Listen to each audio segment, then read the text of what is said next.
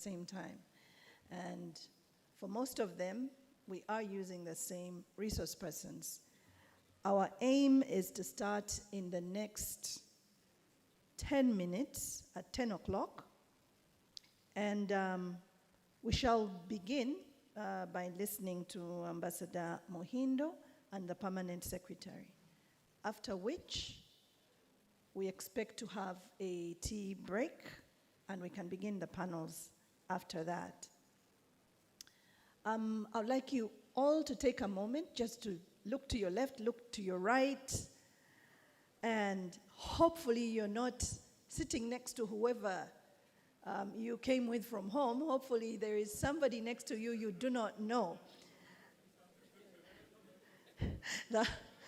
One of the primary purposes of having a convention is networking. So be strategic and ensure that you've got a stranger sitting next to you so that by the end of tomorrow you know something about someone else that's not whoever you came with. And even as we wait in the next 10 minutes, I would like to encourage you all to start, don't worry about what content will be playing here. I think it's more important to get to know each other. So please take a moment, stand up, go to a total stranger, call them, introduce yourself, tell them what you do, tell them where you live, and let's get this operating the way it's supposed to be. Because right now we look like we are in a cinema waiting for something to play, which I know you all didn't come here for. So thank you very much. I'll be back in 10 minutes.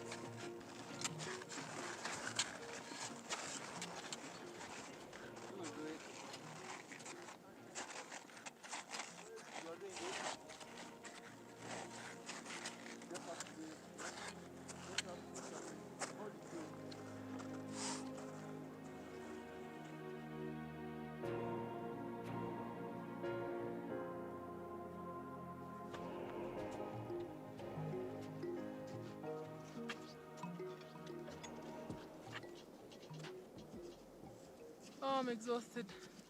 Oh.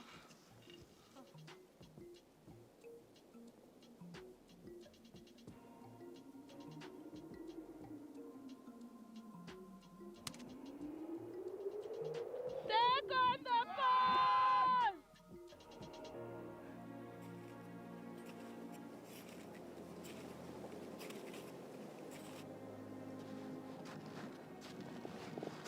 I do the work. Hallelujah. Oh Lord, we are climbing to the peak. Huh?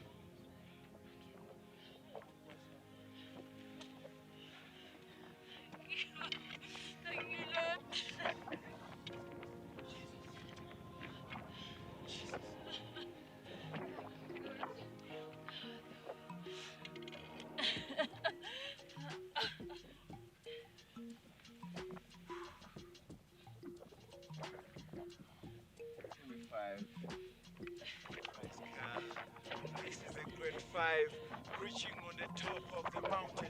We are the top of Uganda.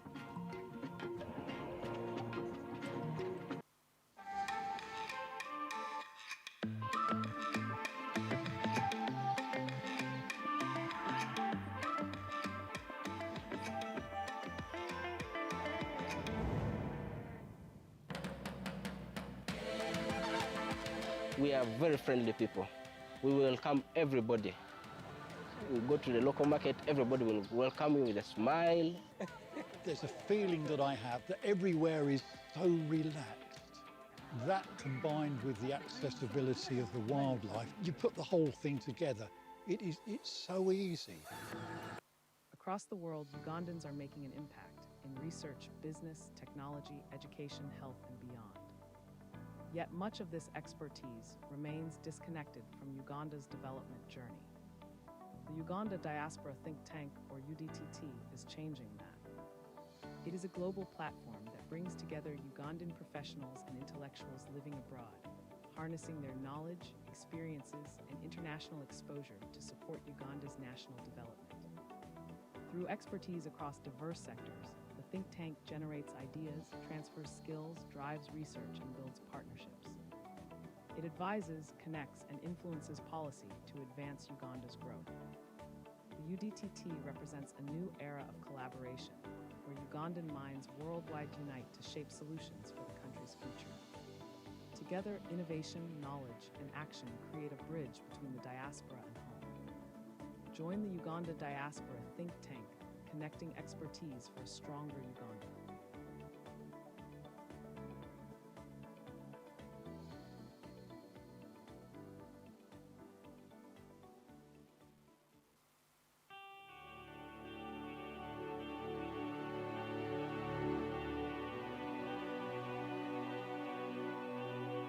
Uganda is a fairy tale. You climb up, and at the end, there is a wonderful new world.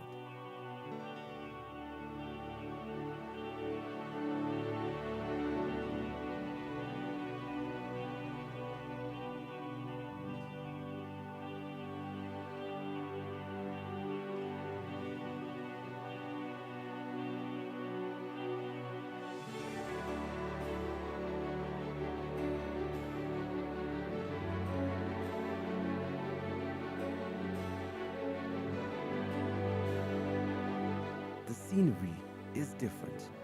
The vegetation is different. Climate is different. And most of all, the people are different from anything elsewhere to be seen in the whole range of Africa.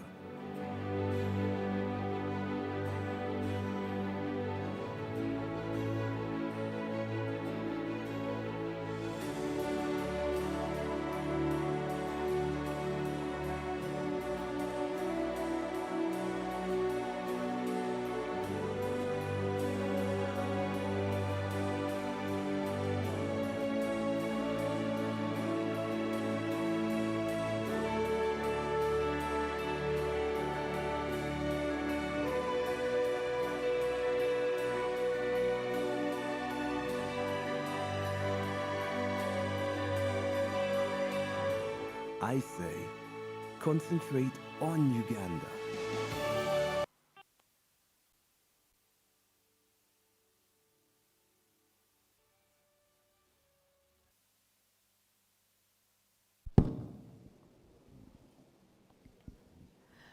Good morning, 10 minutes are up. I don't think I saw anyone get up, so I think there's a comfort zone happening here, which I hope we shall disrupt comfortably by the time we are done. And as I announced before, we're going to begin with welcome remarks from Ambassador Johnny Muhindo, who is the head Diaspora Services Department, Ministry of Foreign Affairs. He's going to tell us a bit about why we are here this morning. Ambassador Muhindo, please come forward. Please give him a round of applause.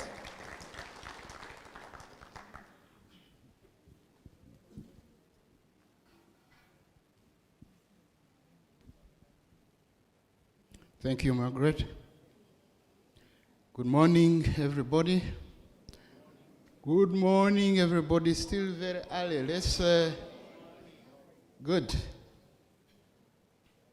I stand here to welcome you once again for our second Diaspora Convention, an idea that we started last year and is now picking up, and we hope that it's going to continue improving. I can see the numbers are swelling up, which shows that there is a deliberate interest in this. I'm not going to take long because we are behind time. I just want to welcome you here.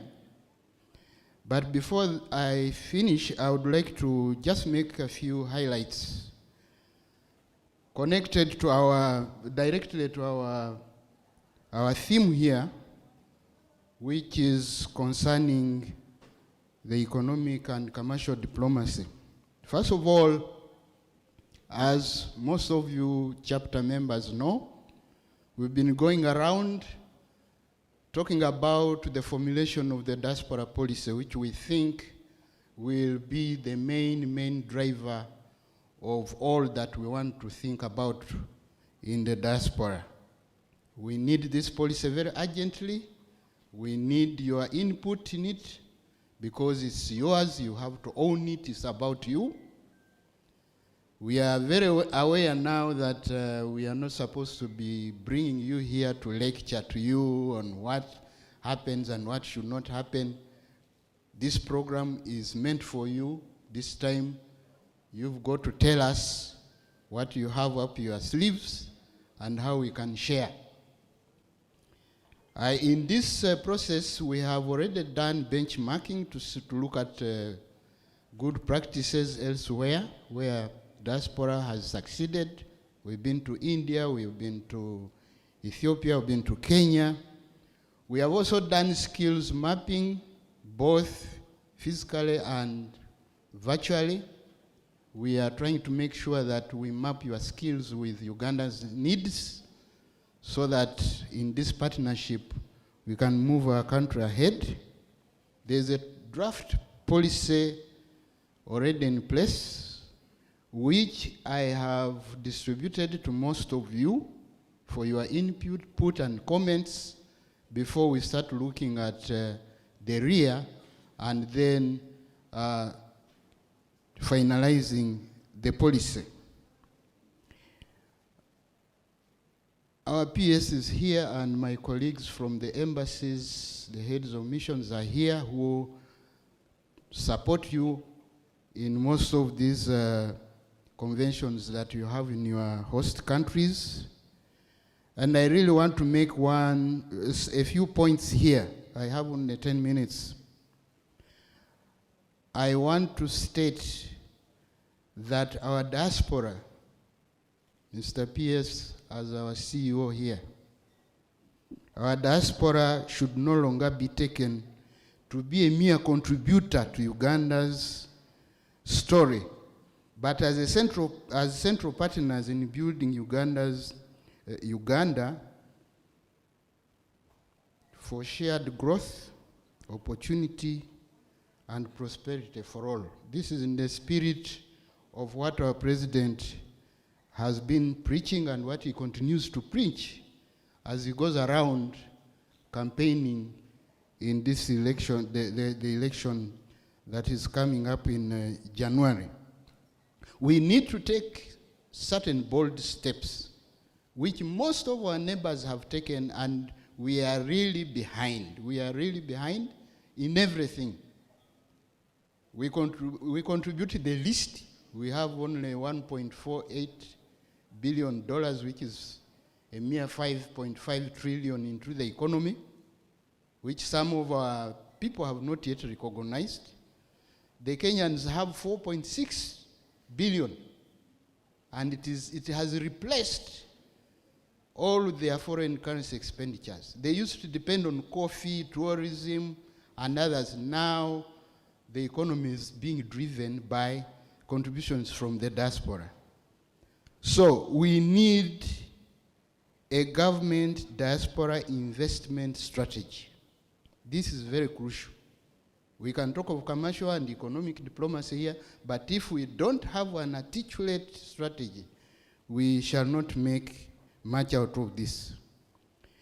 We need to transform the remittances from what it is today, supporting families, to something that can be put into investment in the areas of housing, infrastructure, and others that contribute to the economy, so that we don't we stop looking at investment, remittances merely as a help to our families, but it should be something that is playing a crucial role in our economy. This is why we need to find ways of boosting the remittances, and we can only boost them by making sure that government and diaspora work together to look for strategies of doing this. We need to unlock the full financial, intellectual, entrepreneurial power of all Ugandans working abroad.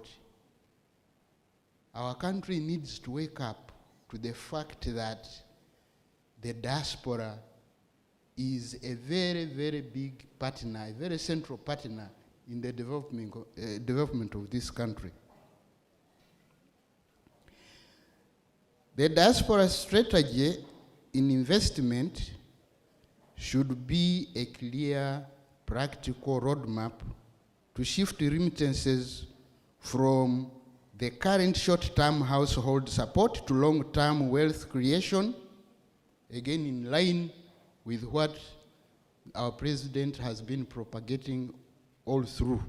Wealth creation should not only refer to the domestic situation, it should refer to even the diaspora people. Because we can't look at what we have inland here as the only way of driving the economy to where it should be. And we can only do this by supporting our diaspora. So we need a roadmap. Mr. PS, we need a roadmap. Our ambassadors who are here, you need to join the roadmap to make sure that our diaspora confidently channel their resources into projects that build lasting value for our country's economy at large. On the side of the remittances, once again, because many times, every time we talk about diaspora, we are really talking about remittances, as if it is the only thing that is there. There are so many other contributions, so many skills lying idle there because we have not managed to establish where these skills are and how we can apply them here. I've gone around and found our educated people in the diaspora, our professionals, complaining.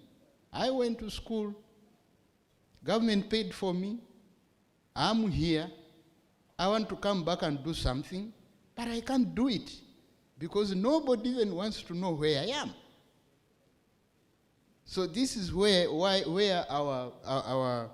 our assembly here is very important. We need to network, we need to introduce ourselves openly, we need to talk to each other and make sure that we see how we can help each other to share these skills. Other countries, I'm about to finish, other countries have established digital remittance systems. Money has been lost all over the place because of having no remittance system. In Kenya, for example, they have established a digital remittance system, which is now supported with a handbook that is distributed to the diaspora so that they understand the tools to use to make sure that their remittances are protected and they are safe and that they reach the destinations that they are meant for. Now, the above initiatives to me would go a long way to rebuild trust, widen investment pathways, and empower our diaspora to take an even greater role in sharing in Uganda's socio-economic development. I will stop here because we are behind time, and I'm sure we are going to have more time to talk about all this. But before I go, please allow me to introduce my colleagues with whom I've been working with on this project. I have Mr. Bagonza from State House. You can stand up, please. We've been going around with him, and he has played a very good role, a big role. We have, I don't see him here from President's office. Is he around the desk from President's office? Well, I think he has not yet arrived. But I also want to announce a very distinguished colleague of mine in another struggle. Those of you who have heard about something new, another element working with NRM, I'm not politicking. It is called the PLU. We are moving hand in hand with NRM for a future transition in this country. I used to work with a commissioner for external affairs, PLU, who has so far now been replaced. And I would like to introduce to you our new commissioner for PLU, Mr. Rutasharara Stephen. If you're around, please. So when you see Mr. Rusharara going around, please give him the necessary support. You are not compelled to, but for us, we are volunteers, we are cadres. All we want, left, right, or what, we want peace. That's all. With these few words, I thank you very much for listening to me, and I hand you to our Master of Ceremony. Thank you. Thank you very much, Ambassador Muhindo. And I would now like to invite our Permanent Secretary, Mr. Vajire Vincent Waiswa, to give us his remarks, after which we shall have a short coffee break. Please give the Permanent Secretary a hand.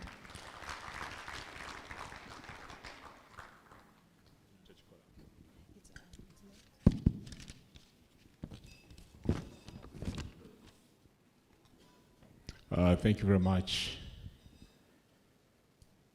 Master of Ceremonies, Margaret Kafero. Ladies and gentlemen, our distinguished members of the diaspora, colleagues from the ministry, a good morning to you all.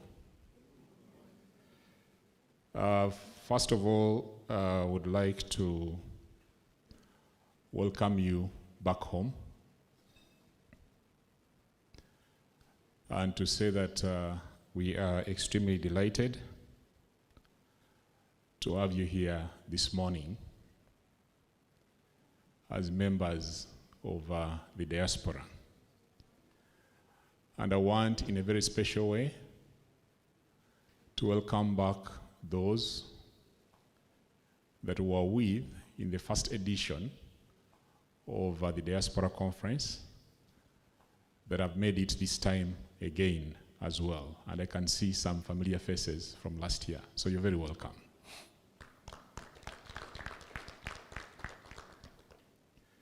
As you may know, government does value our diaspora, and it is the sole reason, one of the major reasons why we have missions or embassies abroad to take care of the needs of Ugandans. Our vision as the Ministry of Foreign Affairs is to promote as well as protect Uganda's interests abroad. And those interests, by and large, revolve around the citizens. It is the reason we have missions, and to demonstrate that, I have a host of colleagues that are here today with us, the ones that are responsible for ensuring that any service that you need from government is provided. And I will introduce them without following any hierarchy, but perhaps in the order in which they are seated. So I will start by introducing Anne Katusime, who is our Consul General in Arusha. So for colleagues that may be in Arusha, that's Anne Katusime. And then we have Ambassador Kemerwa from Rome. She's our Deputy Head of Mission in Rome. And we have Ambassador Mariam Black. She's our Head of Mission in Brussels. Then we have Ambassador Mwesije Fred, our Head of Mission in Dar es Salaam. And we have Ambassador Katurebe Philip, but he doesn't use the Philip name. And he doesn't even know that I know the name anyway. He's our Deputy Head of Mission in Washington, D.C. And then Ambassador Matata Twaha. That one, he was posted to Tehran the week they had some issues. And he had a duty to evacuate all the Ugandans that were in Tehran at that time. So he has that little experience of evacuating so many students in 48 hours. But of course, we assisted him. And then, of course, Ambassador Rebecca Otengo, our Head of Mission in Addis Ababa. And of course, their colleagues, Ambassador Muhindo has been here, as well as Ambassador Mugerwa, one of our senior colleagues at the ministry, Evans, in charge of consular, and others.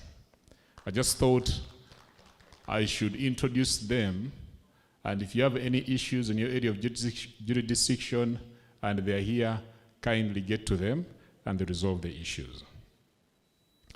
But friends, Ambassador Muhindo has spoken about the policy formulation process that we are undertaking.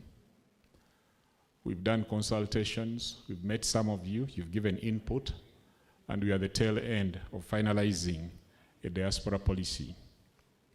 We want to write and document a policy that is quite dynamic, but most importantly, meets the expectations of the Ugandans in the diaspora. So even as you're here, and you have any idea that you think should be incorporated, we welcome you to give us that input. And I want, in a very special way, to thank the International Organization for Migration, I don't know that they're here, IOM, for the support they have rendered us in this regard. As we seek partnership with members of the diaspora, we also want to celebrate you. And next year, we shall organize an event to celebrate the diaspora across the world. So we want to rely on you to give us names of Ugandans that live out there that have made a difference in the world. They may not have made the difference in Uganda, but have made a difference in the world. I think it's critical and important that they are celebrated. Time and again, we hear of Ugandans working in big corporations in the world, Microsoft, Boeing, name it all, and so on. Those organizations celebrate their work, but we back home do little in terms of appreciating their contribution, both to their countries, rather to their corporations, their country, and to humanity. So I want to have that opportunity. Having said that, I also want to congratulate one member of the diaspora, Ronnie Mayanja, and his team for their consistency. They do an event, I think, every year. There's one coming up in a week or so. And last year, they did something similar where they awarded members of the diaspora. So we shall work together to see that we expand the scope and we contribute or participate in celebrating these individuals. Our approach is collaboration to work with all members of the diaspora, but we are concerned, and we mentioned this last year, about I've been invited, there's a year I was invited to around 6. I come from Busoga. There's a group in Minnesota. Is it Basoganset or something of the nature? Basoganset in Minnesota. So I say to myself, now I'm a Musoga, what are you going to teach me? I want a multicultural setting where I can learn different things, isn't it? And then I was invited in Boston. Boston is synonymous with who? With who? Huh? You know, but I was invited for, is it Banyachigezi something in Boston? Then there was another one, and so on and so forth. We think really that we need to do events that combine all of us. Do an event that combines everybody in Boston, in Minnesota, and so on, rather than these cultural aspects that we do. Because our history has, as a country, has had those Catholics who are associated with DP, these ones are associated with the other, and so on. We need to break that chain completely. And I hope you agree with me that there's a lot more to learn from us collectively rather than the individual segments. And even if we are to organize something in London, let it not be for a certain tribe, but let it be for Ugandans. That way, we shall consolidate our unity and make the diaspora even stronger. That's our thought. On your contribution to our country, your contribution is significant. Ambassador Muhindo made a comparison between Uganda and Kenya, but then again, if you look at the Kenyan economy, it's indeed bigger than Uganda, isn't it? So we are in a good place with the contributions that we're making as far as remittances are concerned, and we should celebrate that at all times, because your remittances are contributing to stabilization of our shilling. A colleague from finance will be talking to us about the economic outlook. Just to let you know that Uganda is on a steady progress, and it's the very reason our gains have to be protected. I am not politicking, but I'm just saying something that is right to say. And then,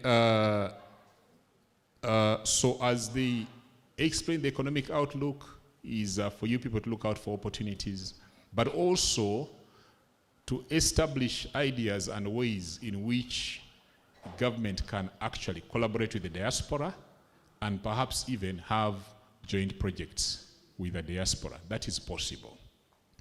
But we need to do that in an organized and seamless manner.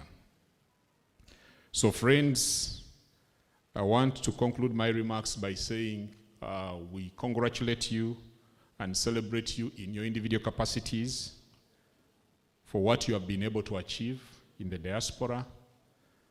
I am a former member of the diaspora. I ran away, I couldn't handle, and returned home.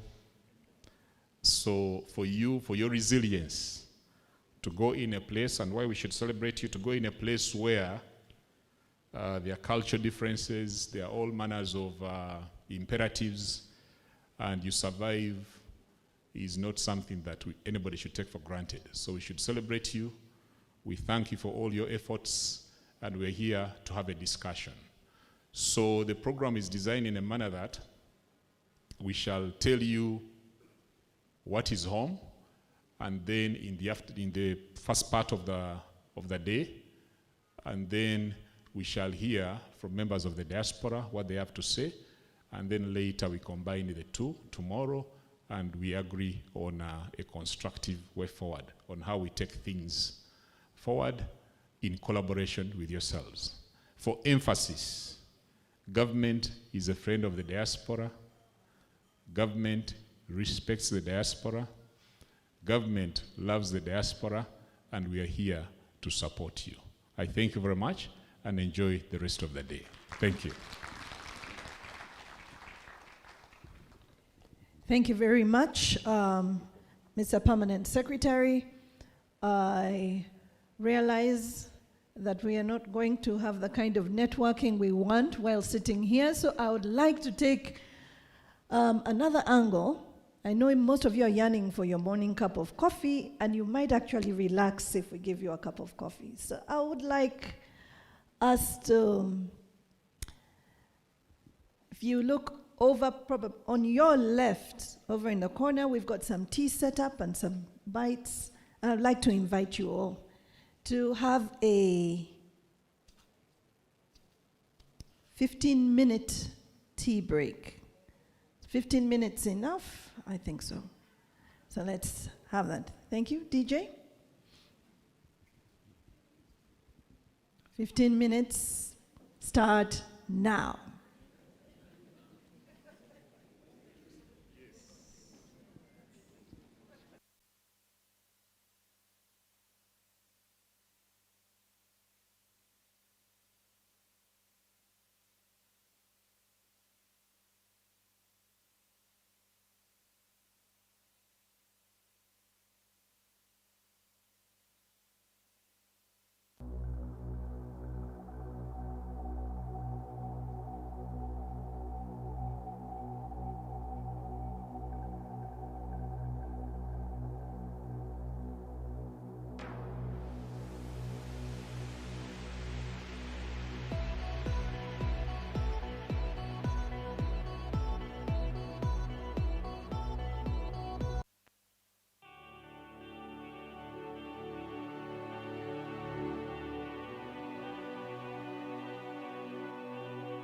Uganda is a fairy tale. You climb up, and at the end, there is a wonderful new world.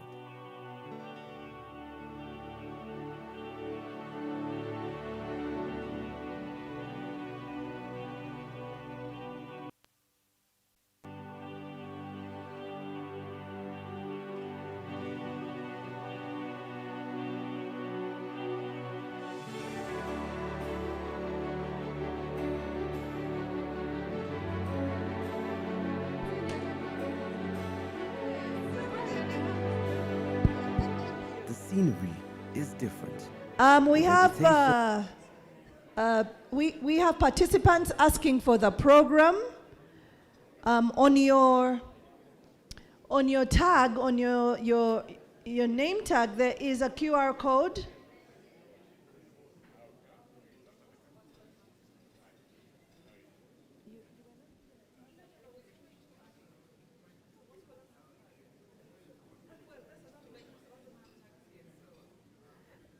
If you came early, you can pick up your tag at the registration point near the entrance. And I would like to let you all know that you've got a QR code on your tag. If you scan it, you'll find the program there. So download the program off the QR code. You can also download the Ministry of Foreign Affairs monthly newsletter on the same QR code. Thank you.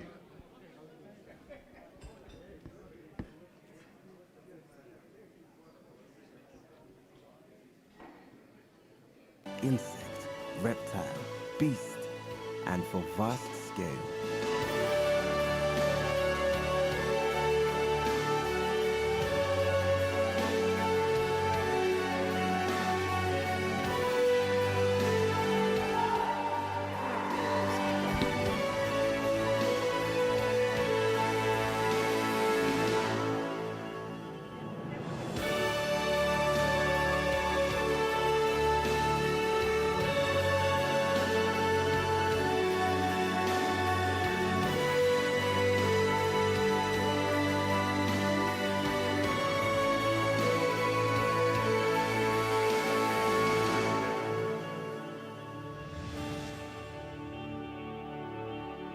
Uganda is truly the pearl of Africa.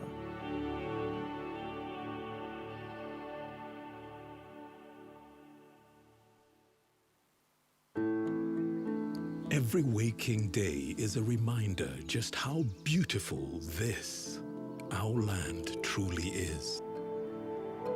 The kind of beauty that you can only find here. In the lush green all around us and the wondrous sights within. It's what you feel in the gentle caress of tropical wind from the mountaintops. And the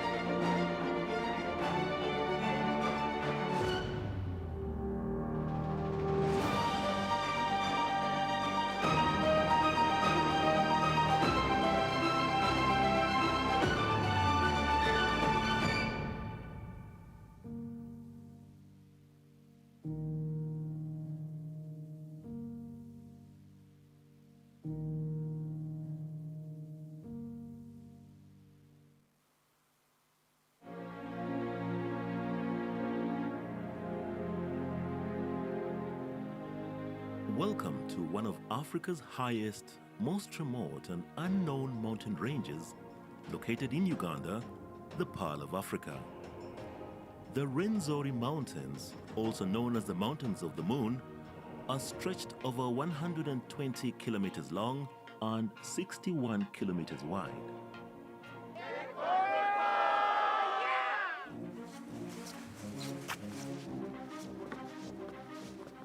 Come and experience Africa's most beautiful alpine area. With every hour and every altitude gain, the landscapes, colors, and views are ever-changing. This UNESCO-protected national park contains unique biodiversity and breathtaking sceneries such as the bamboo zones, mossy heather zone, numerous waterfalls, tropical rainforest, mountain lakes, and eternal snow. Culminating at an altitude of 5,109 meters, the Margarita Peak is the highest point in Uganda and the third highest peak of the whole African continent after Kilimanjaro and Mount Kenya. This mystical and demanding mountain range is located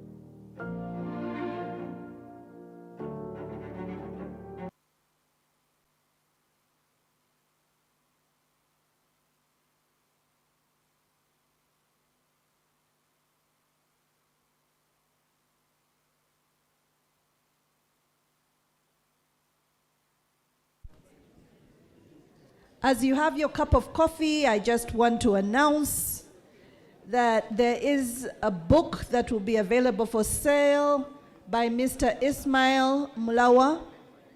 It's called Beyond Borders, The Immigrant's Guide to Success. Mr. Mulawa is in Canada. So when you get a moment, he's here in the room with us, and he will have a small station outside where his book will be available for sale. The book is Beyond Borders, An Immigrant's Guide to Success. We'll go to the local market, everybody will welcome you with a smile. There's a feeling that I have that everywhere is so relaxed. That combined with the accessibility of the wildlife, you put the whole thing together, it's so easy. Uganda lies at the extreme end of East Africa's grassland that joins with the West and the Central Africa's forest range. And therefore we have a mosaic of habitat that accommodates all these different species.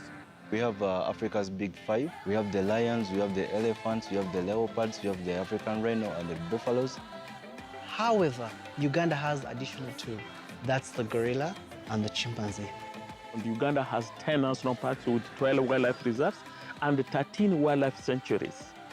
Queen Elizabeth is one of the most visited, a home to 95 species of mammals, but also 612 species of birds do exist in this ecosystem.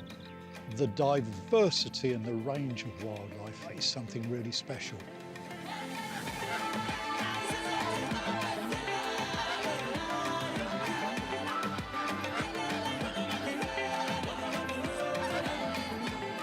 The channel is a breeding area. We have preserved it purposely to allow fish have a chance of breeding. It is also a major drinking source. That's why we see elephants. An adult elephant is able to take more than 200 liters of water. I like my job. I like animal behavior. It's interacting with people. It keeps you a smile on your face. I love ginger so much, given its source of the Nile. Then also the activities there, such as whitewater rafting. My favorite place to be in is Multisector Falls. Go through and you get mesmerized. Multisector Falls National Park is the largest park here in Uganda, and it's divided by the River Nile. There flows about 6,696 kilometers from the Pearl of Africa up to the Mediterranean Sea.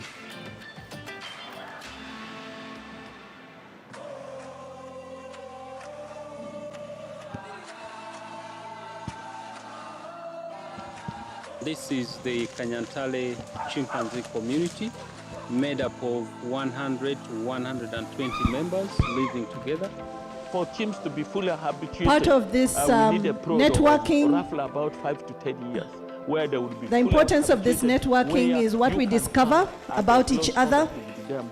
It looks like we have many Ugandan authors living in Canada. And you really know how they and relate to one another. Here we are. And you can We've got another author, get to know that these Ms. Kakura Ninsima, has written a book, A Guide to Building Generational Wealth. Ms. Kakura lives in Canada, and her book will also be available at the entrance. It's available for sale at 50,000 Uganda shillings. A Guide to Building Generational Wealth. That book is also available. Ugandans in Canada, thank you for documenting your experiences. Thank you for sharing them with us. The surplus is ready to be taken home, 15 chicken or fish sellable, because it contains over 84 mineral ingredients. Eat our local food, eat our Rolex, you know. Yeah, that's when you feel Uganda. What is a Rolex?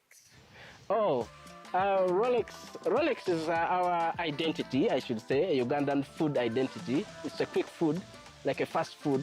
you can just grab and eat on your way as you are driving. Mixture of chapati and eggs with tomatoes, onions, say very nice food. Yeah, you need to taste. Uganda houses 54% of the remaining endangered mountain gorillas. When we are living here and we are expecting to have a short hike and we end up having a long hike, I request that at the end of the day, don't blame me. Because I do not make arrangements with these animals. Instead, when we are hiking, we follow their movements until when we find them.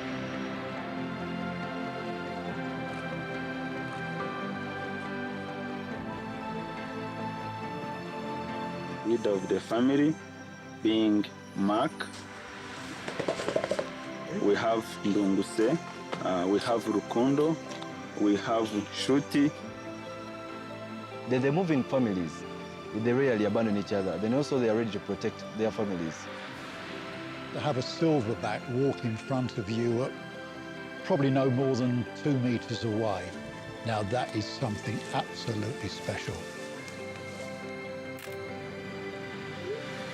So I can still get goose pimples thinking about that one. It's an adventure of a lifetime. It's a highlight reel of all that is in Africa, that is rare, that is beautiful.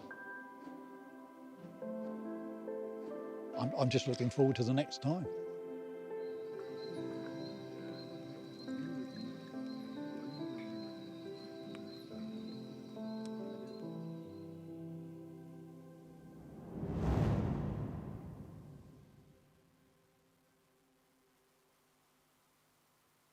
Get ready for the Uganda Diaspora Homecoming Business Breakfast 2025 on Monday 29th December at the Victoria Hall Sheraton Hotel Kampala, starting at 8:30 a.m. Tickets go for 100,000 shillings each and 1 million for a vendor table. Highlights include a networking breakfast, real estate, diaspora banking, immigration and national IDs, AI and fintech.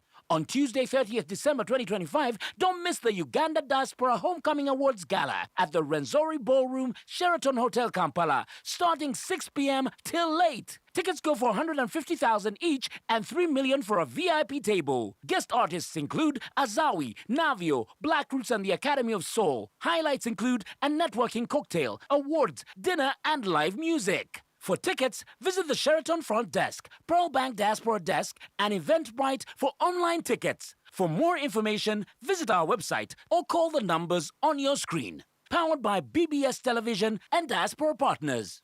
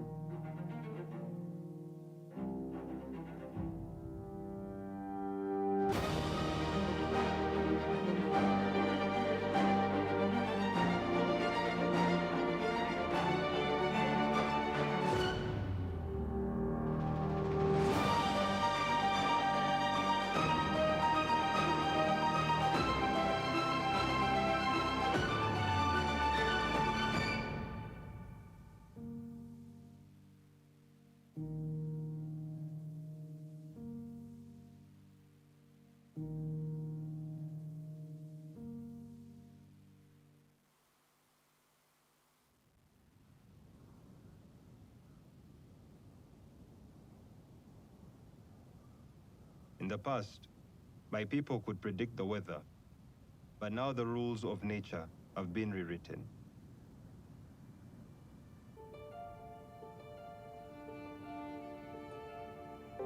The commitment of taking care of your people and planet presents a challenge.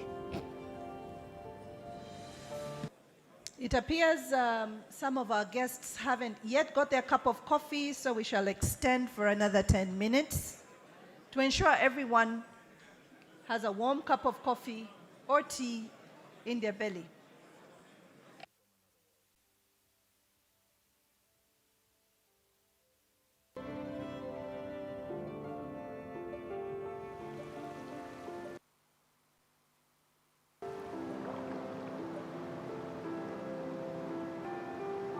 All of them connected by the water that flows downstream from the peak of the kingdom.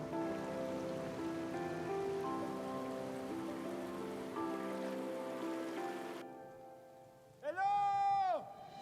And I can feel deeply how this mountain is suffering.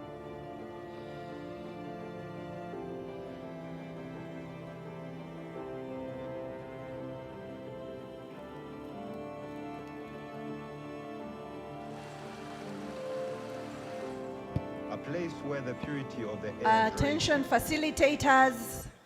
If you are a facilitator for a panel, please ensure that you make contact with your panelists. Facilitators, please make contact with your panelists. Ensure that they're all here. If there are any changes to your panel composition, please inform me in good time.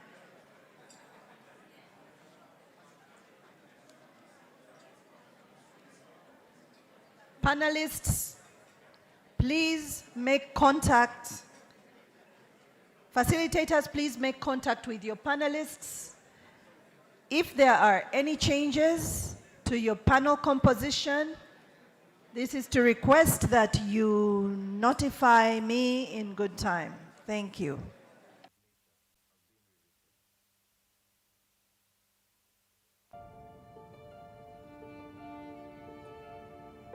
The commitment of taking care of your people and planet presents a challenge.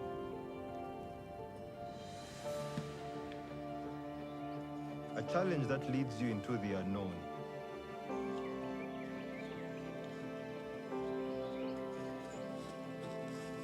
Exploring untouched paradises, seemingly from another world.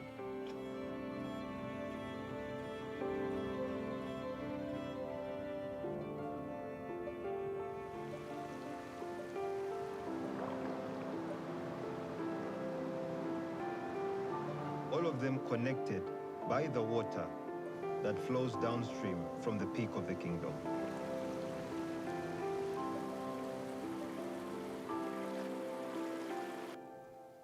Hello!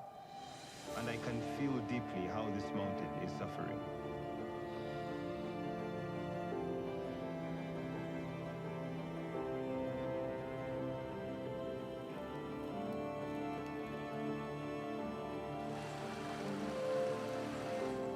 A place where the purity of the air drives you to keep climbing upward.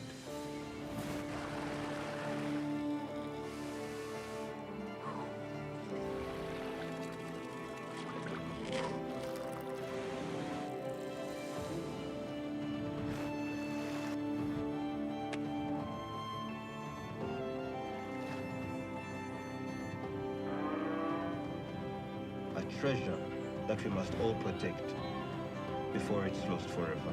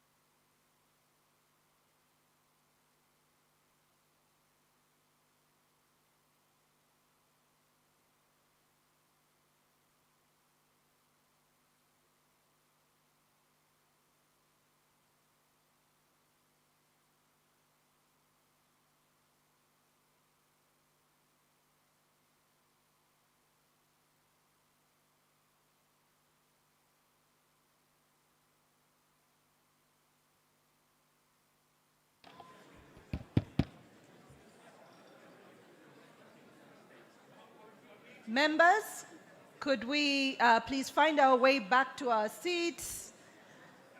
If you have picked up your cup of coffee, let's take 1 minute to get back to our seats so that we can begin the first panel discussion. If you haven't picked up your cup of coffee, that's all right. You can stay in line. But those that have had their cup of coffee, please make your way back to your seat, and let's get this show on the road.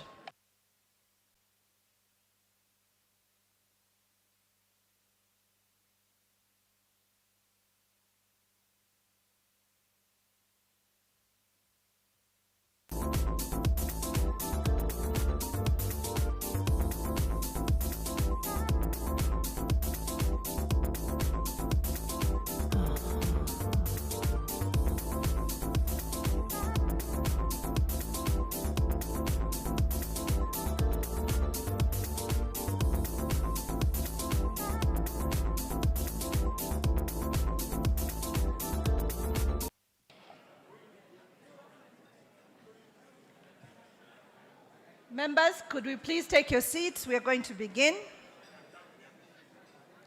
You are free to return to your seat with your cup of coffee. You do not have to leave your cup of coffee in order for us to start the next segment.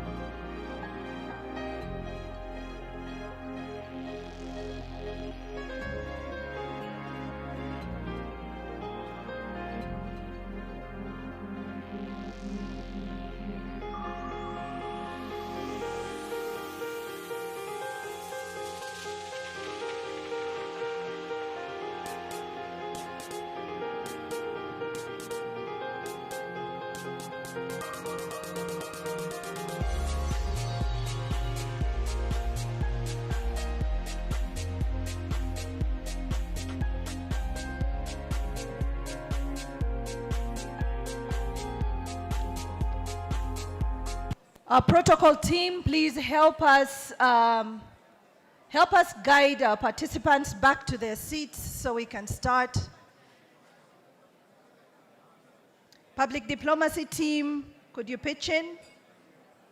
Help us guide our participants back to their seats.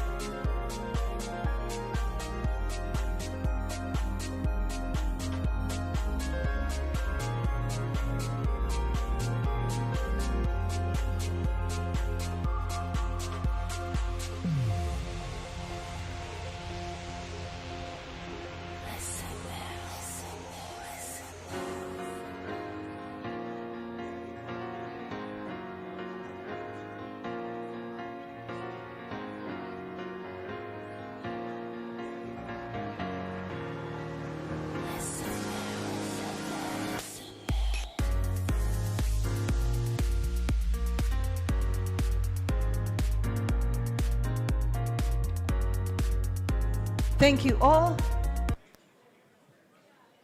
We're moving to our keynote presentation. And I have the honor to invite the representative of the Permanent Secretary and Secretary to the Treasury, Mr. Ramadan Gowi, who has sent his apologies. He's unable to be with us today, but has sent the very able Mr. Joseph Enyimo, who will make a presentation to us on access to markets and attraction of foreign direct investment. Mr. Enyimo, you will have 30 minutes for your presentation. Please put your hands together for Mr. Joseph Enyimo.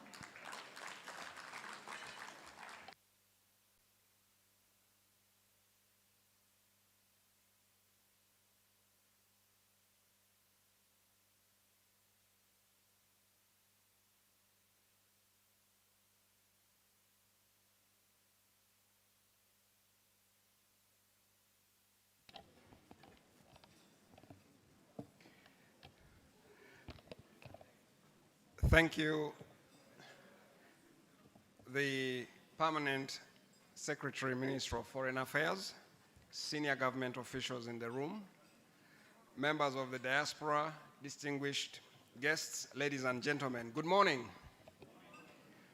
It's a delight and an honor to be able to join you here this morning. Sincere apologies from PSST. He has an equally strategic event that has caught him longer than intended, and he has requested that I represent him here, and I do take the pleasure to do so. Before I deliver his remarks, I just have 2 points to kind of set the scene. These remarks, essentially, what I would like you to take away is that Uganda has both a story, but it also has substance. And in line with our African heritage, we are very good storytellers. We think that we gathered in this room should be able to unify that story and to herald it around the world, supported by substance. And that is really the substance we must master in terms of our knowledge and the ability to tell it with the relevant matrices. And that's what I hope to do just while we're here today. Number two, we are meeting here at a point when there are some highs that are putting Uganda on the global map. Uganda is emerging as a continental pinnacle in many respects. From a macroeconomic management perspective, you all know that our currency is currently standing very high among the peers. And from our export basket point of view, you are all familiar with the latest news that we have since toppled Ethiopia as the continent's leader, both in the production and export of coffee.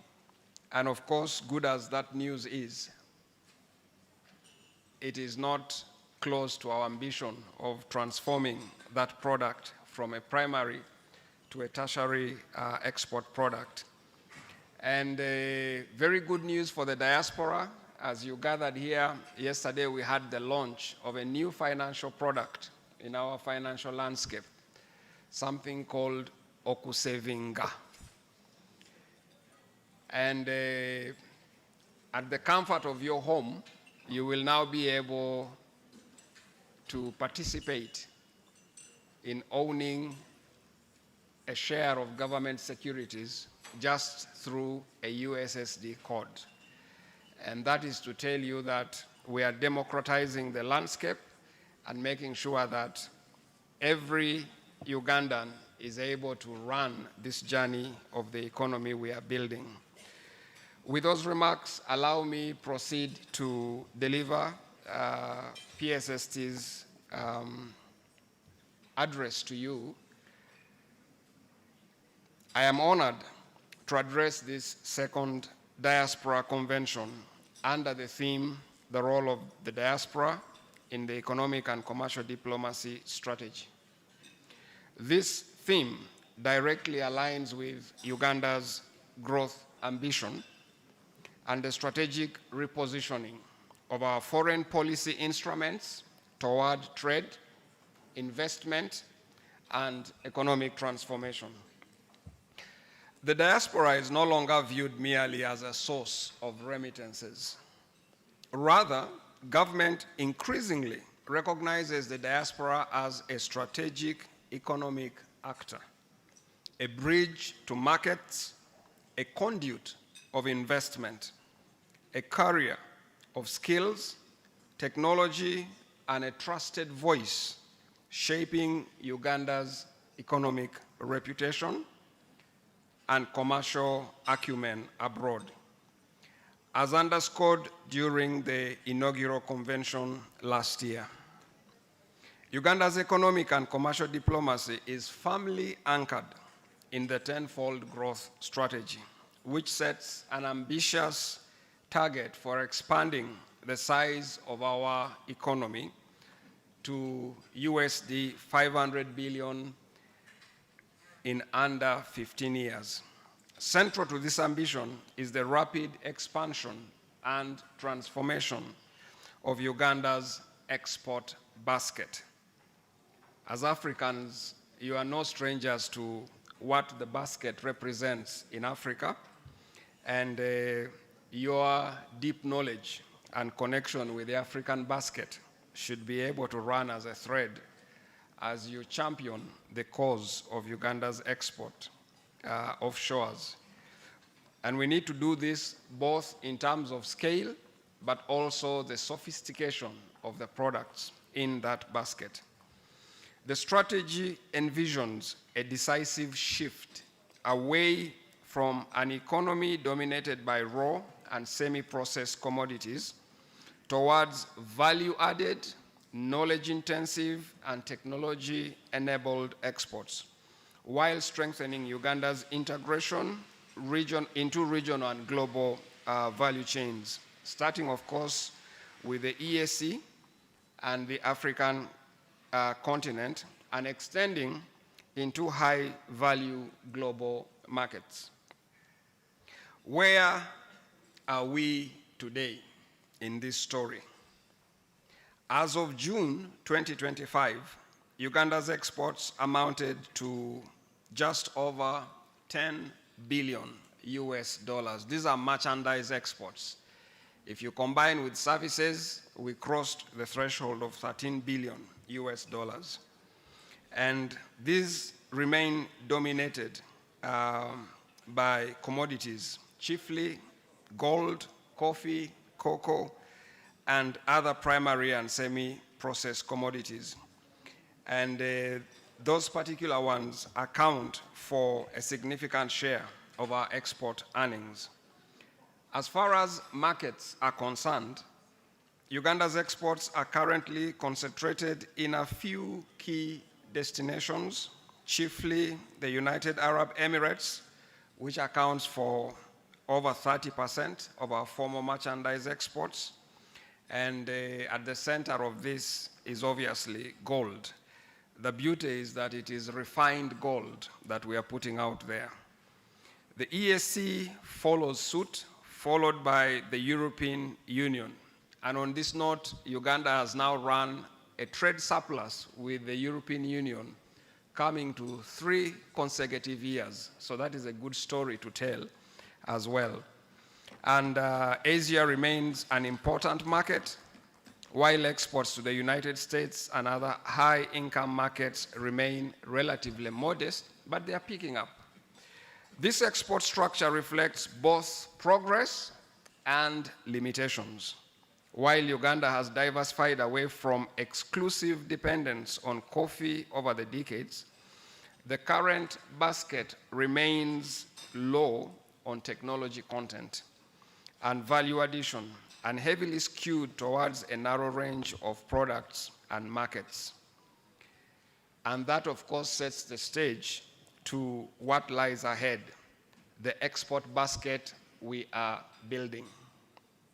The tenfold growth strategy articulates, number one, a clear direction of travel. And I want to underscore the word travel. We are embarking on a journey, which means we must have a very clear roadmap. Uganda seeks to more than triple the share of exports in GDP. If we put numbers to this, we are aiming to export half of our economy by 2040. Very ambitious. Within that, we aim to raise the share of manufactured exports to half of our merchandise exports. And finally, within our manufactured exports, we aim to raise the share of products within the medium and high technology content to 50%. And therefore, we have a triple target. Half of GDP must be exported. Half of our exports must be manufactured. And half of the manufacturing things we are exporting must have a medium or high level technology content in them. This transformation is anchored in the evolution of Uganda's economy through 5 distinct phases, from a traditional commodity economy to a knowledge-driven economy. Last year, we crossed the threshold required to begin our exit from the category of least developed countries. And that is a very momentous achievement. It is a very welcome milestone, but we want to underscore that we reached that milestone based on a primary commodity economy. So the economy that is going to take us to $500 billion is really an economy we haven't yet experienced. It is new territory, and it means we have to be very open on the path we are traveling in this journey.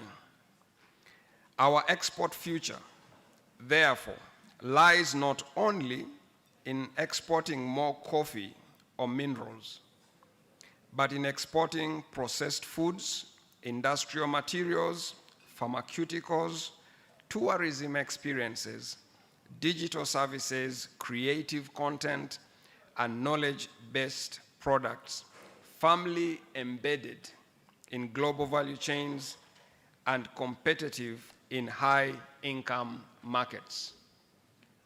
Competitiveness has a way of undressing a government.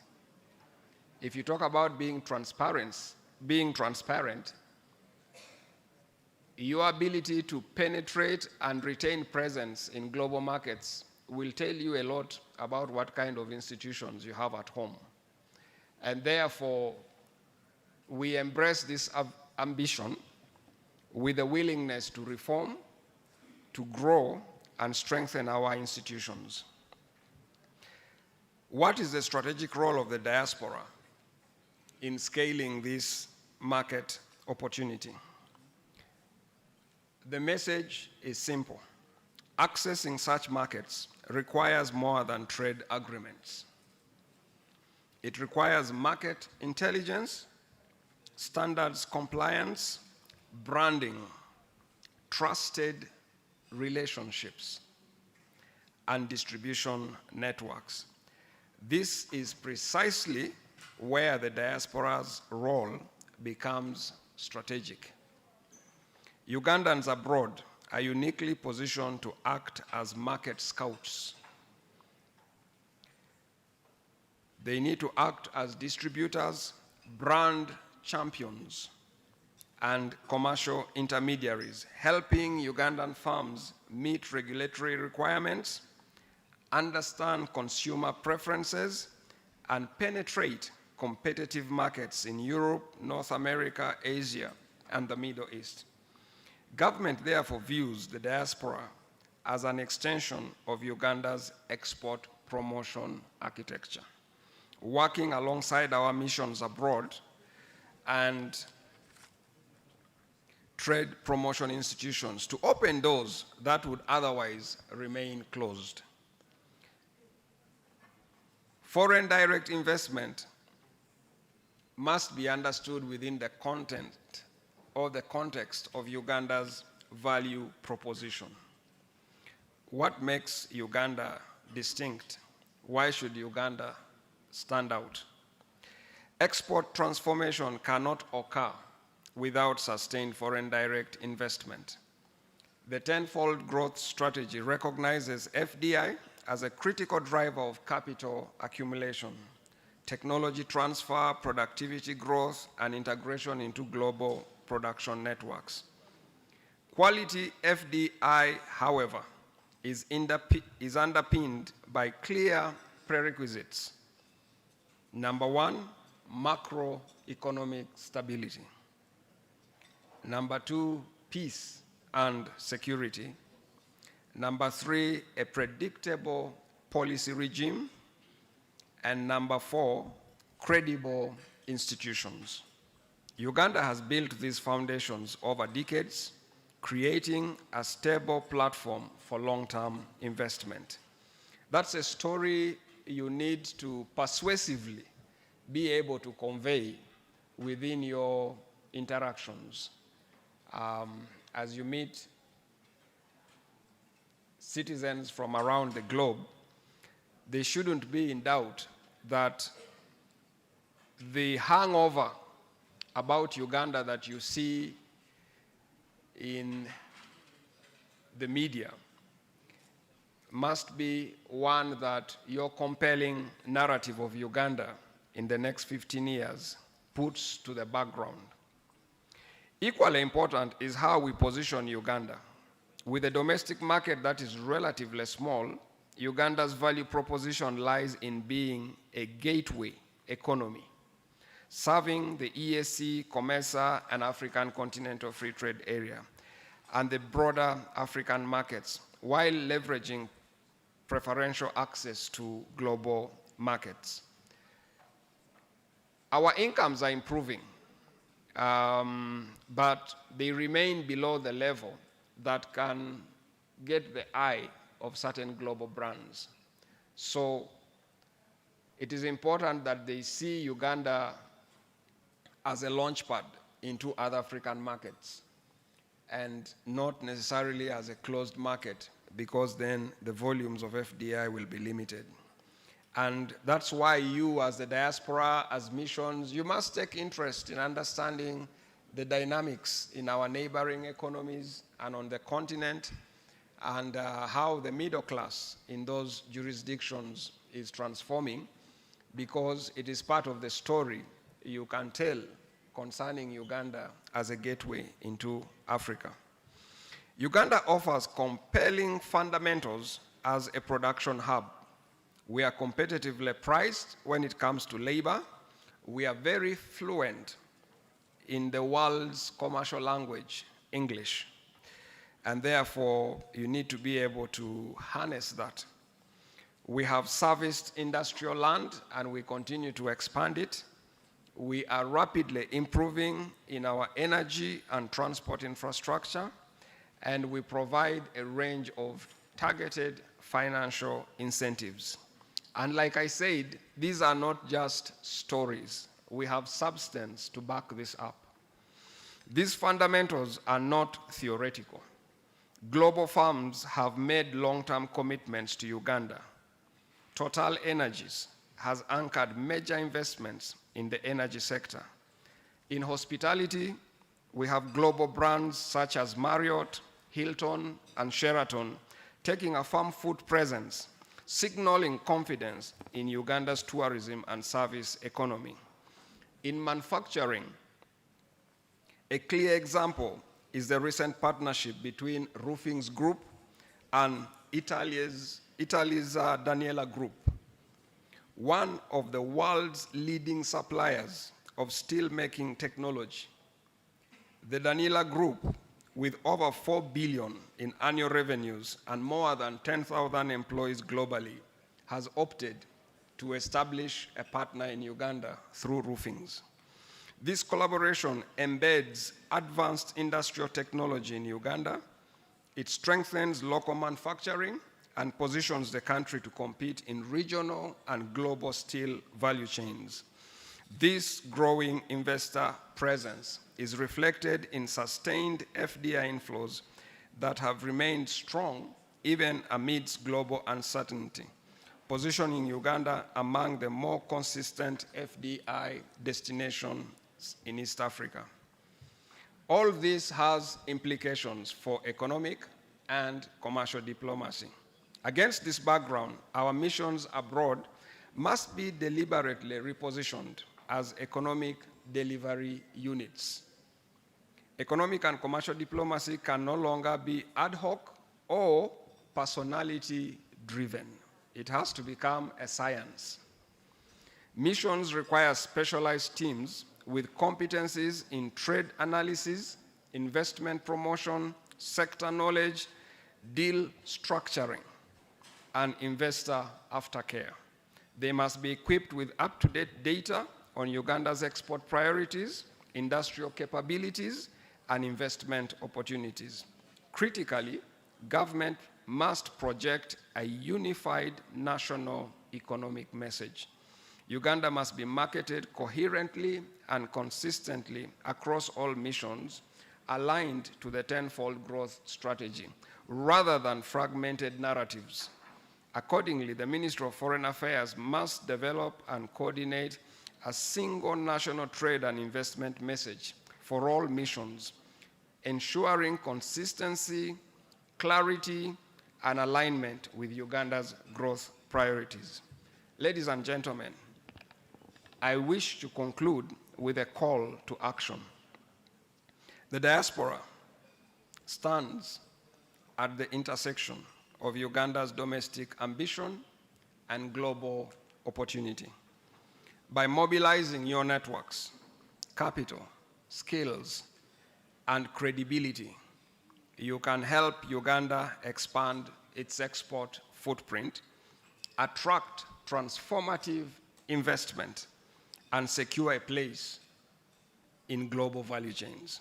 Government, on its part, remains committed to strengthening the policy environment, investment facilitation systems, and institutional coordination necessary to support this ambition.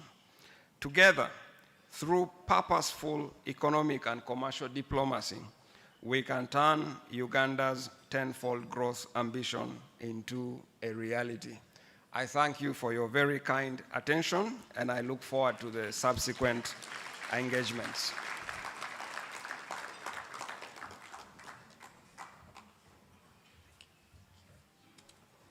Thank you very much, Mr. Nyimu. Thank you for that message from the Secretary to the Treasury.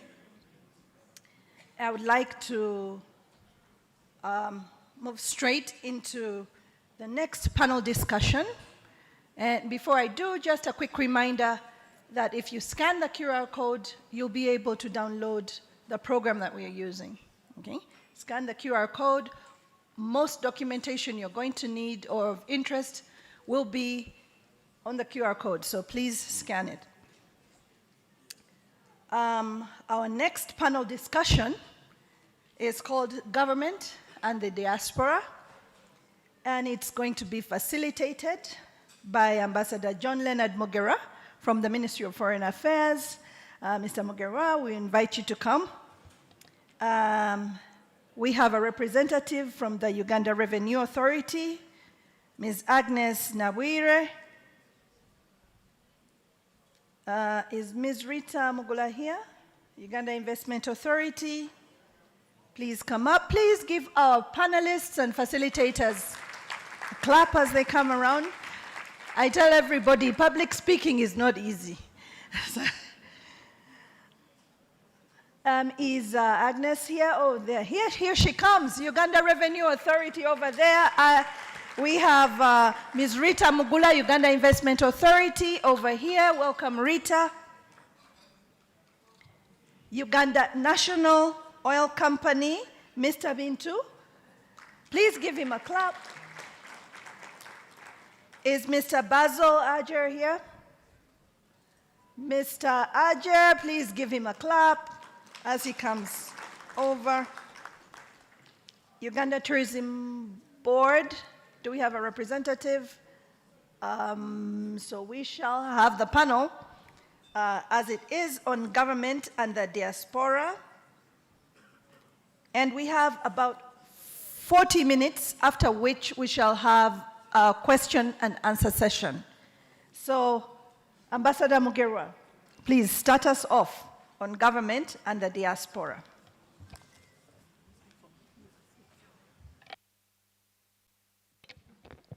Thank you so much, Margaret. The Permanent Secretary has earlier on given us what the government is doing in order to make sure that the concerns, but also the contribution of the diaspora is harnessed. And we've just had a very powerful message from Mr. Joseph Enyimu, representing the Permanent Secretary and Secretary to the Treasury, regarding the outlook that the government has with regard to Uganda's socio-economic transformation. So this panel is looking at how the government can further enable the diaspora to make that contribution. And since we are time-barred, we are going to go straight into the discussion. But the context is that the diaspora is already doing so much in terms of investing in the country. Of course, we talked about remittances, but they are investing in so many other sectors, in education, in health, in construction, in the real estate sector. So they are doing much more than the remittances, which have been talked about. I think Ambassador Muhindo captured some of the areas in which the diaspora is contributing. So our panelists are already here. They have been introduced. We have Madame Agnes Nabwire Asobola from Uganda Revenue Authority. She's the Acting Commissioner for Tax Investigations. We have Mrs. Rita Mugula, who is the Deputy Director, Investment Promotion and Business Development at Uganda Investment Authority. We have Ms. Miriam Atwine from URSB. And then we have Mr. Bintu Peter, who is the Head of National Content from the Uganda National Oil Company. And we have Mr. Basil Aja from the Ministry of Tourism, Wildlife and Antiquities. So without much ado, I would like to hand over to our first panelist, Madame Agnes Nabwire, to talk about taxation and the declaration of assets of the diaspora. As you may be aware, there has been quite some concern when it came out in the media and the press that URA is going to be taking a keen interest in the income that the diaspora earns out there and bring them into the tax bracket. Of course, we know that the diaspora, wherever they are working, pay taxes. And whatever they earn has already been taxed in those countries. So the issue is, how are we going to be handling this issue? If they have properties there, the properties are also possibly taxed. So I think it is important, and would like to commend URA because I think they have a column in the newspapers where they're explaining a lot of the issues with regard to taxation. But this is one area that would like to get the representative of URA to focus on, given the fact that it impacts directly on the diaspora. But there are also other issues that you can talk about with regard to taxation. Thank you. Thank you very much, Honorable Ambassador. Good morning, ladies and gentlemen. All protocols observed. I'm so excited because this is an opportunity for URA to come and inform, clarify, and show the direction on the issues the ambassador has talked about. There's a presentation that's going to run as I talk for purposes of capturing some of the key issues that have come through. I hope the PowerPoint, yes. The context of my submission is on 3 areas. I want to talk about the perspective of worldwide income, talked about Uganda's tax transparency journey, and then close with the voluntary disclosure program that we are running. I want us to start by appreciating that when we are computing or deriving taxes or deriving income against which we tax, we focus on the sources of that income. So we have 2 main sources. We have income that is earned or generated from within the country, and then income that is earned from outside the country. And under Section 17(2) of the Income Tax Act, it clearly describes how a tax resident and a non-tax resident should be taxed, how we should be able to derive the said income. So the issue of residency is very critical. Now, to determine residency, we have about 4 areas that we look at. If it is an individual, do you have a permanent home in the country? That's how the law is guiding us. Number 2, if it is a company, is it incorporated in the country? And is the management, the control is in the country? And then if it is partnership, are the resident partners in the country?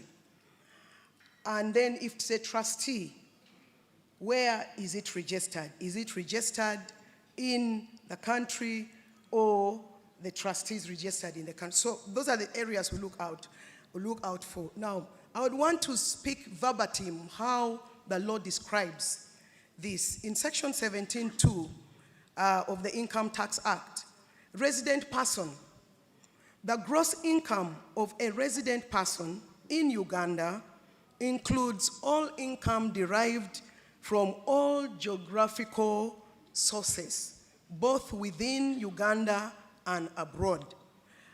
That means that the tax resident are required to pay tax on their worldwide income. That's the beginning. Then a non-resident person is the one whose gross income is only derived from sources within Uganda. I thought that is very important. Now, ultimately, resident taxpayers are taxed on their worldwide income, and the non-resident taxpayers are only taxed on income that is derived from within Uganda. So when you go to the next journey, I'm now talking about the journey of the transparency that we've had. In 2012, Uganda joined the Global Forum on Transparency and Exchange of Information. Now, this exchange of information is happening among 172 jurisdictions. we made a commitment as a country that we shall share information about non-residents in Uganda to the countries where they are residents as tax residents. So in that arrangement, Uganda has been able to exchange information with those many jurisdictions.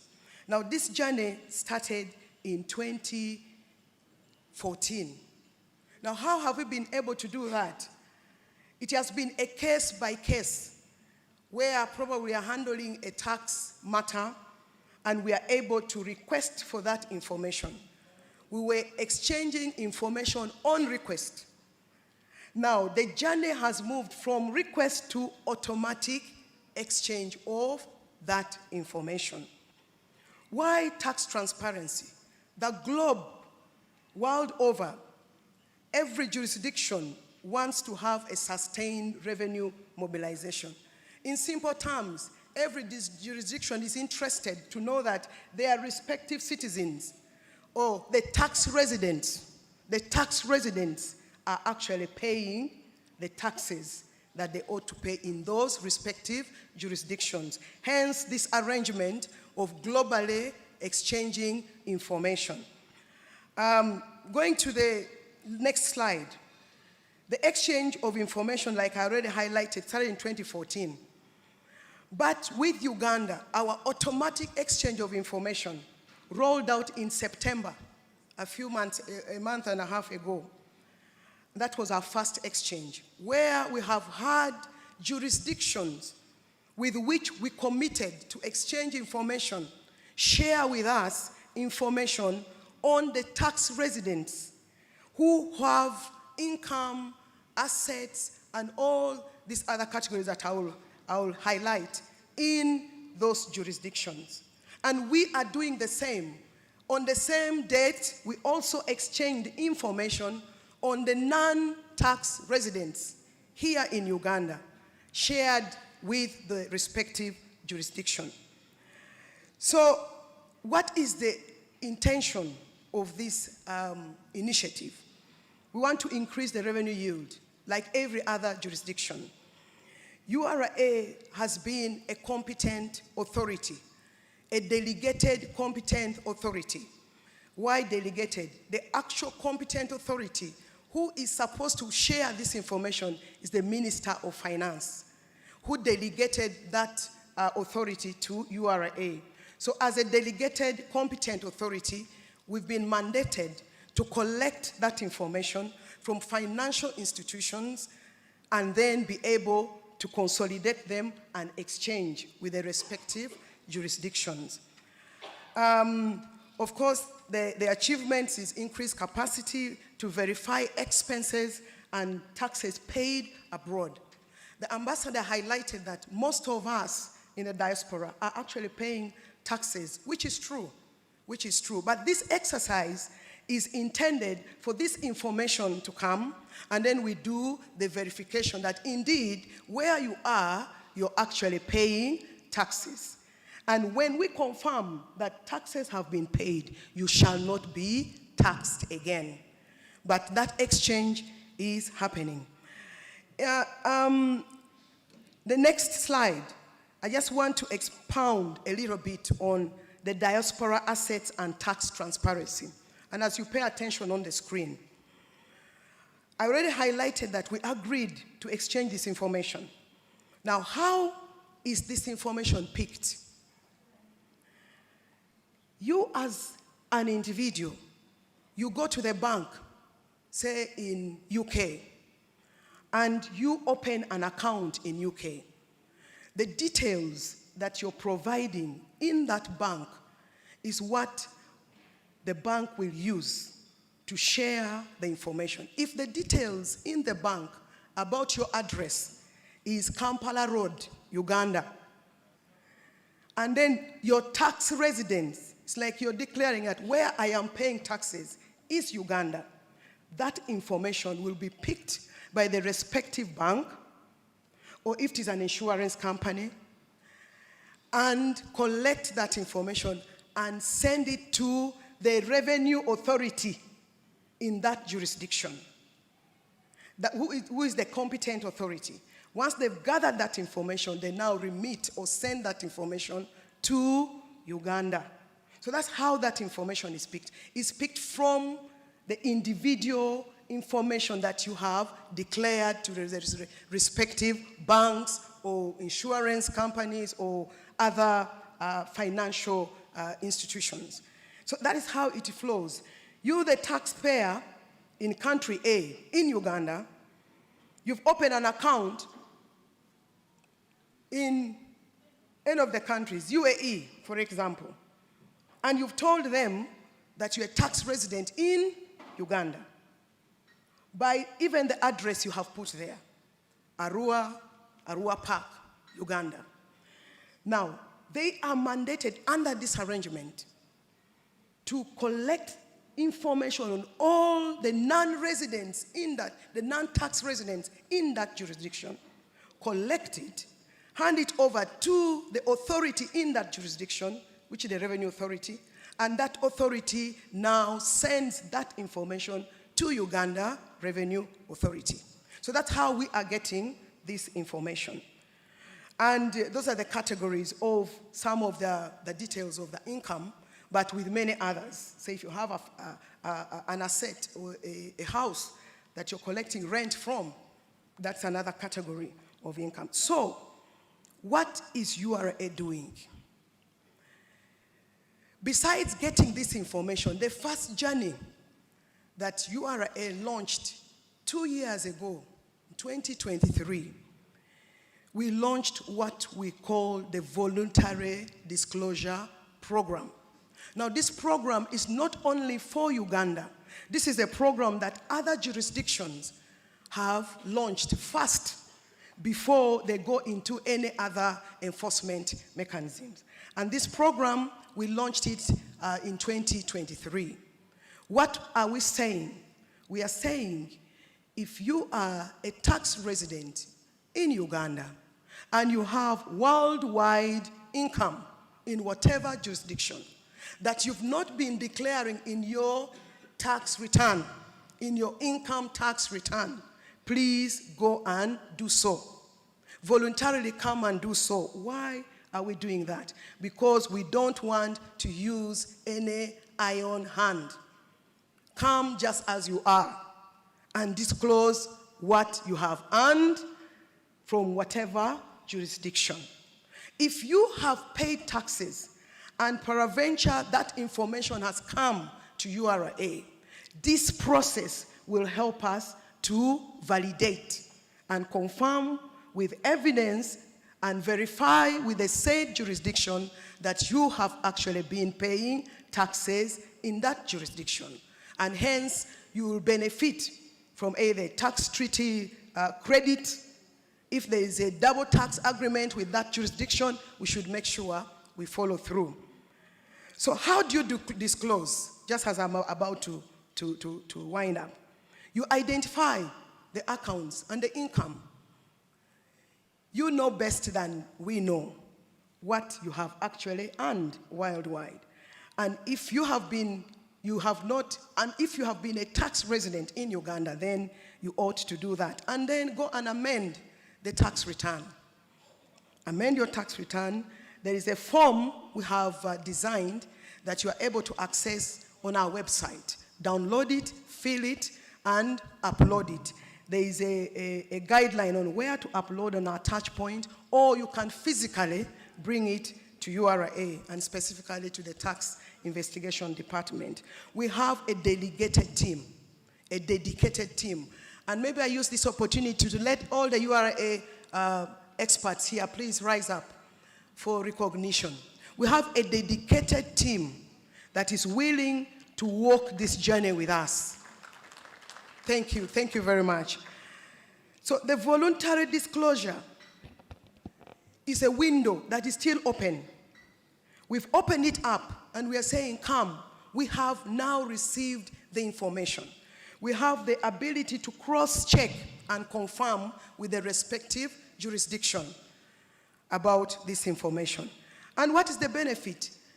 Everyone to pay a little so that no one pays much. That's what we are doing. The benefit, widen the tax base and develop our country, which I believe you dearly have already supported. And that's why you're home, to see how best we can develop this motherland.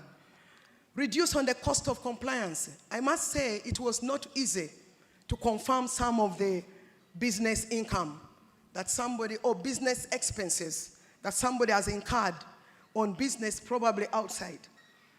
It was very difficult, but now with this arrangement, it is a little easy for us to confirm that. So it will reduce the cost of doing business, and also it will be able to benefit you. All the penalties and the waivers will be automatically scrapped off when you come voluntarily. So my appeal is that this is the time. Let's come and have a conversation. Come and willingly tell us what you have so that we reconcile. If you've been paying taxes, you shall not be taxed twice. But if you have not, you'll tell us where or how you should be recognized, whether you're a tax resident here or you are a tax resident in the jurisdiction where you have been. We should also be able to reconcile that. So ladies and gentlemen, as I close, we have our contacts. I am the commissioner now. I have the assistant commissioner there. I have the manager. I have the supervisors. I have the experts in international tax. And we are willing to walk this journey with you. So clarity is that we've now received this information. Come, we discuss and resolve so that we don't go to the extreme. That's the last resort, that we shall go into audit and investigation, which is what we don't want to go for. Thank you very much. Thank you very much, Madam Nabwire, for that presentation. I think it is now very clear. I think we have clarity. We will have an opportunity to ask any question that might be there. But I think the message is clear, provided that the information is given and you can demonstrate that you've paid taxes, you are not going to be made to pay twice. I think that is the key takeaway. And of course, we started with this presentation because taxes or getting revenue is so fundamental to the tenfold growth strategy that Mr. Enyimu and also the Permanent Secretary talked about. If we are to develop our economy, we need to have strategic infrastructure, whether it's energy, railway, roads, and we cannot do that without widening the tax base. But it must be fair and it must not be punitive. Thank you so much for that clarification. The second panelist is Mrs. Rita Mugula from Uganda Investment Authority, and she's going to talk very briefly, you have about 7 minutes, about the investment opportunities and incentives available for the diaspora to invest in Uganda. Thank you. Thank you so much, moderator. Good morning, everyone. I want to first appreciate the Ministry of Foreign Affairs for organizing such conventions and bringing us all together. As introduced, I'm the Deputy Director for Investment Promotion at Uganda Investment Authority. The Uganda Investment Authority mandate is to promote, attract, and facilitate investments, both foreign and domestic, into the country. When we say FDI, it tilts us a bit to the foreign, but I want to anchor a lot on the domestic because that's where a majority of the diaspora are actually categorized. Domestic investors, we are looking at East Africa, and this includes the Ugandans. So if you are diaspora and you still have the Ugandan nationality, we categorize you as a domestic investor. I'm bringing this out because when we are licensing and the different tax incentives I'm going to dive into, we categorize them per the nationality. And domestic investment, you need $50,000 US to be licensed by Uganda Investment Authority, a minimum, whereas foreign is $250,000 US. So any partnership, and I know a lot of the diaspora are exposed to the different global networks you have.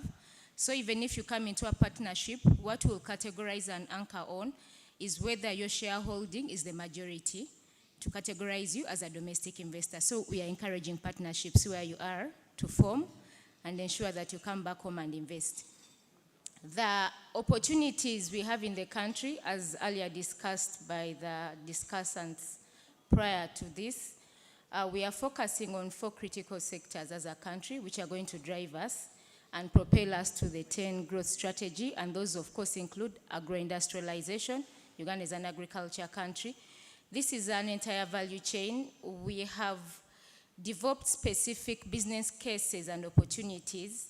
And there is a critical focus, of course, on some products such as coffee, cotton, cocoa, but also along the different agricultural produce. We're encouraging to add value to these so that we really export higher grade products. I have a team with me as well that will share with you QR codes that have these opportunities elaborately outlined for you to really appreciate and guide you as you invest into the country. We also have the tourism sector on the panel. The team will dig deeper into the sector, but what the country is looking at is the infrastructure side. We are looking at establishing high-end accommodation facilities. Uganda is a beautiful country, so we want to drive the tourism numbers, and we need that infrastructure in place to house the numbers we are attracting into the sector. The mining sector, this is a resource-based sector, and the opportunities are coming from exploration, where we are still trying to quantify what the mineral value looks like, what the assets look like in the country. So the opportunities are from exploration to mining and then also refining. Some of the minerals, of course, we've heard a lot about gold. We are still exploring as a country. We have iron ore, we have copper, and then limestone. All these are areas that we want to attract investments that will really drive the economy. And then we have infrastructure projects. We have the software infrastructure and hard, where we are looking at human capital development. I'm going to emphasize this because where the diaspora are really anchored to have exposure to expertise and skill sets that we are looking at transferring the Ugandans into. So we encourage such investments into technical institutions or any skilling that you see could capacitate the Ugandan population to be able to uptake all these opportunities we are promoting, and the industries and manufacturing, the factories we are setting up to attract investments into. And then, of course, we have science, technology, and innovation. Innovation is really driving the country right now, and this is where most of the ideas are anchored. So any research and development, it's very highly incentivized. We're encouraging and attracting investments into those areas. And of course, there are other service sectors such as education, as I've talked about, financial sector, and the health sector. The incentive regime is very non-discriminatory. When we say the incentives, we are both looking at the sectors. URAs here, they will also re-emphasize that, where it's sector-specific and investment threshold. It doesn't have foreign or domestic, so it favors across. And it actually favors the domestic investor more, because the 10-year income tax holiday, for example, if you're to invest in the key sectors I've talked about, and you're investing about $300,000 US, if you're up country and it's about $150,000 US, you can qualify as a local or domestic investor for that incentive. And then I've talked about research and development, where we're encouraging the skilling. Any costs you incur, I know some of you are already investors here, that you're incurring in such engagements you're doing. These are deductible costs, 100% of your tax exposure, as long as you show URA and the government such evidence. Agriculture is highly incentivized, where most of the plant and equipment comes at zero import duty. We just have a minimal threshold of the amount attached to the cost of the equipment you're bringing in. It's about $22,000 US. All those details we have, we can break it down simply for you to understand and appreciate. But what the government is looking at, Uganda is already comparatively advantaged because of the mineral resource base, agriculture, the tourism sector. We are really driving competitiveness as a country to ensure that as you do business in Uganda, it's actually benefiting for you as an investor or a business enterprise. And of course, as the country, for us, we are looking at creating jobs, very high value, technology driving, and then also the income that is coming from the investments you're doing. To conclude, Uganda Investment Authority is a collaborator and coordinator with the different government agencies. So we work hand in hand with the Ministry of Foreign Affairs and other key government agencies to ensure that you have the right information that can guide you. We have a focal desk officer, and the teams are here with me. They can stand up for recognition, who have been selected to specifically address diaspora issues. Yes, thank you. And then I also encourage you to utilize us. We have put in place the one-stop center, which has government agencies, and we are working in collaborative terms where we have the licensing and issuance of permits all done in one place. I know you're Ugandans at the back end, but it helps to really pass through the systems that are existing, where you can get the tax issues addressed, you can get your companies incorporated, you can get the NEMA certificates you're looking for, land inquiries that you're looking at, certification, which is Uganda National Bureau of Standards. All these are readily available at our one-stop center, and they're ready to facilitate you. Don't walk the journey alone. We are readily available. We are here to serve you and encourage you to really work with the government of Uganda. You bring back the investments here back home, and then also facilitate as we go into the 10 growth strategy. Thank you. Thank you, Madam Rita. I think that was very concise and clear, and as she has pointed out, a lot of this information is available online, and also she has some of her colleagues around. The point is that Uganda Investment Authority has now designated specific officers to deal with the diaspora, and this is so crucial because you'll have undivided attention if you deal with the specific officers who have been assigned. The next panelist is Madam Miriam Atwine from Uganda URSB, and she's going to talk about the registration of business and other requisite services. We are running short of time, so we'll give you about 4 minutes. URSB is one of the most digitized entities in government, and most of the services actually available online. So I think if you can just give us a snapshot of the services and how one can go around registering their business in just 3 to 4 minutes. Thank you. Thank you very much, facilitator. So, in the interest of time, I'll just go straight into business registration. Like it has been stated, all our services are now online.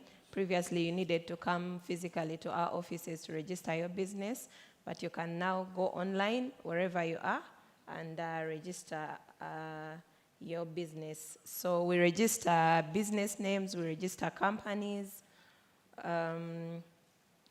different companies, companies limited by shares, companies limited by guarantee. Those are non-profit making companies. Then I'll go to, if you can go to slide number 6, it's the one that has how you can access our portal, the OBRS, that is the online business registration system. So that's how you access the portal. You only need to create an account, and once you have created an account, then you submit your application. Before you register any business, you must do a name reservation. And name reservation is it's the first thing you do, because for any business to be incorporated or registered, we need to be sure that that name does not exist on the system. So when you submit your application for name reservation and it is approved, then you go to the next step, which is registration or incorporation of the company, depending on which type you have decided to incorporate or register. We also register foreign companies. So if a company is already registered in a foreign country, it can be registered here as a branch. So all we need are certified incorporation documents from the foreign country, and then we'll have the company put on the register. Like it has been stated, we also collaborate with other government agencies at our office on Baskerville Avenue, Plot 1. That's the same place where there is Investment Authority. So it's a one-stop center. Once you're there, you can access all the services. So in the interest of time, maybe I'll share my presentation on how you go step by step for registration of a business. Thank you very much. Thank you very much, Miriam. The next presentation is on the available opportunities in the oil and gas sector. And this is going to be presented by Mr. Bintu Peter. As we all know, we have been promised several times that we are getting oil either by 2026 or 2027. But there is a lot of activity that is going on and a lot of investment, and would like to see how the Ugandans can benefit from these opportunities in terms of local content. Thank you so much. Peter Kenneth Bintu, and I'm privileged to work with the Uganda National Oil Company as the head of national content. So this is a time to be investing in the oil and gas sector, because the opportunities are immense, and I'll try to go through some of the key opportunities where you can be able to tap in, and I'll also give a bit of detail on the scale of these opportunities. So as we talk now, we have a number of opportunities across the entire oil and gas value chain. And right from exploration, we are currently running exploration efforts as a company, trying to find additional reserves of oil. And in that, we are currently exploring opportunities to partner with joint venture partners to see how we can take our exploration efforts forward. As we talk now, we've explored only about 15% of the Albertine Graben, where a lot of our oil reserves are based. So there's opportunities in the exploration. Then we have two projects that are currently in the development phase. So in the development phase, we have the Tilenga project, which is projected to produce about 190,000 barrels of crude oil per day. This is progressing well and is run by Total Energies. As you know, we have a participating interest, and this is a project that is projected to cost about $5 billion. Then we have the Kingfisher project, which is run by CNOOC. This is projected to produce about 40,000 barrels of crude oil per day. This is also about an investment of about $3 billion.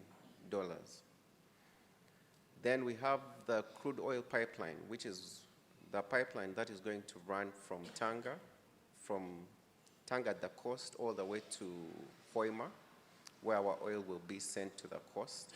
This is a 1,443-kilometer pipeline. This is currently ongoing and also projected to cost about $4 billion. So all these are opportunities for Ugandans across the sectors to invest, because as we implement these projects, the opportunities span from providing camp maintenance, providing construction services, providing waste management services, logistics, human resource. So the opportunities are immense. And in these projects, as they are ongoing, I have mentioned that those 3 main projects are projected to be worth about $15 to $20 billion.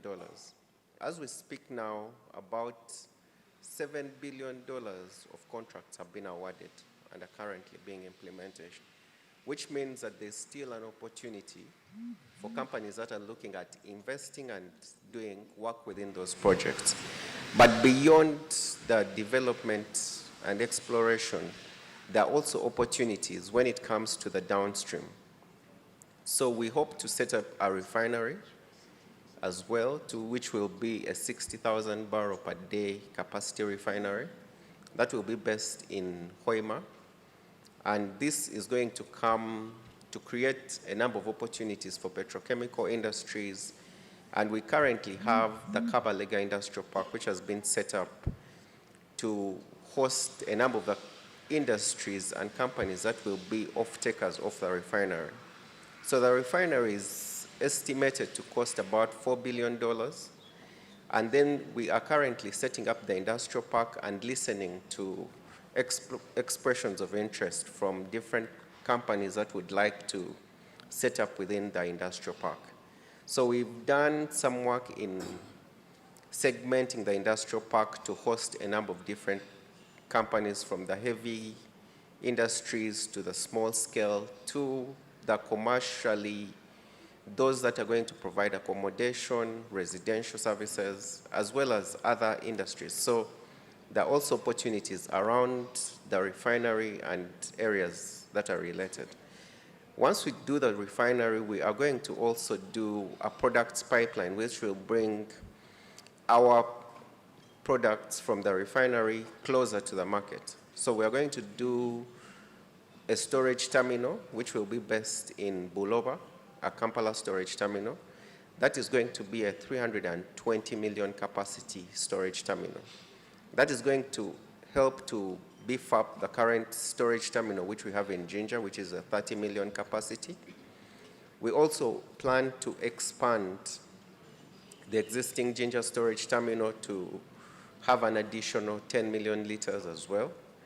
So across these opportunities, there's a lot of opportunities for Ugandans to participate. And as we do work as the national company, we try to prioritize Ugandan businesses to be at the forefront of this, the drive to invest and get value from our oil and gas sector. As we speak now, we've been able to see value retention of well over 30%. And for a new country that is just getting into the oil and gas sector, this is very good, but we hope that we can be able to enhance this value even further. So as people from the diaspora who have expertise in doing business in some of these areas that we are getting into, because as we get into the production, you've heard that we are starting to produce as a country in the next year. So we are also going to start having opportunities around maintenance and operations of our oil fields. So we also we are trying to encourage Ugandans to invest in these opportunities so that these more technical scopes can also go to Ugandan-owned companies. So as you look at the oil and gas value chain, there are opportunities throughout that chain. And in the interest of time, I think I'll be available to provide information on any questions that you might have on these projects. We have a fully fledged national content team which is available to support businesses to get into the sector, guide you on the different registrations that you have to go through. As a sector, we have a national supplier database where, as a company that is interested in providing services into the sector, you're required to register on the national supplier database so that we are able to know what capacity you have and what kind of services you deliver. So that is also a process that we can be able to guide you through. The national supplier database is run by the Petroleum Authority of Uganda, but we are able to support you to get registered so that you can start to explore these opportunities. Thank you so much. Thank you so much, Mr. Bintu, for outlining those opportunities and also indicating readiness to engage further. And would like to request that all these presentations can be shared with all our participants so that this information can go out there. And finally, would like to invite Mr. Basil Aja from the Ministry of Tourism, Wildlife and Antiquities to talk about the investment opportunities in Uganda's tourism sector. You have 3 minutes because time is not our ally. We know we are discussing a very important issue, but kindly try to keep within the 3 minutes limit. Chair, I'm afraid it has been declining from 10 now to 3 minutes, but all the same, thank you very much. Basil Ajeri is my name, and I come from the Ministry of Tourism. I take the opportunity to welcome all our diaspora members who have come to Uganda and encourage you to enjoy the beauty that we have in the country. Tourism is a very strategic pillar in the development path of Uganda, and I want to benefit a lot from the keynote address which is given by PSST, because from the global perspective, tourism has recovered up to 99% from the COVID time. And as I speak, as of the year 2024, Uganda received 1.37 million visitors, and were able to get about $1.2 billion in terms of foreign direct or foreign exchange from tourism. And like it has been mentioned, is part of the ATMs. The government's strategy is to increase the tourism earnings by 22% in the next 15 years, meaning that we need to increase the earnings from tourism to at least $4 billion by year 2030, because this is a 5-year plan. But if you look in 15 years, it must increase to at least $50 billion. We need to attract not less than 2.3 million inbound tourists within this time frame of 5 years. We need to increase the length of stay. When the leisure tourists come to Uganda, currently it's 8.6 nights. We expect that a leisure tourist should stay for about 10 nights. And also an average spending for a leisure tourist, we expect it to increase from the current $1,500 to $2,500. These are the ambitious goals and targets that we are facing on. Meaning now we invite the diaspora and all Ugandans to participate and help us deliver this. What do? One, we have opportunities in putting the high-end lodge and luxury tourism infrastructure within protected areas, in national parks. We have gazetted sites which can allow you to put your hotels, you can put your other facilities which actually are compatible to tourism-related activities. In the waters, within the lakes, within the source of the Nile, there's water rafting, there's sports tourism, there's sports fishing. And also government of Uganda has gazetted over 300 cultural and historical sites. These sites have land which belongs to government mostly, and there are lots of opportunities for us to have interface with you. If you have some resources, using a PPP approach, you can be given a site within one of those areas so that you can put a commercial facility which is supported by government. And also interesting, the fact that you stay outside Uganda, you are our ambassadors. Inyimo talked about substance and the story. So you need to propagate and disseminate tourism information to diaspora. So we recruit the people we call the market destination representatives, the MDRs. You can actually work with our with Uganda Tourism Board, which actually does marketing, and you become our contact point out there to talk about the beauties of Uganda.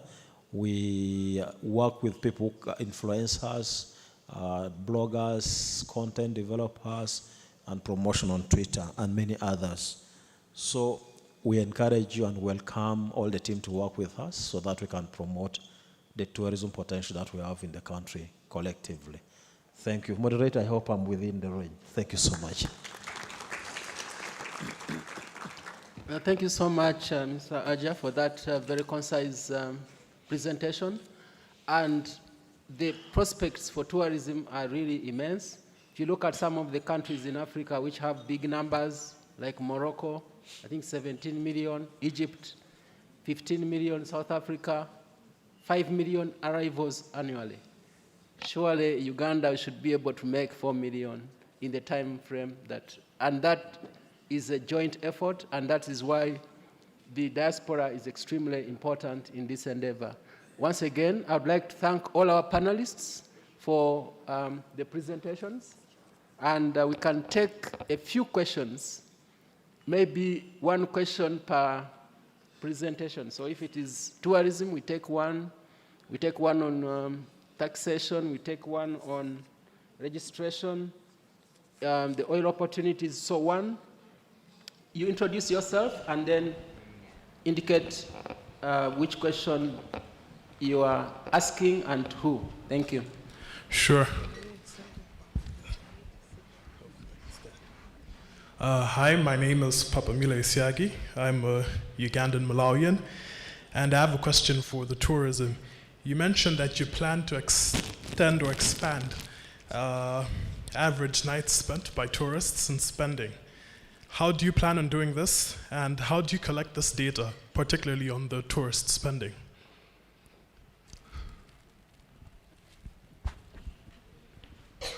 Yes, thank you so much. My question goes to the lady from Uganda Revenue Authority. So you talked about, you've been discussing about tax incentives for investors.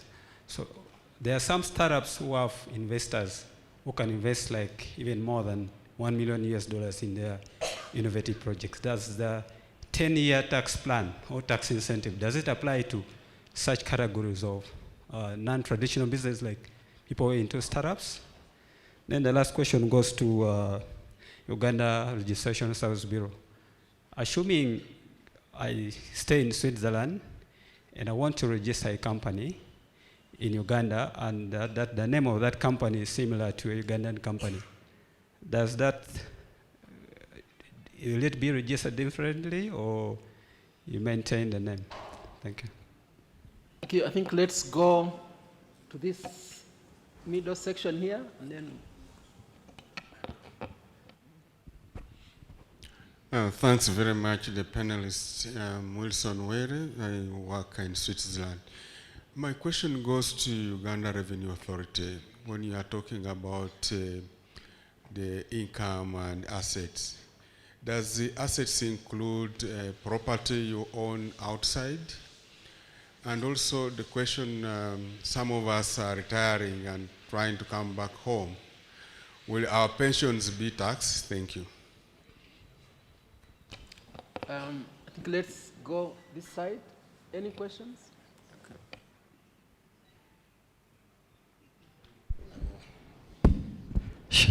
Praise be to God.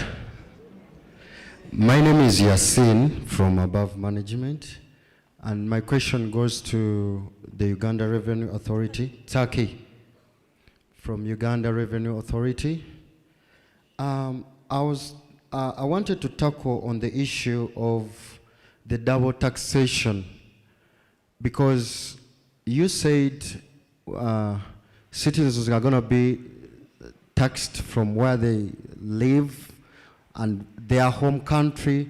So, and according to my understanding, Uganda has only signed with 11 countries the double taxation agreement, and Turkey is not even is not inclusive. So how are you going to reduce the double taxation in this way? Aren't we rushing, or? Thank you. Take one more from this section here. No, we already took from here. The next one.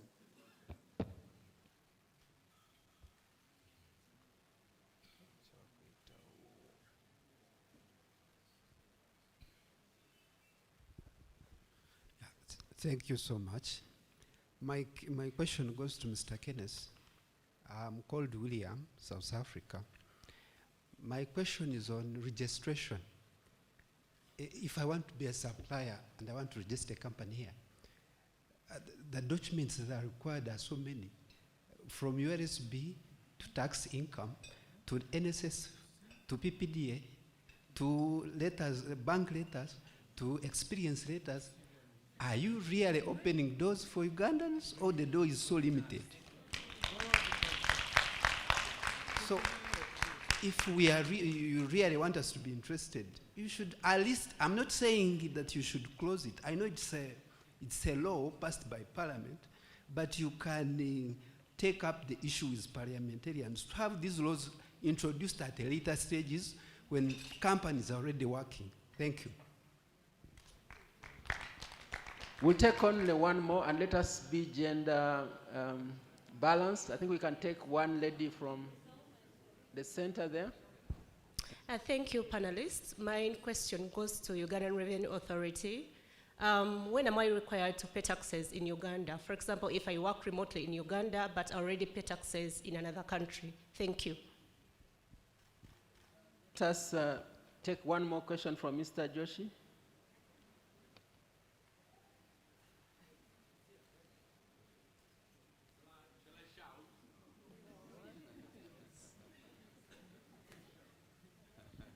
Good morning. In the interest of my stomach rumbling, I'll not ask a longer question. Question is for Uganda Investment Authority.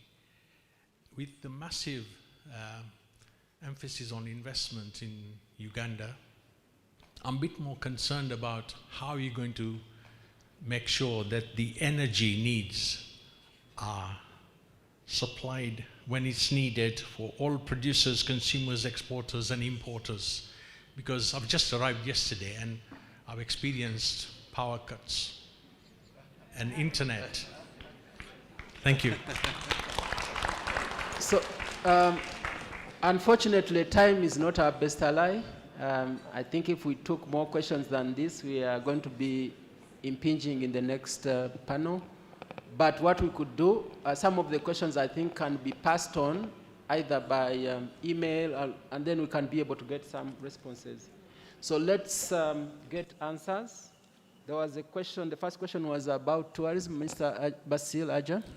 Thank you very much, moderator. In tourism, when the visitors come, you're interested in two things. You're interested in the length of stay. You want them to stay longer, and you are interested in them spending a lot more money. And that is attributed to the diversity of products that you can offer. Currently, the length of stay is 8.6 nights, and the products are not as widely diversified as we would wish to. So the target is to increase the length of stay to 10 nights. And I said the average spending per tourist, per leisure tourist, is currently 1,500. The target is to drive it forward to at least 2,500. What do you do?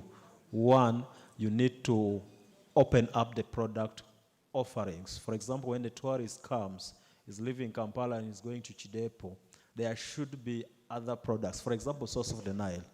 Government of Uganda invested money. Now we are developing Source of the Nile. In a year or so, there will be a lot of activities. You spend some time there. You move in Busoga. There's Kegulu Hills. Then you move before you go, there is Sipi Falls, which is actually now, we're developing infrastructure around that place to widen the tourism products. And also that's the reason we're paying a lot of attention to cultural-based tourism. Cultural festival, the food festival, and music festival, so that the visitors are encouraged and engaged for a longer period of time. And we're also going into faith-based tourism. So that is how you increase the length of stay. And as you increase length of stay, inevitably, you're also increasing on the spending. How do we collect the data? We have the tourism satellite accounts. These are international standards of data collection for tourism statistics. We collect statistics on arrival, we collect statistics on spend, we collect room occupancy, many others, the reasons for visitation. We work with UBOS, immigration, and many other agencies. So we have real-time information. Thank you very much. you. The next question was about URA tax incentives. I think there was also, since URA, you should take all the questions. There was one on tax incentives. There was another one on income and assets. Then there was the issue of double taxation and Pension. whether pension is taxable. And of course, there was the issue of energy, but I think that will be addressed elsewhere. So URA, please. Yes, thank you very much. The first question was on tax incentives for startups. We have the incentives available. Please get in touch with us and we tell you the details or share with you how you can get the details. Income and assets, property owned outside. For instance, like I gave an example, if you have property out and you're earning rental income, that is income. So we treat it as part of the worldwide income. But if it is your personal property that personal house that you're living in and it is not earning you any income, we shouldn't go for that. So you don't need to worry. Probably things like if they are earning royalty shares and all that on the properties and proceeds from the property, that will go for it.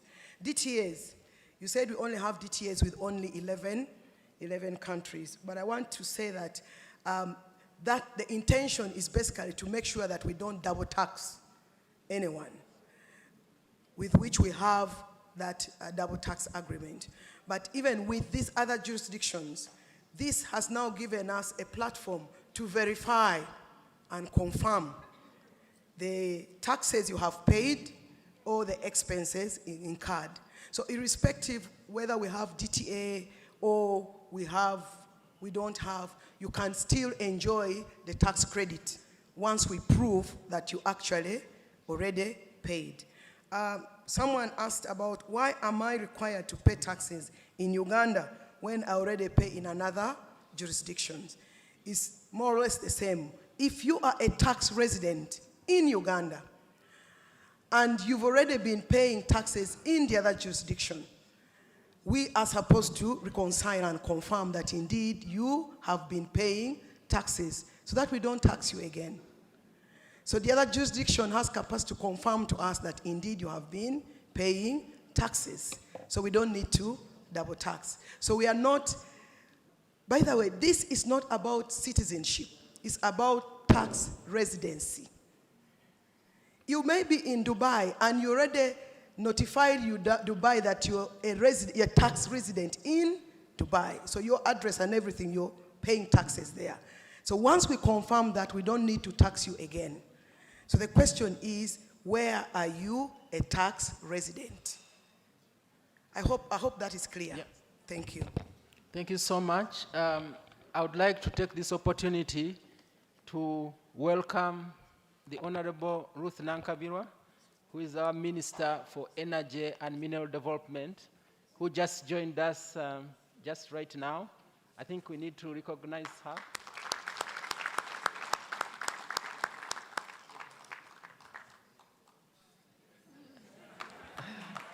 Honorable Minister, you found us when the panelists are responding to the questions.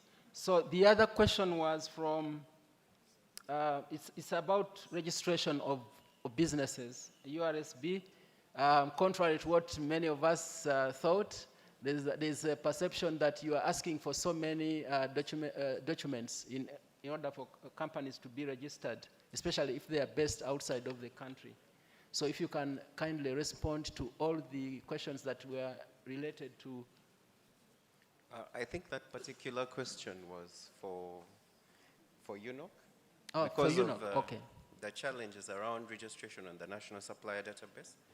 So the requirements for registration are ideally 5 key requirements. The first one being a certificate of incorporation to show that the company is indeed registered. The second is a tax clearance certificate to show that the company is tax compliant. Then an NSSF certificate so that the company pays Social Security. Then a bank reference letter so that the company actually has an account to which it will be paid.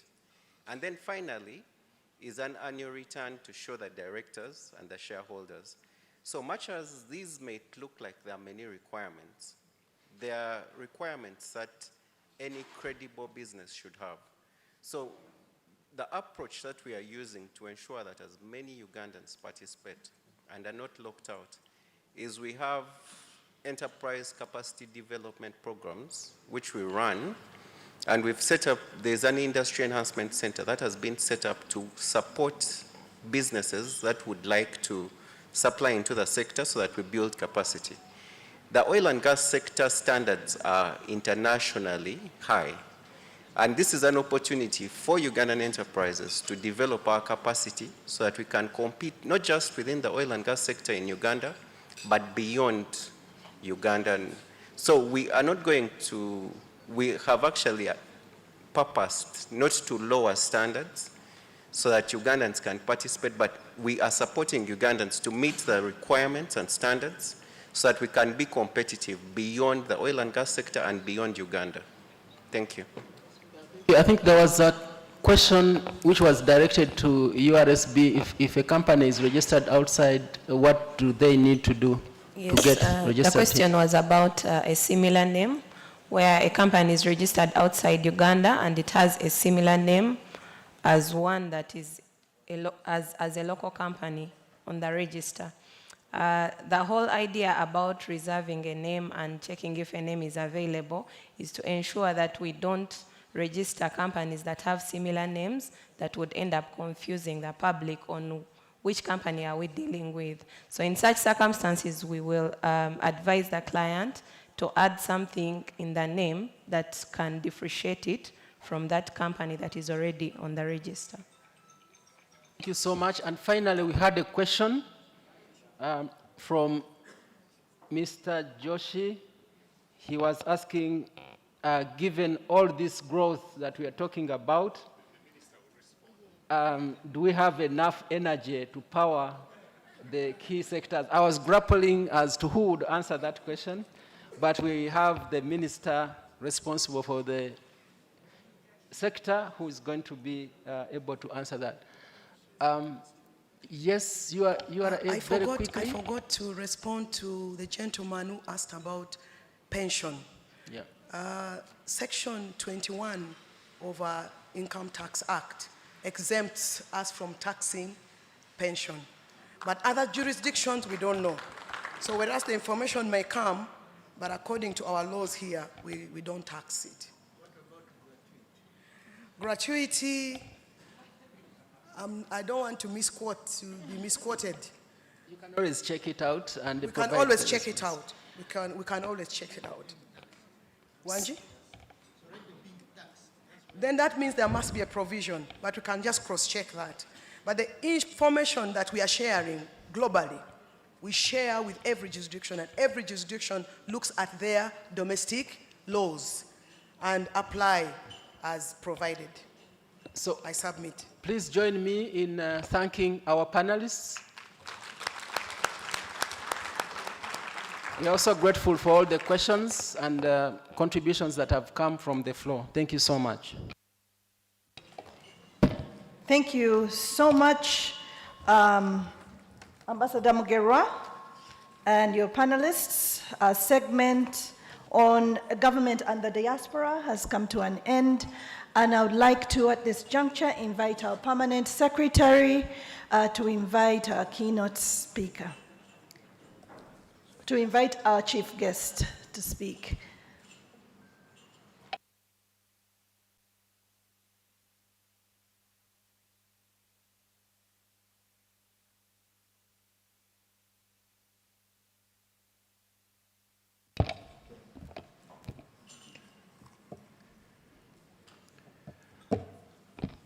The Honorable Minister of Energy and Mineral Development, the Honorable Dr. Canon Ruth Nankabirwa, you're very welcome.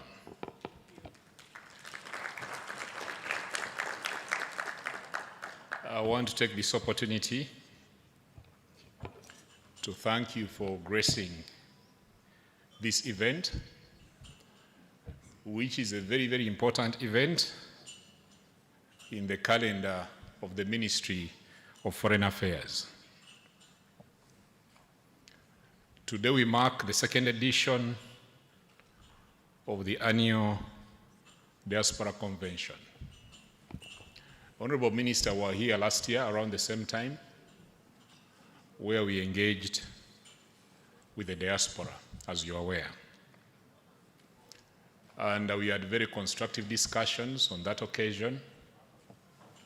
We learned from each other, and the platform gave us an opportunity to address some of the misconceptions that may exist. And today, we had a panel of eminent individuals from URA, Uganda Investment Authority, UNOC, the Ministry of Tourism, Wildlife and Antiquities, as well as URSB. And specifically, there was an issue and concern about taxation and the diaspora. And Madame Nabwire has done her best in addressing the questions that were lingering in the mind of members of the diaspora, in as far as URA is concerned. Having said that, Honorable Minister, we are happy to have you here, and I want to tell you that we have members of the diaspora from all corners of the world. I don't want to do a roll call, but I know there are people from America. Behind you, there are people from the UK, right there, right behind. Mr. Manoj is the one who has issues with electricity. I think he wants to invest. He wants to be very sure that you have enough energy to power his industries. There we go. So, Honorable Minister, without wasting time, I beg to invite you to come and address us. Thank you very much.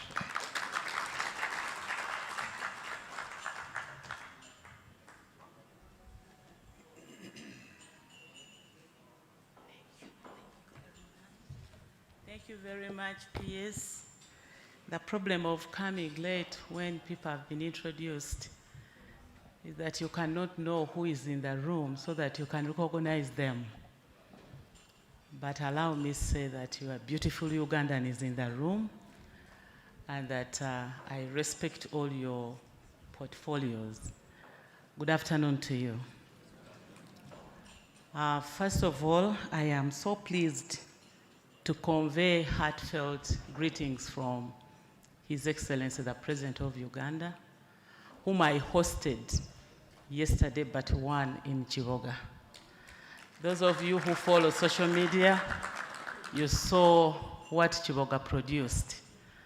And I can assure you that Chiboga is seriously protecting the gains.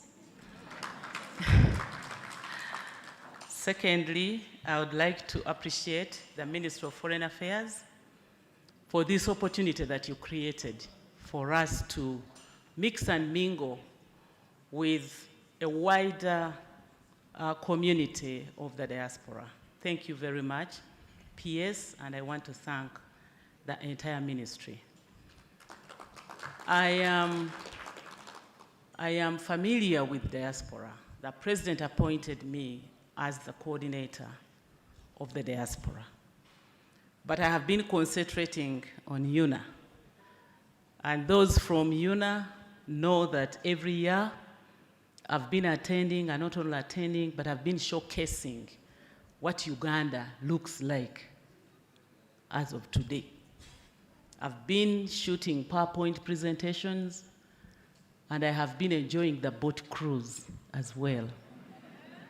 I have also been enjoying the exhibitions, and I've been enjoying the side interactions from individuals.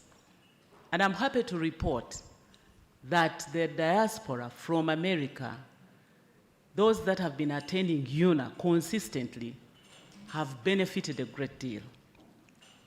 Right from mobilizing them to register for national identity cards, government sponsoring ministers and technical people from the Ministry of Internal Affairs to go and serve Ugandans in the diaspora so that they can acquire the important document that works as a key to whatever you want to do in Uganda. Whatever development you want to do in Uganda, whether you want to open a bank account, whether you want to buy land, the national identity card is very critical. And we have registered a number of people in the diaspora that have gotten access to the national identity card, and also those that have registered. And they are hopeful that the next UNA, they will get the identity card without you flying to Uganda. That's an achievement. I remember the days when we were talking about dual citizenship. Dual citizenship. We passed it as government, and now people are getting their dual citizenship. There are also many, many things that we have been talking about. But to tell you the truth, I've never gotten an opportunity to address this wide gathering of Ugandans from the diaspora. Thank you very much, PS. Let me therefore express my heartfelt gratitude to you people, our brothers and sisters from the diaspora, for your unwavering commitment to the socio-economic transformation of our beloved country. I'm sure that you receive testimonies of people who decided to come back, use the opportunity that they have when they are on holiday to do certain businesses. And there are those that we've been encouraging and guiding how to apply, how to get contracts. Like from my ministry, which is very wide. We have been guiding you, and we have registered a number of you who have broken the barrier and bondage of fearing to invest in Uganda, whether you'll be allowed or not. So thank you so much, those of you who have been sacrificing and you've been contributing, and the President has been recognizing you. The Minister of Finance has been recognizing your contributions, and we don't take that for granted. Your remittances have done social and economic transformation in your own ministries and in your own families and communities. Some of you have gotten in touch with international organizations that have contributed to the welfare of Ugandan societies. Thank you so much. I just want to encourage you. I've never lived in the diaspora. I don't know whether it's a disadvantage or an advantage. I've been here, both. I just visit. I carry Kabalagala, Uganda Waraj. I'm a canon, by the way, of Church of Uganda. But to the person in the diaspora, you want to contribute to his or her well-being by carrying what he wants to taste. So when I carry UG, it's not that I'm encouraging taking alcohol, but I'm just helping you to feel at home, to cure nostalgia. So I've been enjoying. I have learned with great pleasure that at the inaugural Diaspora Convention, which was held last year, 2024 in December, Her Excellency, the Vice President of the Republic of Uganda, highlighted some of the important issues about Uganda, especially since the NRM government took leadership in this country, and she encouraged you to leverage the favorable investment conditions in the country and promote its image. Promotion of the image of your own country is not negotiable unless you are not a Ugandan, really. This is not negotiable because we have registered some steady progress, and it is your country anyway. So we rely on you to be champions of promotion of the image of Uganda. Today, in line with the theme of this second Diaspora Convention, I would give an account of the progress, some of the progress we have made as a country over the recent past. As you may know, we have completed the first phase of the rationalization of government agencies, and we have increased the number of citizens in the money economy and expanded our energy infrastructure to support industrialization. RAPEX must be understood. Some of the agencies were just forced on us just because we wanted to benefit from the logistics that comes with these agencies. There was a tendency of some financiers looking at ministries as ministries that cannot, for example, implement projects. You leave the technical people in the ministry, and then you create an authority somewhere, and you heap money in that authority. Yet you could be having engineers in the ministry that lack just the logistics that you are giving the authority. But because it is government, this engineer works with government, it is taboo for you to build his capacity. You would rather give money to the authority. So we are seeing these authorities becoming, government. And they were duplicating work. So we decided to curb the duplication. Many boards, many CEOs, we started with mainstreaming REA, Rural Electrification Agency, where the engineers that were in that agency came from the Ministry of Energy, and their salaries were hiked. An engineer was getting 2 million in the Ministry of Energy, goes to REA, and earns 12 million. Morale boosted, and work is being done. And that disparity that you've caused demoralizes now the engineers in the ministry.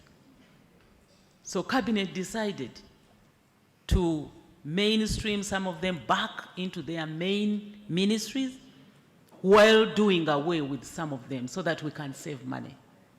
And the Ministry of Public Service calculated the amount of money that was going to be saved. We didn't want to do it abruptly, so we gave ourselves time frames, and to avoid compensation, huge amounts of money that will come through compensation because of termination of somebody's job. So that one is progressing very well. In my ministry, I requested that I am given some time because a lot was happening. Women concession was coming to an end, and we wanted the Ugandan company to take over. And then you tell me to lump them together. There were a lot of reforms that were going through in my ministry, and I requested for time. So my ministry has not been rationalized. And I think you bear with me with the recent outages that I needed this time to put my house in order, to build the capacity for the distributor, transmitter, plan more for more power generation.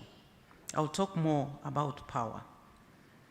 As you come to appreciate, Uganda's economy has rebounded from global, regional, and local challenges thanks to the sound economic management, improved global conditions, and favorable weather.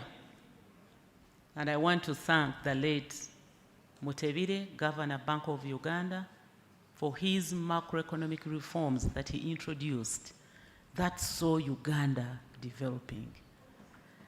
May he so rest in peace. Thank you. Our goal is to expand the economy tenfold, focusing on our key sectors that we call ATMs, agriculture, agro-industrialization. The second one is tourism. Maybe somebody talked about them, but for emphasis, let me repeat.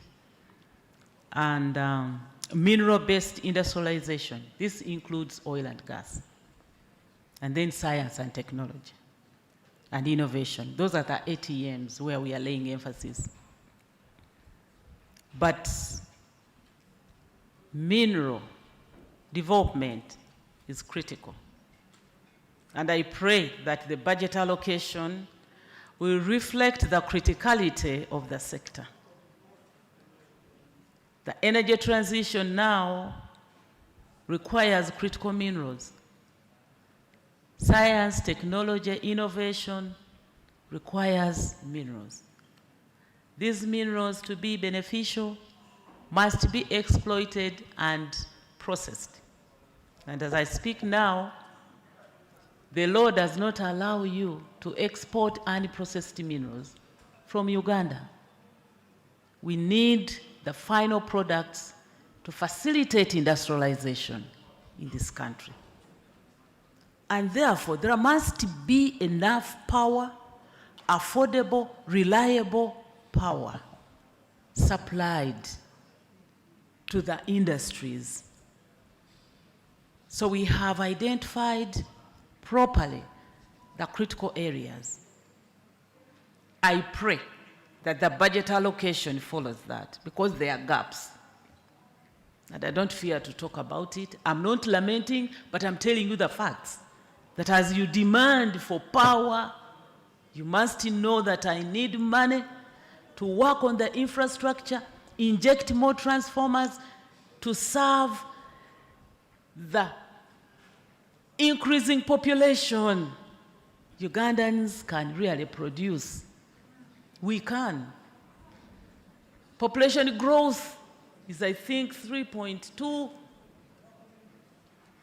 Average children for a Ugandan woman or family, 7+. And I fall in that category. Okay? 7 children plus. I fall in that category. So we really need to appreciate that as we progress, there are those challenges that we grapple with. In our engagement this morning, I intend to reflect on the words of the great African leader and scholar Kwame Nkrumah, who once said, and I quote, that we must believe in ourselves and our own capacities. We must have faith in our own resources and in our future. For if we don't, nobody will do it for you. End of quote. We have to believe in our own capacities as Uganda. And this is what the president has been talking about when he emphasizes the point of value addition, the point of technology transfer, the point of national content and local content, where we are planning to establish a local content fund which will provide affordable finances to the Ugandan companies to be able to compete with foreign companies. The local content fund must be established. Cabinet has already passed the directive to the minister. And not only fund, money must be put in the fund in order to get the objective for which the fund is created. Distinguished ladies and gentlemen, the rationalization of public expenditure of government agencies in Uganda, commonly known as RAPEX, is a critical component of the government of Uganda's public finance management efforts to improve the efficiency and effectiveness of public spending so that we can save money and put them in critical sectors. The overriding objective is to ensure that public resources are used in a manner that is transparent, accountable, and responsive to the needs of the citizens, but most importantly, to avert duplication, wastage, and redundancies. Redundancies. Somebody is facilitated, has a car, what? He's doing something else because there is somebody else who is paid for the same job, doing the work. It's unacceptable. Over the past year, we have reduced the number of government agencies from 153 to 136, which has eliminated duplication and streamlined services. We have consolidated functions, hence reducing the number of ministries from 31 to 21, and eliminated redundant functions. We have also improved budgeting by implementing a programmatic budgeting system.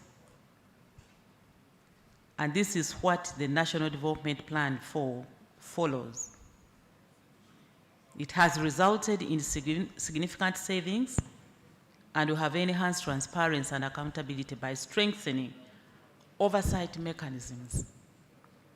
These reforms have resulted in significant savings, which have been redirected during the budget allocations for this year, for 2025-2026, to prioritized areas such as healthcare, education, infrastructure development. And infrastructure development includes electricity infrastructure. Specifically, we have increased the funding for healthcare by almost 15%, which has enabled us to improve the quality of healthcare services and increased access to healthcare for all citizens. On healthcare, I remember when we took a decision to construct Health Center 3s, and we started construction. And our plan was to give them all the facilities that we want. But because we didn't have enough money, some people are asking why we are wasting money to construct those buildings. And I was asking myself, should we first provide for medicine under trees? We put medicine in the trees, and patients find us under a mango tree, or we provide for the infrastructure first, put in electricity, fridges to keep the medicines and vaccines. But the president, when he's convinced with his vision, doesn't give a damn. Said, you construct Health Center 3s, put theaters where people can be operated. And now we are really sending drugs, and we are working on the challenge of theft of drugs by our people. By our people. They are the ones who steal the drugs. They have clinics. Opposite a Health Center 3, you will find a clinic. Adjacent to a main hospital, there must be some clinics there where drugs will never run out of stock. That is Uganda. Uganda chinyuma. That is Uganda. So, ladies and gentlemen, I wish to highlight the progress realized in the energy sector, with an emphasis on the relationship between the sector and the industrialization of the country, which has contributed significantly to the expansion of our economic base. As you may be aware, Uganda's energy sector has made significant strides driving industrialization and economic growth. Since 2001, we have expanded from 3 to over 40 power generation plants, big and small. Meeting, thank you. You clap if you want to clap. Yes. And our installed capacity now has jumped from, if I can take you back to 1954 when the first dam was established in Jinja, and that is when Amber House was also constructed, where the Minister of Energy sits. I think it was, I see the stone which has 1954. At that time, the capacity was 60 megawatts, 60 for the entire country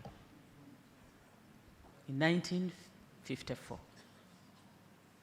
Then in 1986, we increased to 150 megawatts, but consumption was only 100 megawatts, 1986. Many of you, some of you were not born. For me, I was born. And I don't remember any time at home when electricity was discussed. At that time, that we discuss electricity that government is not giving us. It was daddy's lamp, lantern, tala ya stima.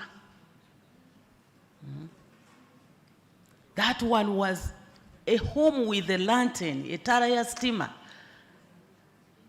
That was a home that is highly rich. And that tala ya stima was being used on functions. Functions, they borrowed this, you know. It had a net and they used to pump and it used to cover a whole sub-county, and those sub-counties of that time were huge. These days we chopped the sub-counties. That time, that lantern can move, you know, to serve the whole village. These days, power is highly on high demand, which is a good thing. It is a good thing. But remember, there were times even when you were connected to power, you could not switch it on for fear. For fear. Abasajja bajja. You could even slap somebody who was switched on. Lwaki otaddeko ettaala? Because of the insecurity that was prevailing. Even the people with electricity were not switching on. They were hiding. So those who cannot see this, let them be helped to appreciate where Uganda has come from. Now, as I speak, we have generated more power, which unfortunately we are not using because we've not established the necessary distribution network to do the last mile connection. But we'll do that. Then as we move, we have our target to move from where we are.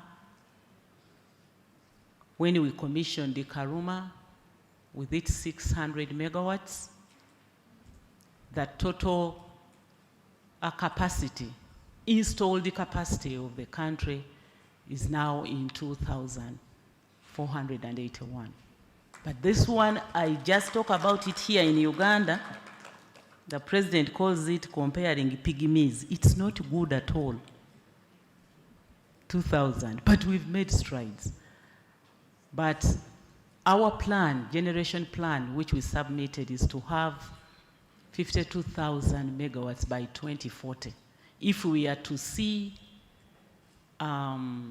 standard gauge railway, if we are to see electric vehicles in Uganda, if we are to see electric motorcycles, if we are to see value addition at parish level, if we are to see science, real science, technology, innovation in Uganda, this is what we need.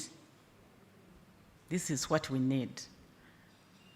And of course, we want to invest in money in power generation and transmission so that power is affordable. Power must be affordable.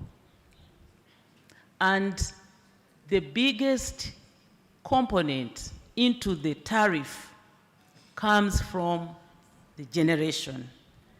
So if you borrow money at high interest rate, the contribution to the tariff will be 60%. Will be 60%. So we need to get public funds if we are to see affordable tariff. And most of Uganda's electricity comes from hydropower. 86% of Uganda's generation mix is hydro. But 94% of the entire generation mix is renewable. That's why I was quarreling with people who are talking about anti-fossil fuel development. When we were, talking about petroleum resources in Uganda, and some group of some selfish people did not want Uganda to develop her petroleum resources. Yet we want the resources to get money to invest in more power generation. They were championing energy transition, clean energy, and I was asking them, in Uganda we have only renewables. So what transition are you talking about? Transiting from where to where? We have renewable. We need money to make sure that this renewable energy is transmitted and distributed to the last mile consumer, and that it is affordable and reliable. So we took a policy to make sure that we tap into every resource. Solar power, we have the sun. We have high potential. There is no day in Uganda that the sun will fail to wake up. In Uganda, there are countries where they will never see the sun. You wait and it has not woken up. But in Uganda, we see it waking up and going to sleep. Yes. So because we don't want to suffer issues of hydrology when we have the drought, we opened for solar energy development. The problem now with solar is that we have to maintain the grid. The grid has to be stable, because unless you are going to put battery storage, which comes with a cost, and we always tell you we want to reduce the tariff because we want to make power affordable.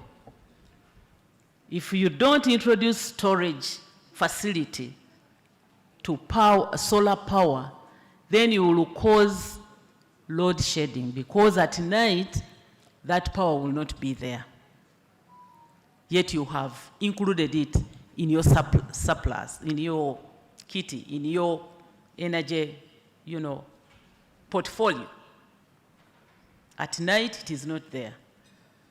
So now the need of critical minerals like lithium, cobalt, to make sure that we have the lithium batteries to help us on power storage. Something new is coming up, a challenge in lithium batteries, that somewhere in this world, batteries started, busting, causing problems. Now, scientists, please help us.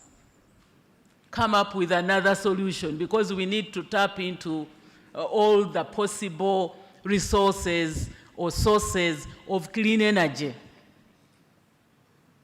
Uganda is going to develop nuclear energy for peaceful use. Nuclear energy for peaceful use. We cannot let our potential of 24,000 megawatts that we have to go, yet other countries have enjoyed the nuclear energy. And we are lucky that we are the last borns in the family. So our parents have learned how to manage children, if I can simplify.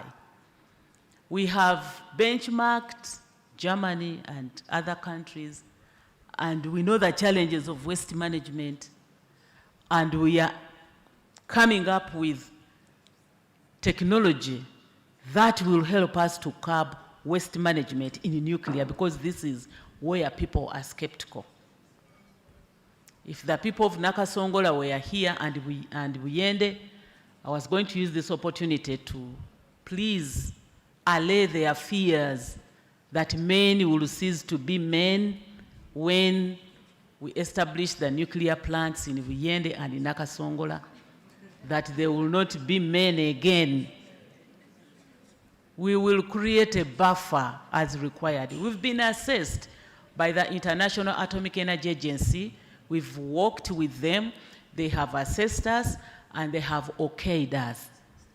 So the 52,000 megawatts I have talked about as our plan by 2040 will come from such sources. And by 2031, I'd like to see 8,400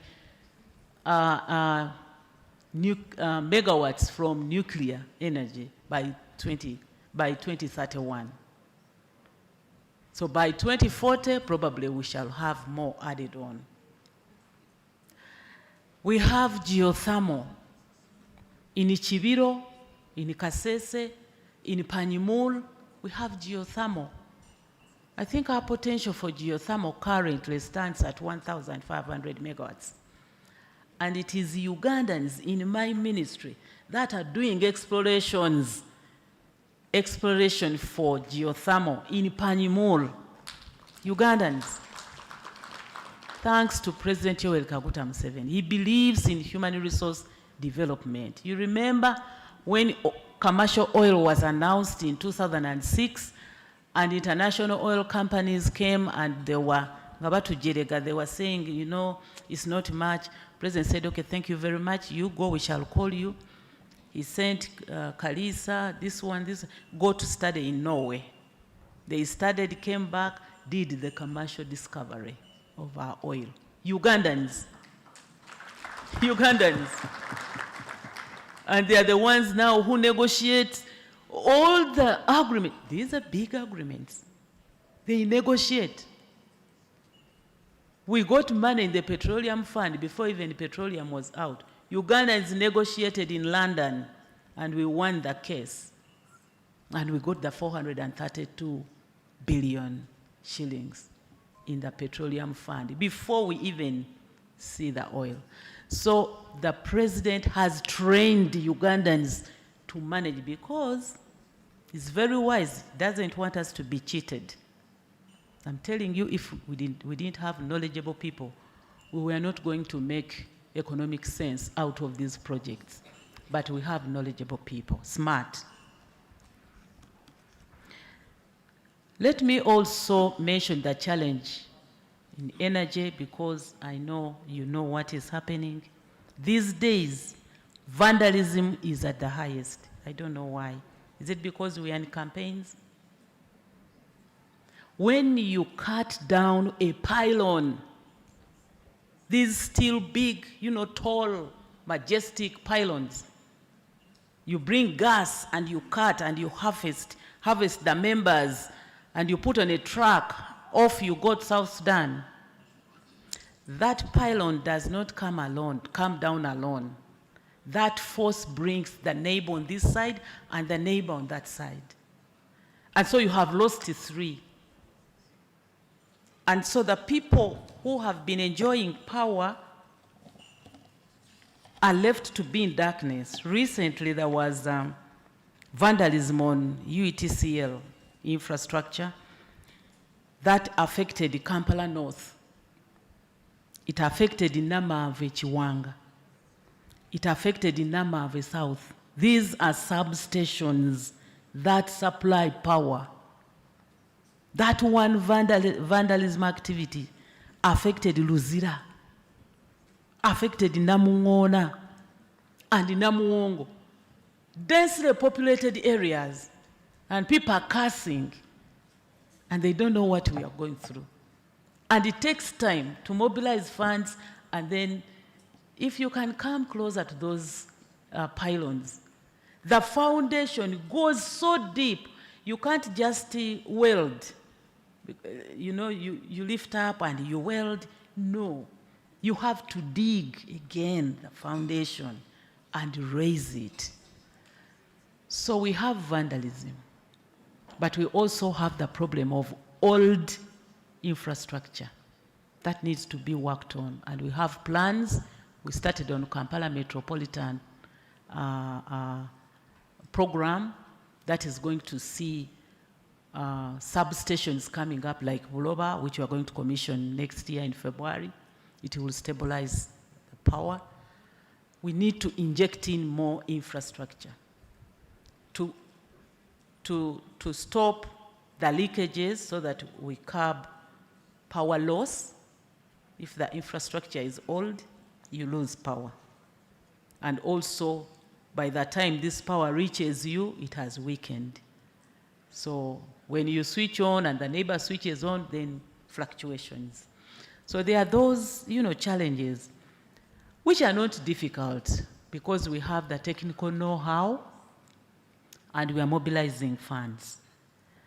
I thought I should make that clarification to answer the question I found on the floor, whether we have enough power or we don't have.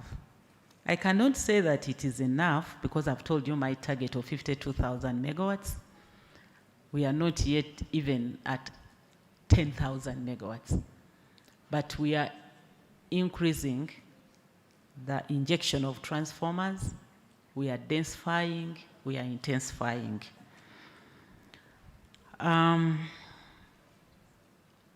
This energy policy, which opened the sector by the amendment that we did on the 1999 Electricity Act, opened up the sector for independent, for private sector to come in and do IPPs, independent power producers, independent power transmitters. Like you see a road toll, you create a road, whoever uses it will have to pay instead of waiting for government. So this is going to see us increase on the infrastructure that we need.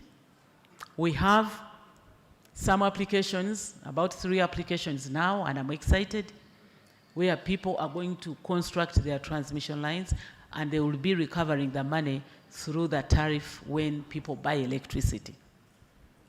So you can look at that, you people in the diaspora. If your company can do it, well and good. If it cannot, look at JV. I always advise you to get joint venture partners so that you use this opportunity and do your own generation. 1 megawatt can supply an industry.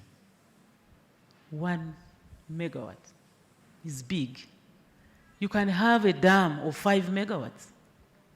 You can have a dam of 20 megawatts. And then you sell it because the amendment that we did on the Act allows you to sell. The regulator will only regulate you so that you are not expensive. That is very good to open the sector to private sector. With regard to the oil and gas industry in Uganda, I am pleased to emphasize that Uganda's oil and gas sector is moving forward. Before I came here, I was in a meeting with the Vice President of Total Energies. He flew in to come and meet me, to tell me how far they've gone, because they're the ones developing one of the areas that is going to produce 190,000 barrels of crude oil every day. a barrel is like a paper. It has 159 liters, one barrel. So from Tilenga, which is managed by Total, we are getting 190,000 barrels every day. And I was meeting him because it's very critical if we are to have our first oil next year in June or July. And the good news is that we are aligned. We are aligned on the crude oil pipeline, we are aligned. All the pipes for the pipelines are already on ground. We have done insulation because our oil is waxy, is going to be heated a bit so that it can move smoothly through the pipeline. But the pipes are insulated so that the temperature is not felt on the ground. We have laid pipes, 78%. We have buried the pipes and we have planted vegetation for people to come and see what we have been telling them. Those that have been alleging that this pipe cuts across 230 rivers, it is going, they don't know the geography of East Africa. They alleged so many things. And I'm so excited that now the pipeline is moving with no demonstrations. I'll be visiting in the first week of January. I'll be going through the pipeline. It is a 1,443 kilometer stretch. From Hoima in Uganda through Tanzania to Tanga. We are going to have a jetty in the sea. It is being constructed because our crude will have to be loaded. So that jetty, it's amazing. I wish I organized a PowerPoint presentation so that you could see the projects, what I'm talking about. When you see the central processing facility, which is going to do primary processing to remove cachicha, which we don't want, and then onward processing by the refinery. It's amazing. They've been using 4,000 workers at Tilenga. They are doubling to 8,000 workers so that we can be on time for first oil. 8,000 workers. They are introducing night shifts. The story I've heard from Total this morning is exciting. And I'm happy that I am using this chance to also inform you. It has been timely that I inform you that we are on course. Meanwhile, out of the 426 wells for Total, they have dug enough wells for first oil. 170 wells ready. Some of them are water-injected wells, others just direct. Meanwhile, on the CNOC side at Kingfisher, Kingfisher is going to produce 40,000 barrels of crude every day. They are ahead.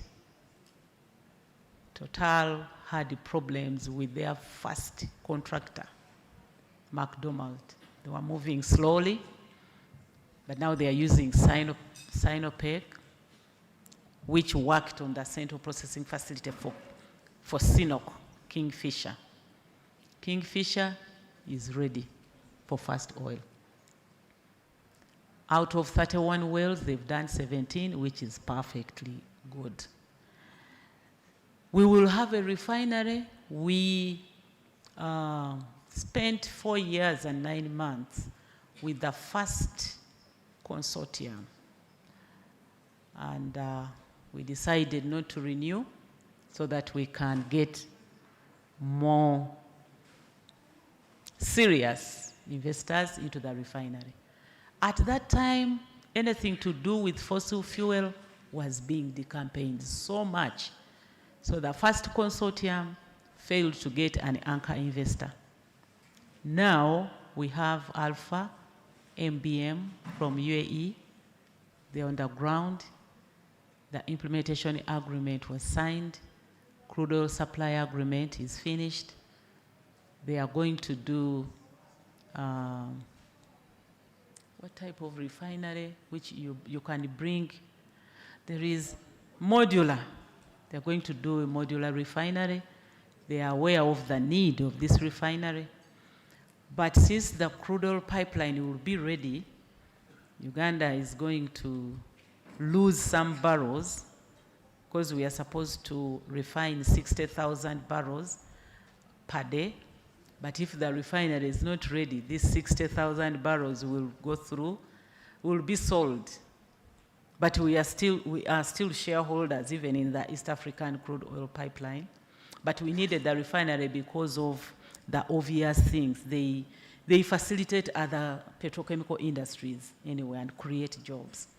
But we will benefit from that $12.77 US per barrel that you have transported through the East African crude oil pipeline. So I have tried to summarize, and I just want to emphasize the point that government of Uganda recognizes and appreciates the invaluable contributions that you make to our nation's development. You are valued members of our heritage and culture, and we consider you as our ambassadors, promoting Uganda's image and interests globally. We understand that our interventions may be met with skepticism, but we assure you that our intention is to engage with you genuinely and work together for the good of our country. We acknowledge that registering with our embassies is a voluntary process, and we respect your decision to exercise this choice. However, we want to emphasize that being registered can make a significant difference in our ability to support you in times of need. If you've not registered, we don't know you, we don't know where you are staying, you are faced with such a challenge where the embassy is being looked at as the only savior, there you will have a challenge.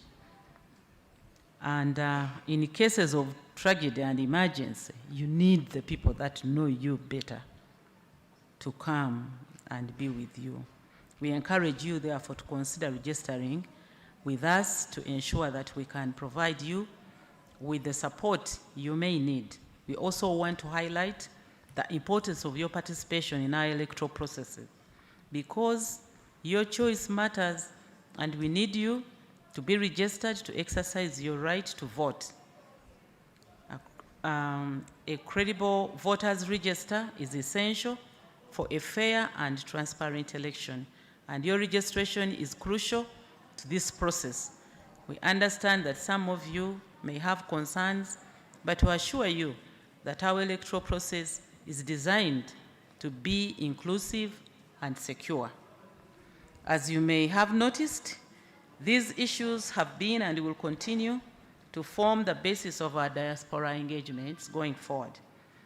And emphasis is on infrastructure projects that have a transformative effect on the economy, including the production and industrialization. We have also placed emphasis on expanding private sector investment, including through FDI, development of industrial parks, development of the oil and gas sector, and most importantly, value addition. I'm therefore happy to note that the Uganda Revenue Authority has presented to you today answers to the queries that you've been raising, and I think you have been satisfied. If you have not, Uganda Revenue Authority is here and it is yours. Please continue engaging with them.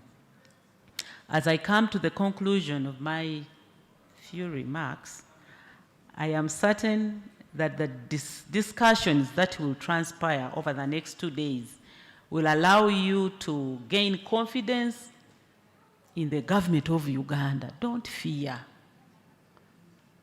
Sometimes I meet you in the diaspora and I see people we've been with in the movement and they don't want to talk about NRM because they're in the diaspora. And I say, really? Even you? I went to Canada. and I confronted the people. I was looking at their faces. I noticed one whom I was paying. We were working together. Say, even you, you're here? Then he responded and said, nkubanja no kubanja.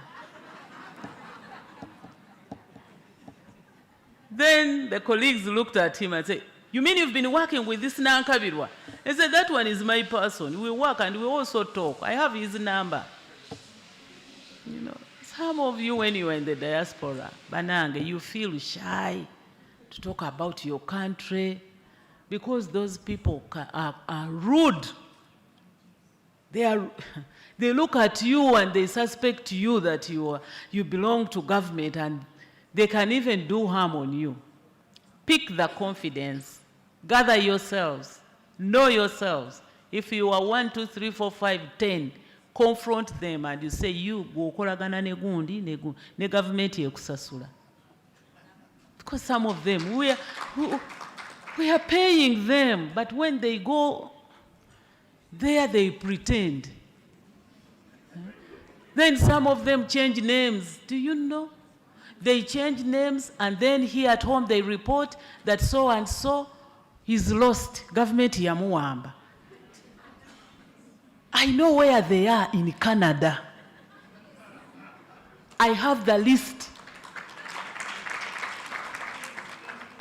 I have the list. I just want permission from the president to display the list. I know how much they were paying and who was receiving the money. And I have some receipts where people pay money to be helped to go out as assailants.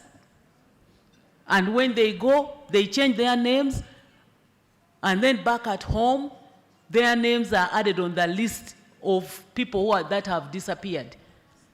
Just to make government look bad. You don't have to do that. But some of them, they claim to be gay. They say, you, I know your wife. I know your husband. I know your wife. Since when did you become gay? It is not bad to be gay, but don't just put it on yourself. Don't just put it. Just to tell everyone there that government witch hunts these people, and yet they've been there since time of Mwanga. They've been there, and we are quiet. If you want to drive in reverse, you drive in reverse. But then you go to make government look bad. Pick the courage. Anyway, let's work on the economy of the country so that you come back and enjoy. Yes, you come back and enjoy.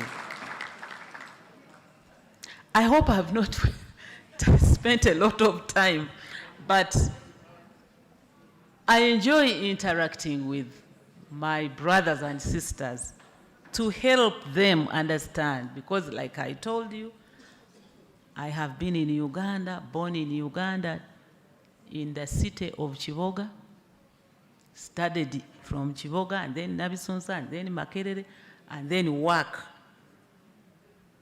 in government as a CA delegate and a member of parliament and a minister since 1997 to date.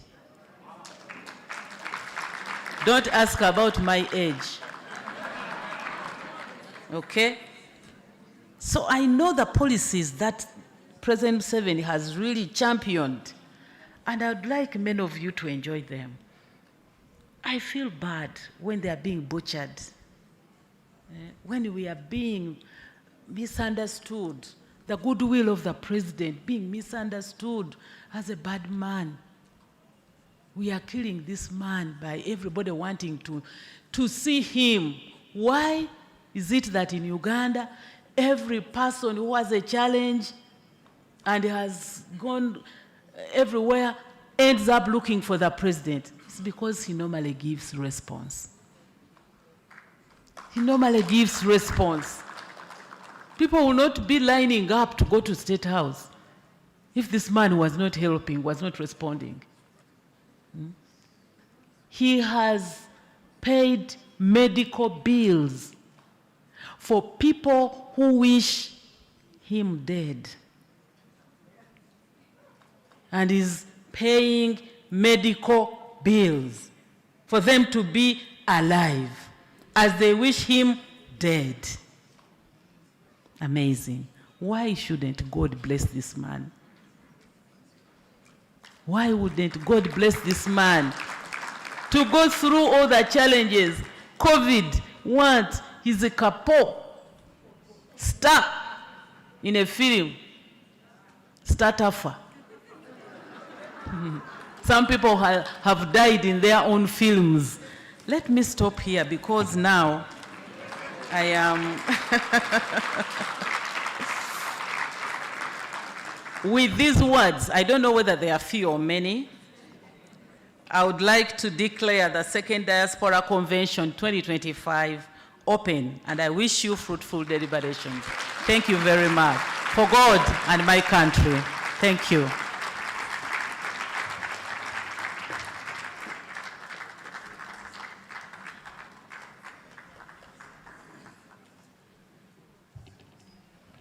So, ladies and gentlemen, can we give another round of applause to the Honorable Minister? Honorable Minister, mine is to thank you for that elaborate account of what government of Uganda is doing, and I think you've done an excellent execution. Thank you. Now we shall be guided by Margaret Kafero here on our next actions, but I think whatever she does, we should go for lunch.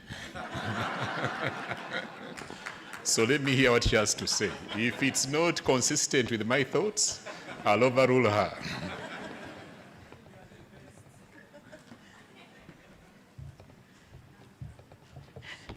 Thank you so much, PS. And yes, before we go for lunch, I have some very quick announcements. We have been informed that the Uganda Revenue Authority will have officers remain behind for the duration of the convention today and tomorrow. So those that need to consult with them, they will be sitting on my extreme left, either the first or the second table. So when we come back after lunch, you'll be able to engage with them there. We had a question about access to the presentations that have been made. Those presentations are being uploaded to the same QR code you've been scanning all morning. So we'll just keep updating it with more information. Some of them have already been uploaded there. Then we are very serious about record keeping, and part of record keeping is photography. And we would like to have in the archive the photograph of the attendance here. And before our minister leaves us, we would like to have a photograph at the main stairs, after which we are going to have our lunch, and we shall begin the afternoon session at 2:30. So we'll have an hour for lunch. So from here, I would like to invite you all to the main stairs. Mr. Muga, Fahad, Dennis, please come lead the minister and the permanent secretary and Ambassador Mohindo to where you need them to be. And please help direct. Where is Fahad? If he is, Mr. Muga, please be quick about it. Please come here.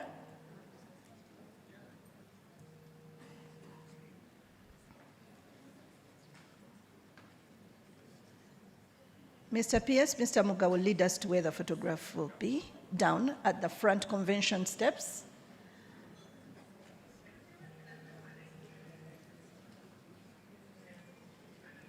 Since at 2:30, we shall actually begin. So if we take any additional time, engaging and networking, it will be time off of your lunch. So let's do this as fast as possible.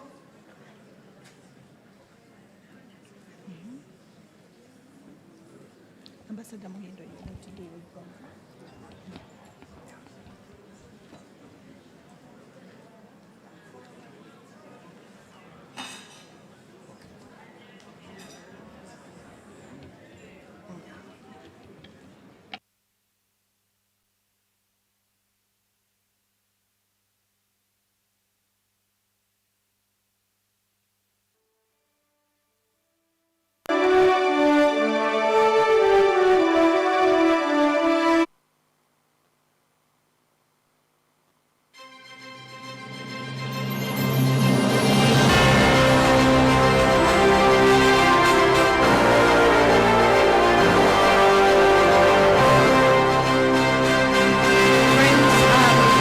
Photo venue is quite a distance from here. So if you take your time getting there, you're likely to miss the photograph. They will not wait for everybody.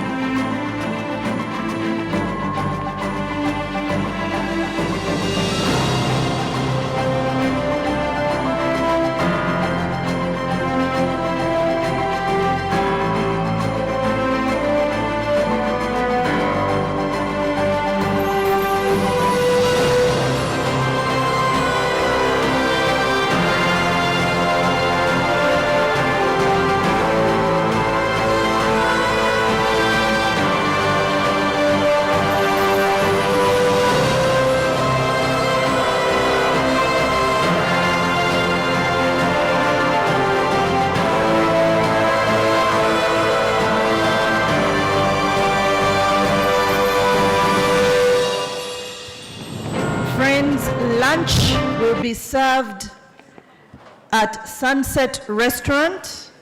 Lunch will be served at Sunset Restaurant. I believe you will need a lunch coupon to access lunch.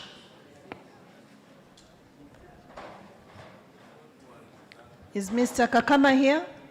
Who is handling the lunch coupons? Does everyone have their lunch coupon? If you don't have one, you will not be able to access lunch. So ensure that you request a coupon at the registration desk if you don't have one.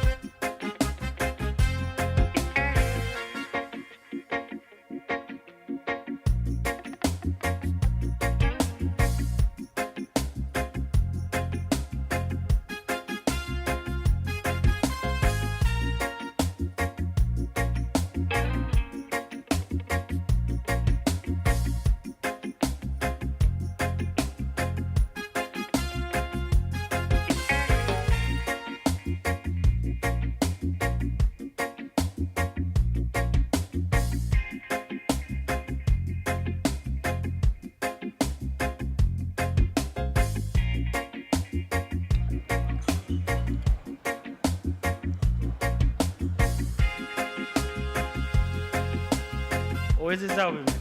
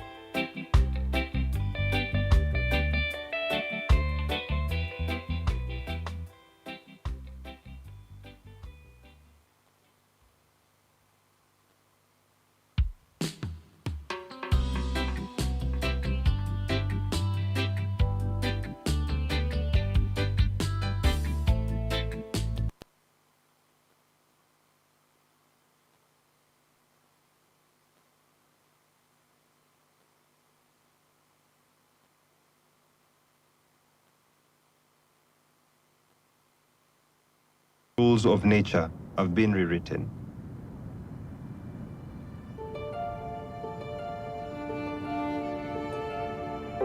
A commitment of taking care of your people and planet presents a challenge.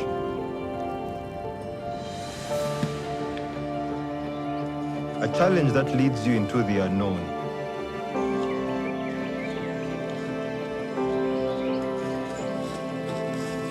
Exploring untouched paradises, seemingly from another world.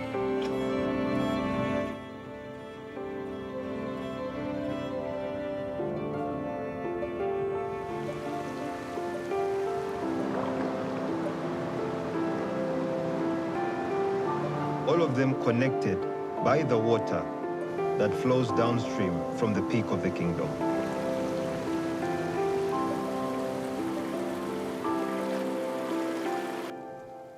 Hello! And I can feel deeply how this mountain is suffering.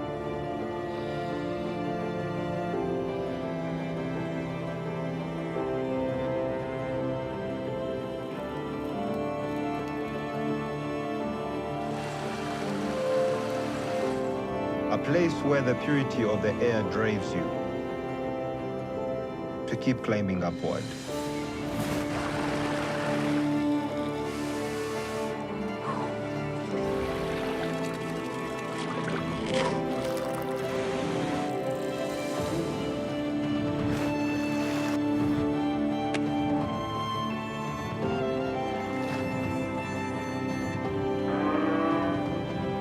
A treasure that we must all protect before it's lost forever.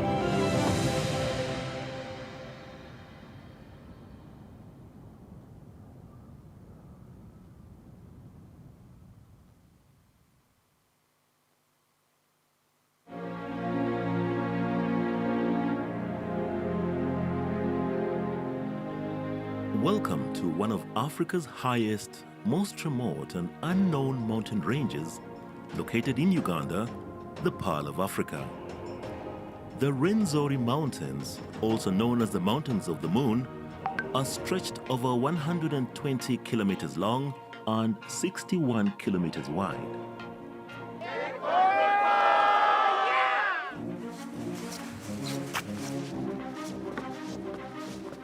Come and experience Africa's most beautiful alpine area. With every hour and every altitude gain, the landscapes, colors and views are ever-changing.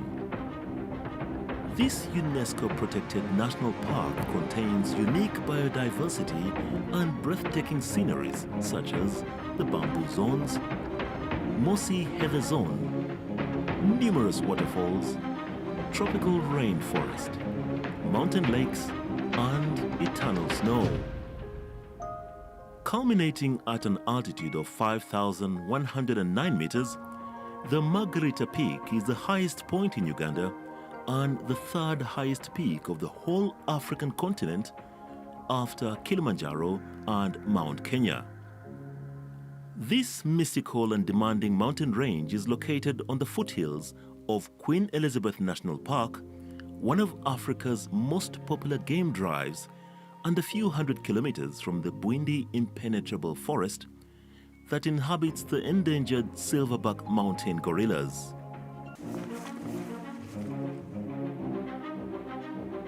Rwenzori Mountains offers trails for all levels of hikers, which range from 1-day to 10-day trips. The shorter trips are not as physically demanding and still showcase the amazing beauty in the art of nature, including rare vegetation, rivers, and numerous waterfalls. This unique biosphere is a true gem that needs to be preserved not only for the many endemic species it contains, but also for the local community which directly benefits and lives from the mountain's gifts.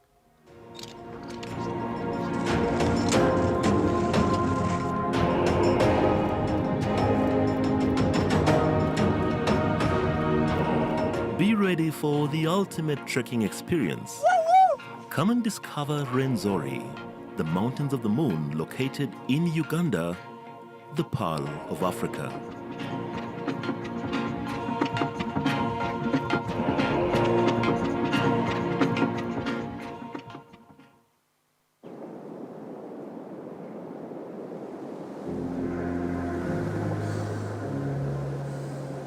I'm feeling cold. I feel tired. Adui wake. Adui yako.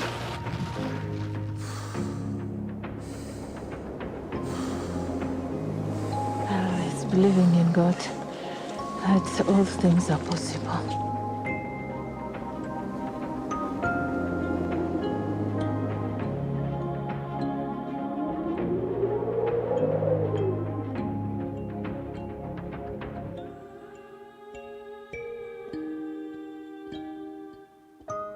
Welcome to one of Africa's highest, most remote and unknown mountain ranges, located in Uganda, the Pearl of Africa, bordering the Democratic Republic of Congo. The Rwenzori Mountains are stretched out over 120 kilometers long and 61 kilometers wide. They are called Mountains of the Moon, or even the Rainmaker, especially as she produces up to 350 days of rainfall annually. 13 Ugandan mountain climbers are about to set off on a journey to climb the highest peak of this pristine mountain range called the Margarita Peak. This expedition, funded by the United Nations Development Program, is intended to showcase the beauty of the Rwenzori Mountain. Flagged off by the United Nations Development Program country representative and Joshua Cheptegei, the fastest long-distance runner on Earth, the team will attempt to summit this unique peak while discovering the wonders of this mystical and demanding mountain range.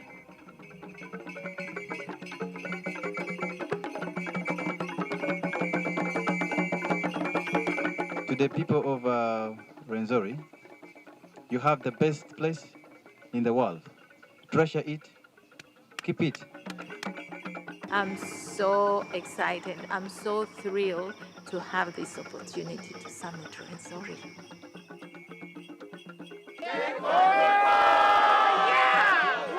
Watch out! Look at this. This is amazing. This is Mount Rwenzori, and this is the national park.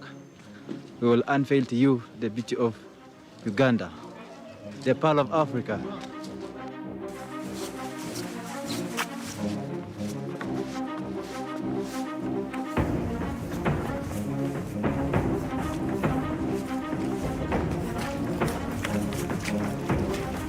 The best never rest. Our prayer is to reach on the top.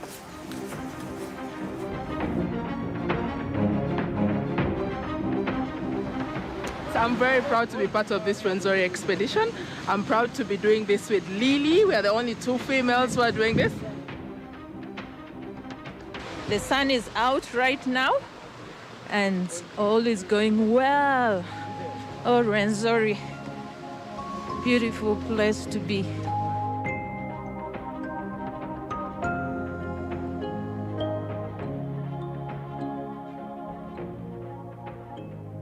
Formed about 3 million years ago, the Rwenzori Mountains are a relatively young mountain and still growing.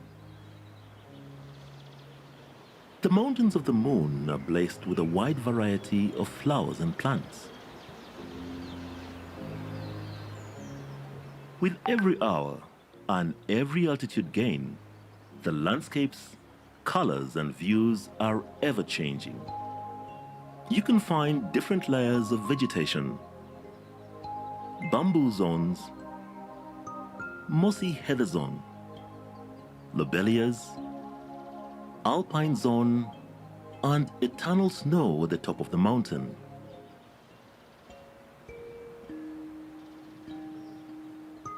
This UNESCO-protected national park contains unique biodiversity and breathtaking sceneries such as eternal glaciers, snowfields, mountain lakes, and tropical rainforest. The wide diversity of flora and fauna make it the ultimate trekking experience.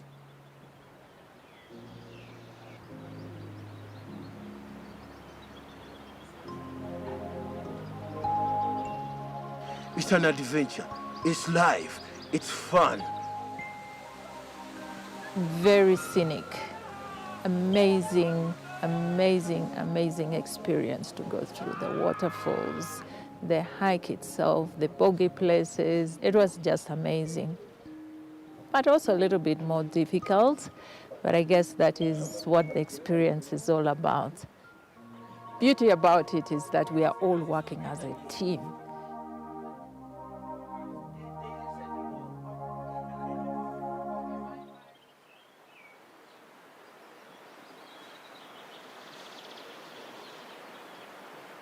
I'm doing very well today. Last night I had a bit of a running tummy and a headache. I think it's an effect of the altitude sickness. And then I noticed this morning that my lotion is frozen. So I think we are at quite an altitude that is getting colder and colder.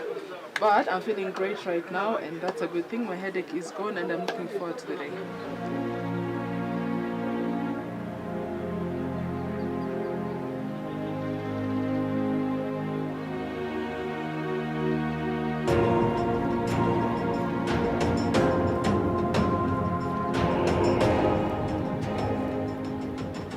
Everyone in life wants to get on the top. But what are the techniques? What's the way of reaching to the top? I have just come to realize reaching at the top is not easy. You have to pass so many things. It has never easy way.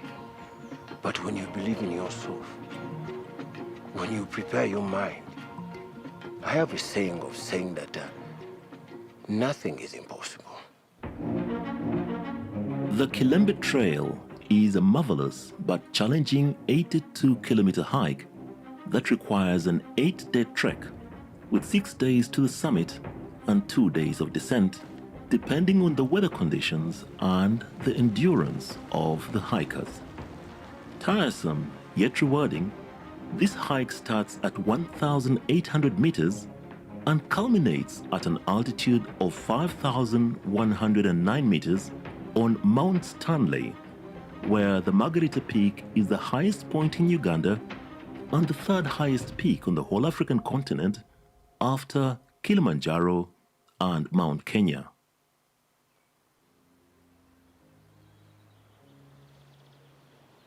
All accommodation, paths, bridges, woodblocks, stairs and rope sections have been built over the years by the local community, who now serve as guides and porters. They provide incredible knowledge, assistance and safety on the way to the top and back down. So here we are at the height of 4,000 meters. And in the background, if you see straight, you will see the green buildings. That is Bugata camp.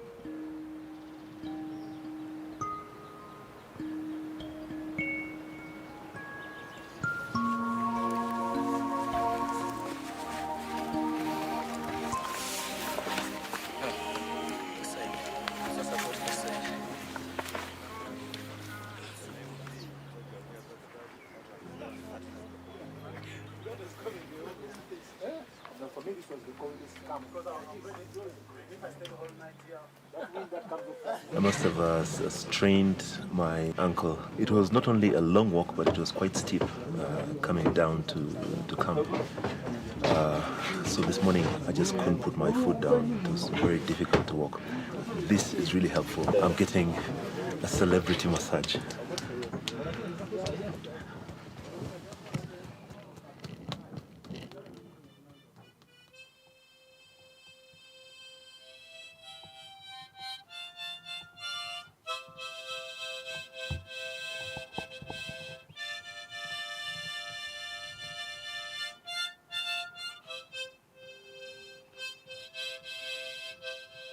According to the local community traditions, two main spirits inhabit the Rwenzori Mountains, one man and one woman. Kitasamba, the spiritual god, is there to give blessings and protection. People pray to him for daily rain, the source of all life on earth. His wife is called Nyabagole. also known as Nyabingi. To enter into contact with her, one must spend time praying in the mountains and bring food and crops. People pray to her for fertility, love, and good fortune.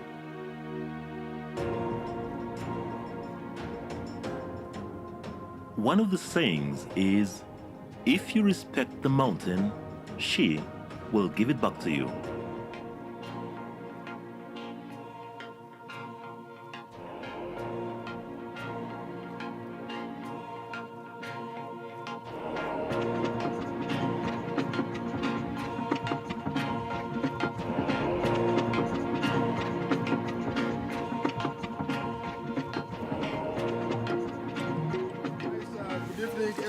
Ready for the mountain tomorrow? Excited. Yeah, so what we are going, no sleeping today.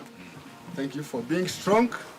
Thank you for having gone through the mud up to this point. So we are here to give you the briefing for the summit tomorrow before we go to the rope practice. We have 3.6 kilometers just from here to the top of Margarita.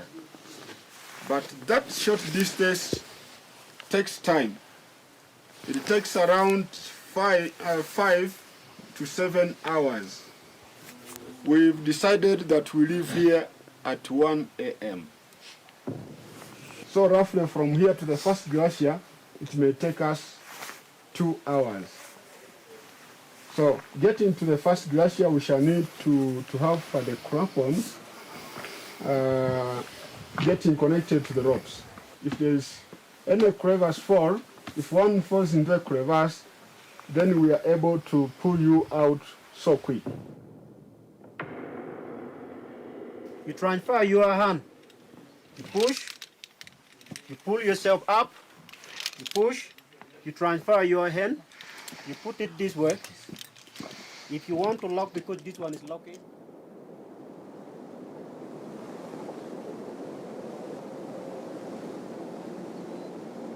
I'm feeling cold, I feel tired. But I have to go and get to the peak of Margarita. It's believing in God that all things are possible.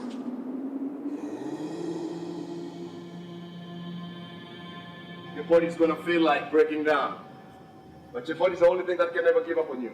You're the only one who can give up, your mind. So mental power is gonna play a vital role.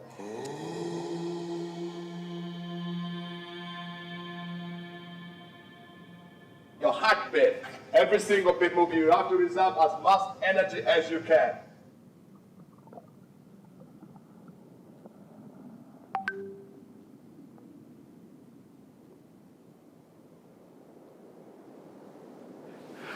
I am limitless. We are going on the top. You're not competing with anyone to climb that hill, up that mountain. You're not competing with anybody. This is you, and you against yourself.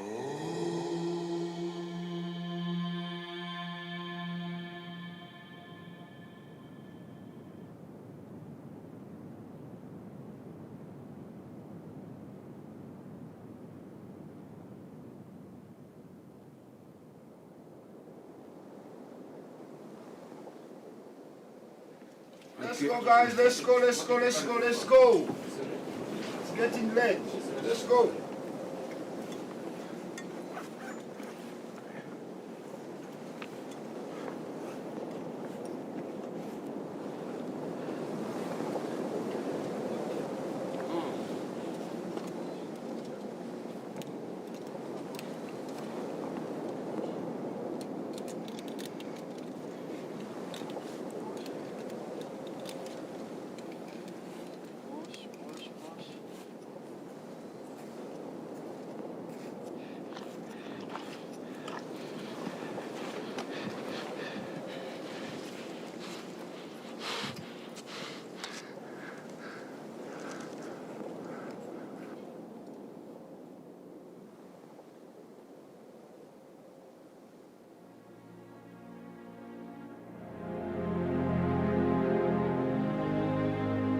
I've not got such kind of experience in my life. I'm a fighter, I have fought, I even fought my shadow.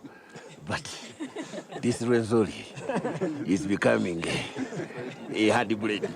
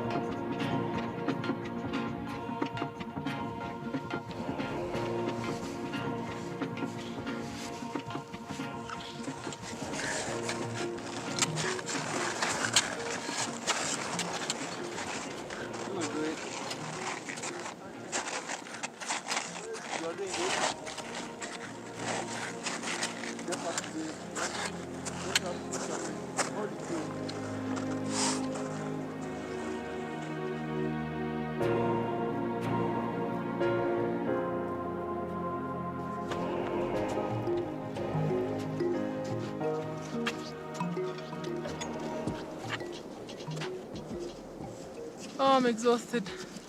Oh.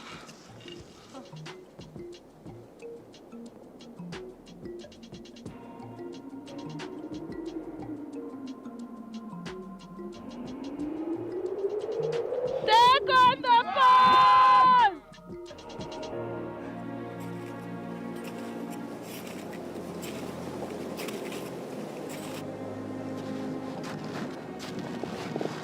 Adui wapi? Adui yako. Oh Lord, we are climbing to the peak. Oh.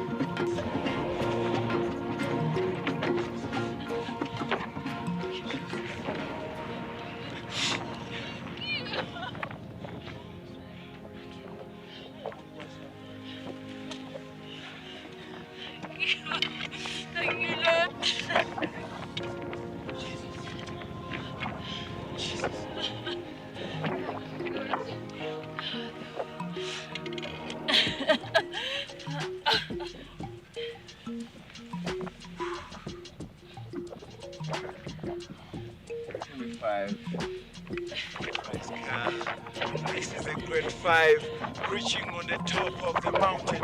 We are the top of Uganda.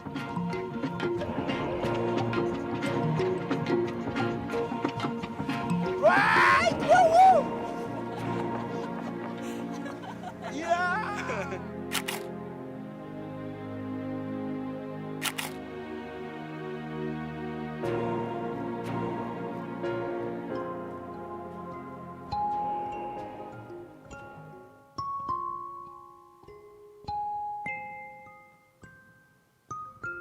Preserving the mountain is capital.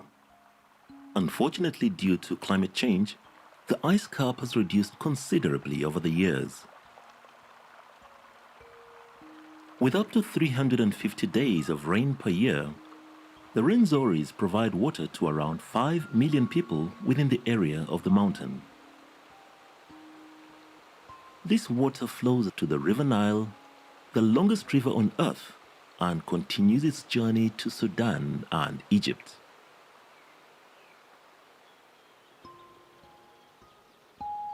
Locals believe Khaleesi is a spiritual entity helping human beings enter into contact with nature to discuss with the wildlife and the mountain directly. That's how the local community receives knowledge from the trees, all types of plants, and medicinal herbs.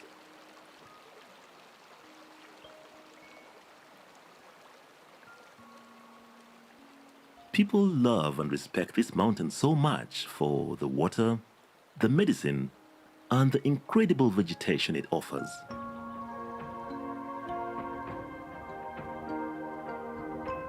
Rwenzori's glaciers, magnificent waterfalls and lakes make it one of Africa's most beautiful alpine areas. Uganda Wildlife Authority has been actively protecting the many endangered species within the national park, such as the blue turako and the three-horned chameleon. This unique biosphere is a true gem that needs to be preserved not only for the many endemic species it contains, but also for the local community, which directly benefits and lives from the mountain's gifts.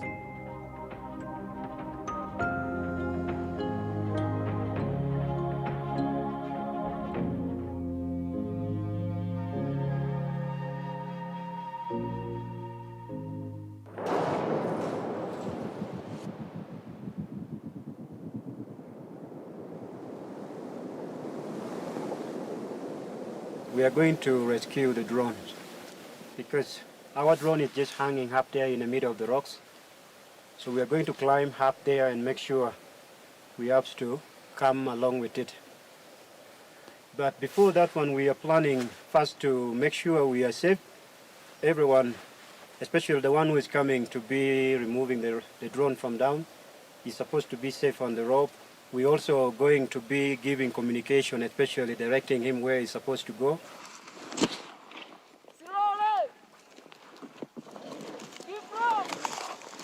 This rock is just having moss which are very slippery. They contain some water.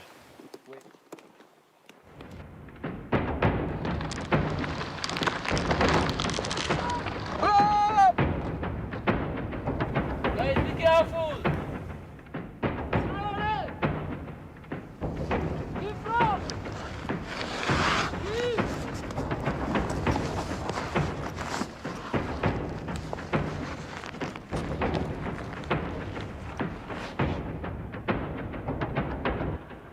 You're almost reaching.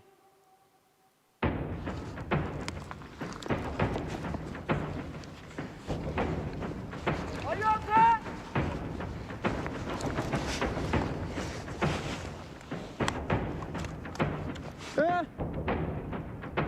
Have you got it?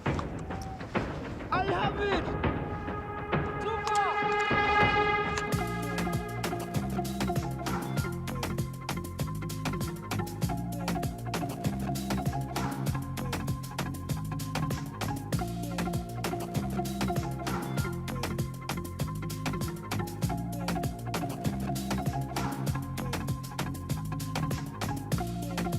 Carrying 50 kilograms. They are climbing. These are the porters. And these guys, they keep moving on speed. You think that these guys are immortal? They work with passion. They know every step, every corner. We are around 75 porters, including the guides. We are now 85 people in the whole group. Some of our colleagues have just arrived now from Hanwick's camp. They have given us information that our friends have just got stuck in the way. They have been weak. They have done a lot of work. They have moved long distances. Some are affected by altitude. So we are collecting ourselves together to rescue them.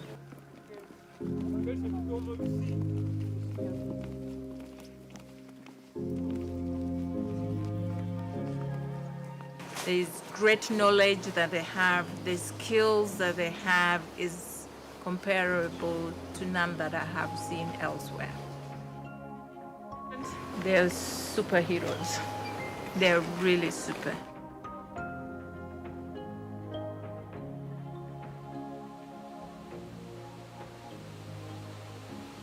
Many newly discovered waterfalls are tributaries flowing into the powerful Nyamukasani River that runs from the Rwenzori Mountains through Chalumba, Chondo, and Kisinga sub-counties to Lake Edward.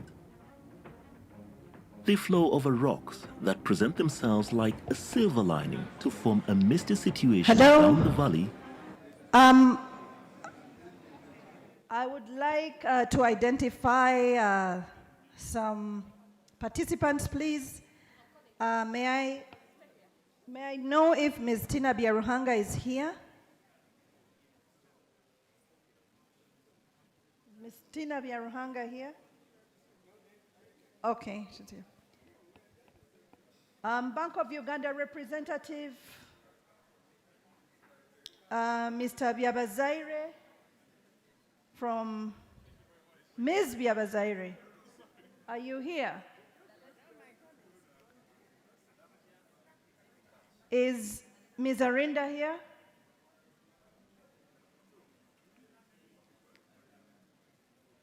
Could you join me, please? Just here, just right by the stage. Representative of Housing Finance Bank, can you also meet me here in the next 1 minute?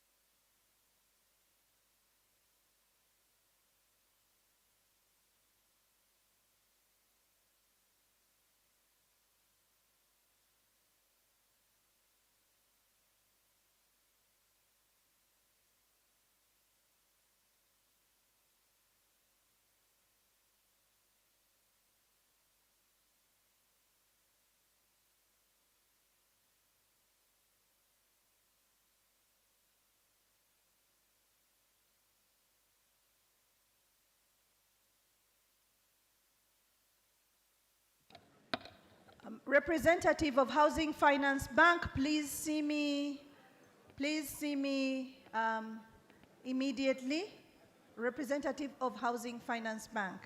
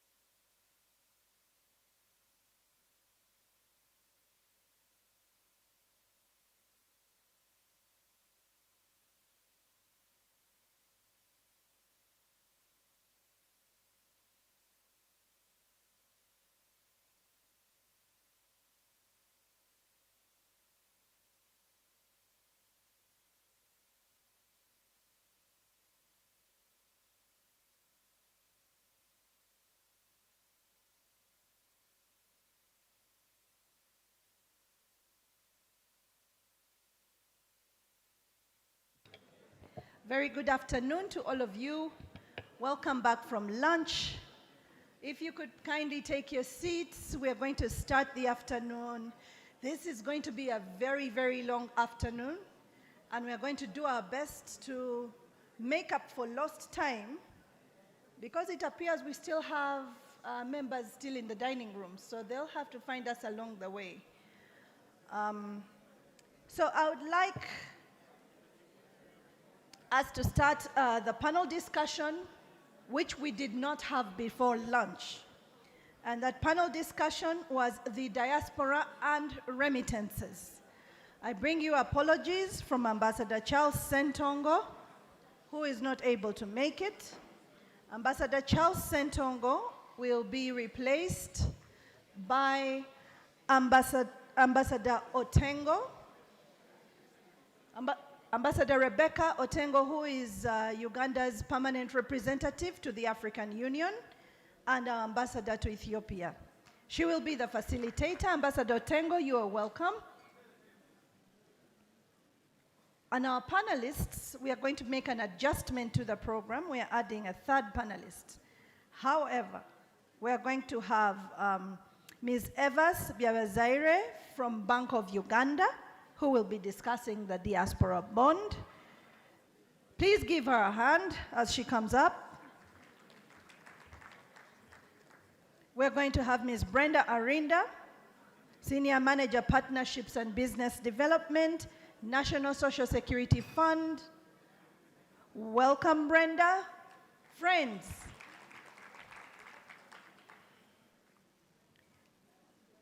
And we have a representative from Housing Finance, whose name I'll tell you in a second.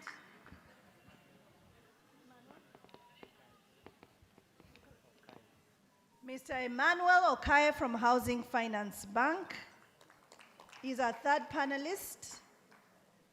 Welcome, our facilitator and panelists. We have a 40-minute panel in which we are going to discuss a number of issues that are financially related, including diaspora bonds, retirement savings, and retirement packages by banks. Ambassador Otengo, I would like to hand over to you now. It is 3:10, and at 3:45, I will indicate to you that we have to move on.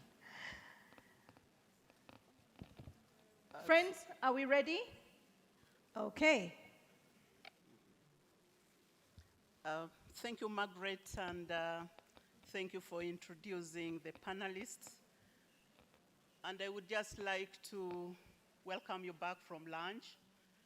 I hope it wasn't too heavy for us not to concentrate. What we are going to handle directly affects us, and if we are advised, then we can easily use it positively. Like you've already been told, the three facilitators are from very important institutions. One, Evas, is from Bank of Uganda, Diaspora Bond Department. And I think that is an area that the diaspora can take advantage of. Then Brenda is a senior manager, like you've been told, partnership and business development at the NSSF. It's also important to note that we have Mr. Okaye Emmanuel, and in a very special way, I want him to speak to us about how they can package some of the products for the diaspora, especially those who are retiring, so that we are able to benefit from what housing finance does. Allow me just to give some few ground rules. One, we are going to have presentations, and I would request you to be keen listeners. Don't interfere as they make their presentations. And please record your intervention, observation, and some questions as they make their presentations. And to the panelists, I would also request that after you make your presentation, when we have intervention from the floor, please take keen interest and record the questions and observations. Then we'll get back to you to have those answers, and maybe some of the information will just be augmenting what you've stated. Having said that, allow me to begin with Evers from the Department of Diaspora, Bonn, Bank of Uganda. Please, over to you. Thank you. Thank you, Ambassador. Good afternoon, ladies and gentlemen. My name, as has been mentioned, is Evers Biabazaire-Chwa from the Financial Markets Development Department at Bank of Uganda. I'm here with my colleague, Mr. Stephen Keijuka. Stephen, if you could stand up. Yeah, so I'm here with Stephen, and the reason why I've asked that he stands up is sometimes we find that we are not able to exhaust your questions here, but you can also reach out to my colleague Stephen, and he'll ably answer all the questions. So, so right now I'll be talking about the opportunity for investing in government securities. I know that on the panel, if you look at the topic, it's diaspora bonds, but I will come to that and explain why we're looking at government securities in general. So the presentation is supposed to be up there, but at the point that the media team is able to get it up there, they'll show you slide 3. Slide 3 is the look, I don't know if anyone can relate to that. So we've noted in speaking to some of the Ugandans that live abroad, they're very frustrated when it comes to investing back home, because they will send money and it will be channeled elsewhere. They won't get value for money. So what I present to you today is an opportunity for you to bridge that gap of distance, be able to invest back home, but in a safe manner, in a way that will literally let you sleep at night. So we spoke about many of the things in the next slide, which is the introduction. The earlier speakers did mention the importance of the diaspora. We're looking at you now as a central partner for development, because we've seen the growth in the remittances.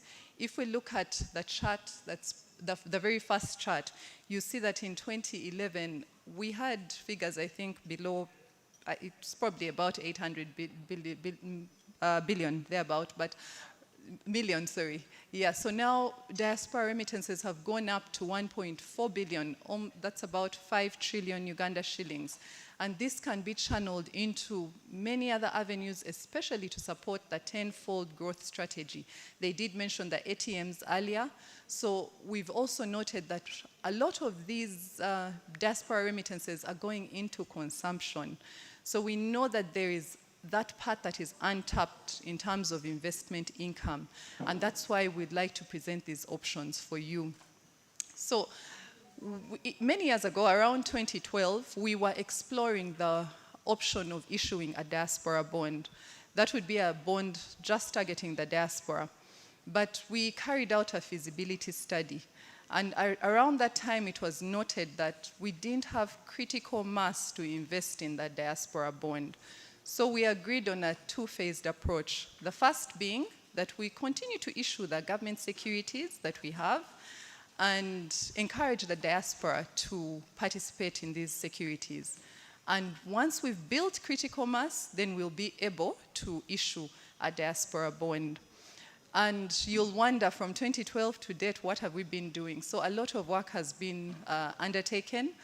We've also learned from different countries that have successfully issued diaspora bonds, like Israel. Israel, I think for 70 years, they've been issuing diaspora bonds, and they've been very successful. Nigeria has also issued, India has issued. So in learning from them, we've noted a few things that we need to pick up. One, we need to have a good database. And I know the minister, I think, also alluded to this, that it's important that you register. I know some of the diaspora not willing to register, but these numbers are very important, because even when we are looking at issuing these instruments that will be favorable for the diaspora, will need data. So we continue to encourage that you register because we need to have that database of the Ugandans abroad. Also, we know that it's important for us to have certain institutional frameworks also in place before we can issue. But one thing that was talked about by the representative from the from the PSST, he did mention that we now have Okusevinga. So I wanted to talk about that because Okusevinga is an opportunity for those with mobile phones to buy government securities. And you can do that in the comfort of your home. And maybe later on in the slides, you'll see how it's currently being done and why that intervention of Okusevinga was very important. So just quickly getting into it, into the next slides, I'll just be talking about this option now that's available for you as a diaspora to invest in these government securities. So we issue them, and they are for everyone, really. It's the Ugandans living here, those abroad. We have other offshores that also participate in them. So what are they? Government issues these to really for the budget, supporting the budget, infrastructure, a number of things. So they are in two types. They are T-bills and T-bonds. T-bills are shorter tenor, so you sort of lend to government money for a period that is less than 1 year, and interest is paid to you only once at the time that we call it maturity. So it's at the end of the life of that security. Those are the T-bills. So you can lend government money for 3 months, 6 months, and 1 year. Then the bonds are more long-term. The bonds are different from the bills because they pay interest every 6 months. And then at the end of the life of that bond, you get back your principal, but you've still been enjoying the interest payments every 6 months. So right now, this year, we issued a 25-year bond. So we have 2 years, 3, 5, 10, 15, 20, and now 25. The 25-year bond we've issued twice. Moving quickly to the next slide, just to show how you can invest. Currently, you need to have a bank account, and that's why Okusevinga is slightly different, because you don't have to have a bank account with a local bank here in Uganda. You will now, as long as you have a mobile phone, MTN, Airtel, you're able to participate in the government securities. So currently, you need a bank. We have Housing Finance here and many other banks that you can go through to be able to buy these securities. I'll just keep moving quickly. So what happens is, for you to also know when you can participate in these securities, on the Bank of Uganda website, we have a calendar that shows when you can buy the bonds and the bills. The bills are issued every 2 weeks, the bonds once a month.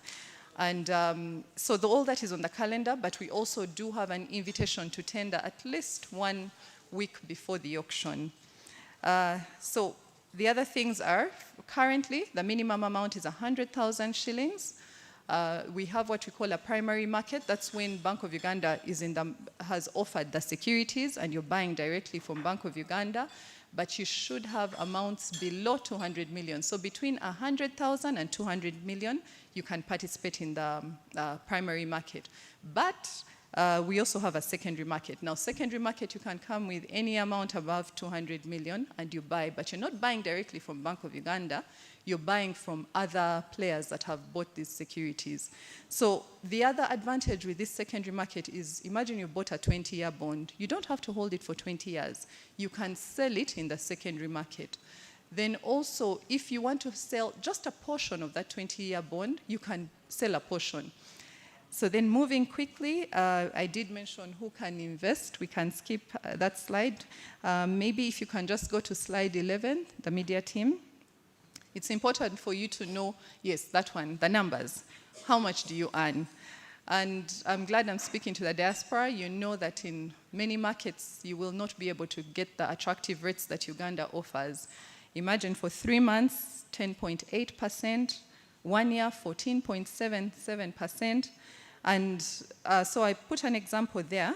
If you invest 50 million shillings in the 3 months treasury bill, you're able to get, after tax, there's a 20% tax, you're able to get 1 million, and for 1 year, you get 5 million. Let's say you've put 100 million, after 1 year, you get 10.3 million. So let's move quickly to the next slide with the bonds. Now, these are the bonds, the ones that will pay you twice. So with the bonds, every 6 months, if you've bought in Jan, the first payment of your coupon or interest, which we call coupon, is paid after 6 months. So you get paid in June, around there. So let's assume you've put 50 million. Every 6 months, if you buy the 25-year bond, every 6 months you earn 3.6 million shillings. So imagine that times 50, because remember, you're getting paid twice a year. And at the end of the life of that bond, you're also getting back your interest, your principal. But also remember that you could have enjoyed 2 coupons and you say, no, I want to sell it. You can actually sell it in the secondary market. So I've just put those numbers there for you. But maybe one thing I can highlight there, because I was looking at the 10-year yields in the other markets. The US, you're getting about, 5%, and Uganda is offering you about 16.9% for the 10-year security. So the rates are really attractive, and so we encourage you to invest. In the next slide, I'm just showing you the benefits, which I'm really coming to the end. So the benefits, why should you actually buy these bonds? One, diversification. We know that we shouldn't put our eggs in one basket. You should be able to diversify, because with the bonds, the interest that you get is fixed. From 1969, government has not failed to pay bondholders. Everyone who invests every 6 months will get paid on time.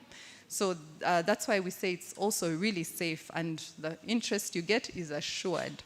Then, of course, the rates are very competitive, that I've already mentioned. Then maybe another thing is it can be used as collateral. Once you have your bond, there is no bank that will fail to lend you against that bond. So it's as good as land. You can use that for collateral. And then they're easy to liquidate. Like I mentioned, there's a secondary market. Anyone can buy the bond from you. And we've especially carved out around 8 banks that are mandated to buy your securities if you don't want to hold them to maturity. So as I come to the end, just one last one, Oksevinga. Oksevinga, you're seated at your home. Yesterday we launched it at the Ministry of Finance.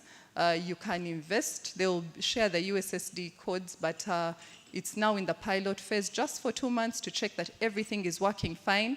Then wherever you are, because now you can access, you have access to your mobile phone even when you're outside Uganda. So you're able to buy these securities, and it will cut out the banks. Thank you. Thank you, Bank of Uganda. Maybe you could have noticed that Margaret has been moving around. So Brenda, I'm going to give you the opportunity, but probably you'll help us to save a bit of time. Thank you. Okay, good afternoon. My name is Brenda Arinda. I'm from NSSF, the National Social Security Fund, and I am honestly honored to be here, especially speaking to the diaspora out of Uganda. We have collaborated with the Ministry of Foreign Affairs, and I think I've participated in some of the conventions. I've seen some people from South Africa, and we have interacted therein. I will try and maintain the time by sharing a few slides, but for you to also remember what NSSF is about. So if you could, the media team, please expose my presentation. I will start by telling you about the numbers in NSSF. These numbers look sad, but we are also hopeful to change them and improve them with your support. Right now, our current membership in NSSF is about 2.4, close to 3 million. But not everybody is active in our database for reasons such as going to Diaspora. You are actively working and saving in NSSF, but for, they say, greener pastures, have gone to Diaspora and you're no longer as active in saving, and we still have your money. I actually encourage you to come to see me, to see NSSF offices. If you are in that category and you once saved with NSSF, to come and see if you can get your money back, especially if you've permanently relocated. So those are the numbers that we are currently with. Some are divided into the formal sector, but the biggest number and most recently is the informal sector that is growing every single day. I look back at the children, our children and the children's children are moving towards the informal sector because they want to self-develop, create jobs. Even us who are formal probably have some side business and we are informal in a certain way. But an interesting number for us today is the diaspora number that with a projection of 3% could close to 1 million and very many more out there. When I was in South Africa, I saw a magnitude of those in diaspora there and all the other respective countries. So this is a number that can grow, and I hope by our interaction today, you're able to transition into saving for your retirement with NSSF. If you can go to the next slide, these numbers have made us think differently, that we can not only operate in the formal sector and develop growth. So we have a vision for 2035 on expanding our coverage to 50%, Ugandans within and outside Uganda. And that's where we all fall, both in the formal, the bigger chunk goes to the informal, but also those in diaspora. We also have a vision of increasing our asset base. Currently, we're at 26 trillion Uganda shillings, and we hope by 2035, we hit the 15 trillion mark. That I am hopeful we shall achieve, because Ugandans know how to make money. We know how to hustle, we know how to bring it, and hopefully we can continuously learn on how to grow it and make it help us in our retirement. Of course, customer satisfaction. This comes with quick innovation, better ways. I usually get a question from the diaspora, is it still hard to get my NSSF? I'm here to tell you that it's very, very easy. As long as you hit the requirements, which we have narrowed down to just very few requirements, you're able to get your payment into your account. And if I had time, I would ask for some testimonies from the crowd on how long it took you to get your pension if you have claimed it. The next slide is, we then started thinking of feedback, and of course we have to go to the customer and ask them, what products can we give to you that will make NSSF relevant to your life? Some of the ages between 34 and below said for them they're mainly thinking about education, probably retirement, maybe capital to start my side business or my main business.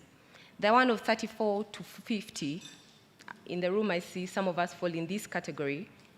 Some are thinking of retirement, others thinking of advancing their education, others thinking of housing because now they want to settle in their own homes, and then others are thinking of medical. The older age that is in retirement or approaching in retirement, their highest expense, if anybody can guess, is health, medical. There is another statistics that I've not shown here, but when we asked what is the most expensive expense in your old age, you'll agree with me that it is medical. So what does that mean? Immediately after COVID, and I want to appreciate all the stakeholders that participated in the amendment of the NSSF bill. Amendments were done. Amendments were done, and that's where people have to get their 20% at 45 years. But for me, the amendments that stood out that I want to highlight today is the reduction of the threshold. Before an employer, a company, would start contributing for its members if it had 5 employees and more. That was scraped off in 2022. And now if you have a company or operating a business that has even just 1 employee, the law mandates you to contribute to their decent retirement in NSSF. Another interesting amendment that I'm going to speak about today was it enabled the board to introduce new benefits that could be more relevant to the members that we saw earlier. And in the next slide, it enabled us to innovate, to think of products that are relevant to the Ugandan of today, that are relevant to the Ugandan in diaspora of today. Hence, the Smart Life voluntary saving. We have put some brochures on your tables, and I'm here with my colleague Yvette. If you could just stand up. We're here to support you enroll for Smart Life. So what is Smart Life saving for you in the diaspora? This is a voluntary saving product. It's meant to be as flexible as 1, 2, 3. You can do it at the comfort of your home. You can do it at the comfort of the palm of your hand. It's an opportunity for you to save for your retirement, but for you to set goals for your retirement. My colleague Ivas has just talked about saving for your bond. To hit that initial capital or the initial amount for you to buy the diaspora bond, we're providing you with a vehicle that can hold your money, invest it for you on your behalf, and when you hit your goal, withdraw it and go and buy the government bond that you've always wanted. I've interacted with those in diaspora that have money under their beds, that have money in their pillowcases because maybe they don't have, very true, they don't have a vehicle where they can save. It takes 1, 2, 3, and I'll show you how to enroll, and hopefully those that are not under Smart Life today can be able to enroll and start depositing for your goals. It's affordable, The minimum amount right now is 5,000. We hope that that can even be broken down. So even the market vendors, even the border riders, even you informal, but you're crossing into informal, it's easy for you to adopt the Smart Life. It's flexible, both in depositing, because you can use your mobile money, you can use your bank, but it's also flexible when you are withdrawing, because this is now voluntary. So even as you withdraw, you can voluntarily withdraw it. It's different from the mandated one, where you would have to wait for age and other conditions to withdraw. So it's very, very flexible and designed specifically for you in the diaspora. We give interest. It's daily interest, credited monthly. We are averaging 13% annually for that interest on Smart Life, and it's a compound interest. So I think this product will be able to support you plan for your retirement. Therein, you're able to create wallets and set goals that will support you. As I conclude, I don't want to leave you without acting. So if we can act, if you have a Google Play phone, if you have iOS, just download the NSSF Go app and be able to register for your Smart Life. If that's taking time, just scan the QR code on your screen and enroll for Smart Life today. And as you scan, let me tell you just a short story of a client I was once supported to withdraw his NSSF. He had close to $1 billion, and that was around October. In October, we paid his billion. This was my first billionaire, I will tell you, many years ago. But in about 3 months, he was calling me back to ask me, do you still have some money for me? Because he had withdrawn it. But when I went to realize, he hadn't withdrawn, he hadn't planned for his retirement. And that billion kept dropping to zero. So even as you save, I encourage you to put goals to your saving. If it's a government bond that you want to buy, stick to it, and Smart Life will help you lock it in. If it's the land that you want to buy back home, instead of sending the relatives who you may not be able to get accountability from and come back and there is no land title, save it somewhere. Then when you come back, purchase the land on your own. So with those few words, I want to appreciate you for giving me this opportunity, and hopefully all of you can save with Smart Life Flexi, and we are around to support you enroll. Thank you. Thank you, Brenda. You'll all agree with me that there was no way I could stop her. Emmanuel, can you pick it up from there? Okay. Thank you, everyone, and the invited guest. I'm called Emmanuel Okai, Housing Finance Bank. I manage the relationship of the diaspora clients. Maybe I would request the media team if you have my presentation, probably.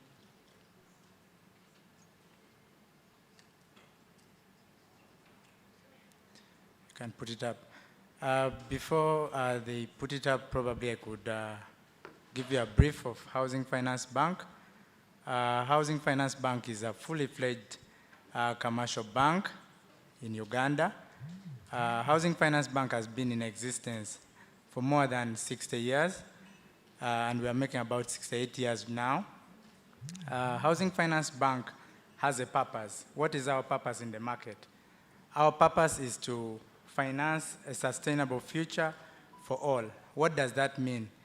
We are not only looking at an individual. We are not only looking at you and a friend, but we are looking at the generation that is coming. We are looking at the community. We are looking at your family. We are looking at your entire community in this.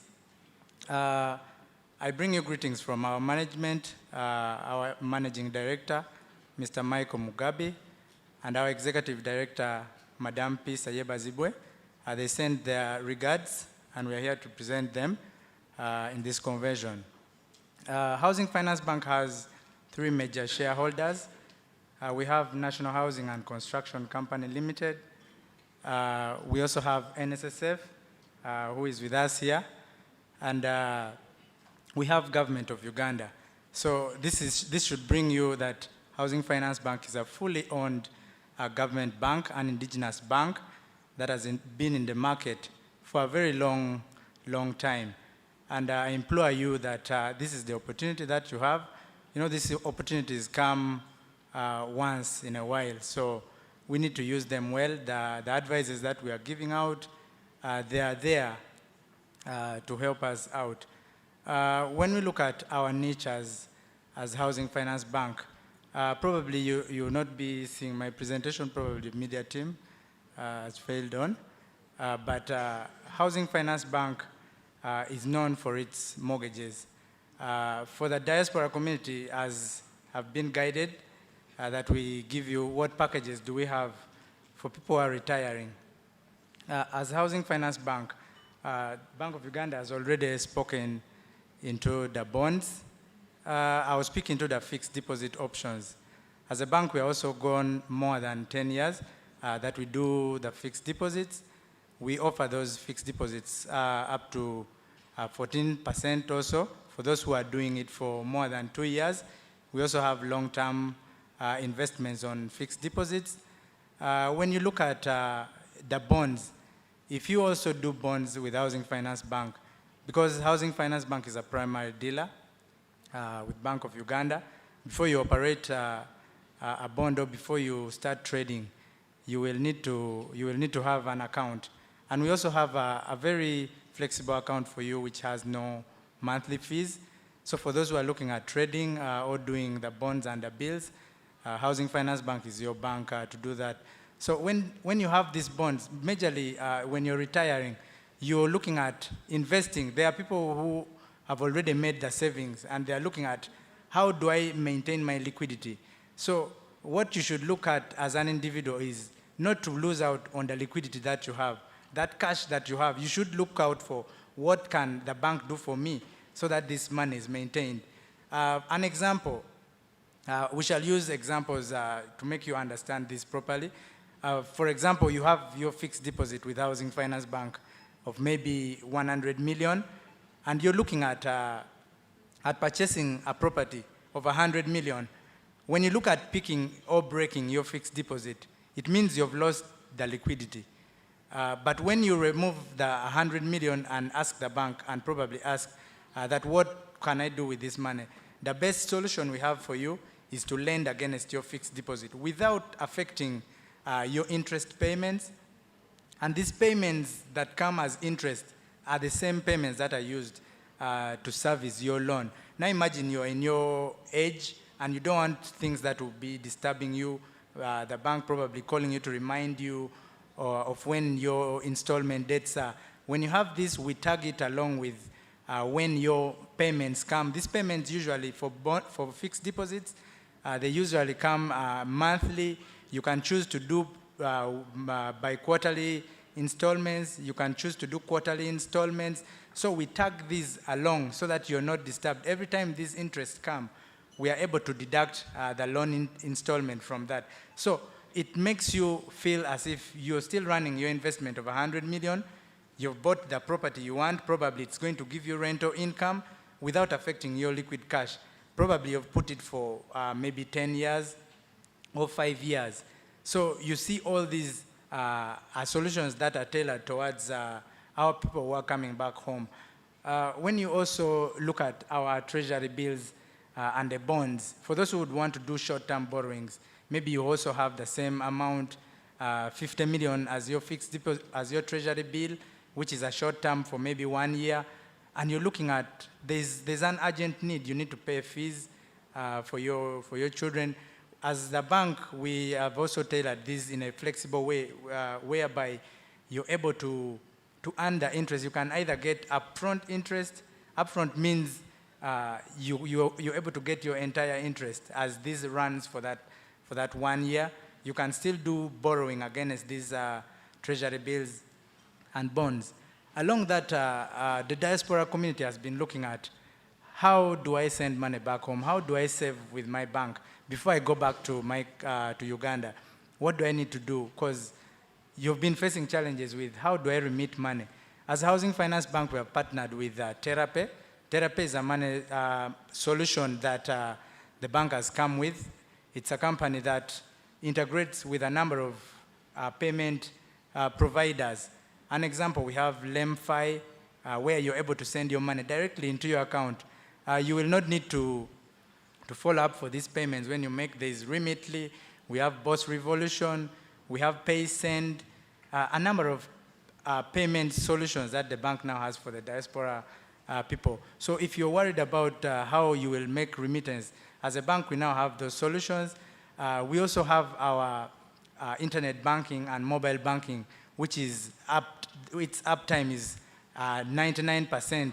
Now let me tell you that you're able to send money to anyone, as long as even if you're in the diaspora and you own an account with Housing Finance Bank, you're able to transfer money direct to any mobile money in Uganda. You're also able to transfer to any bank in Uganda. You're also able to do a number of standing orders with our online banking solutions.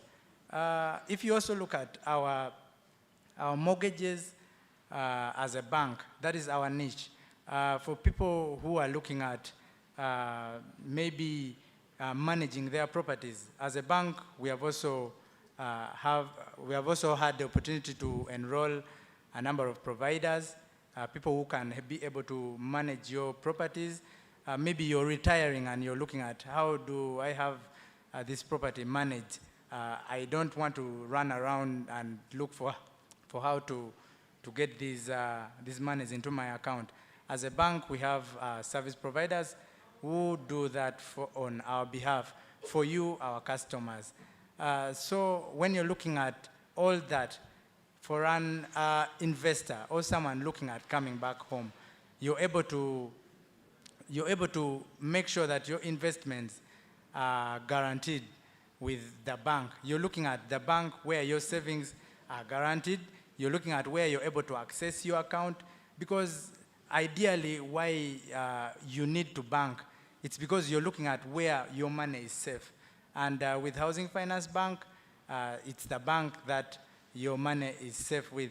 If we look at the mortgage solutions, there are people who already have houses, and you're looking at maybe borrowing against those houses. We call it an equity release, where you're able to release equity or get money out of your property.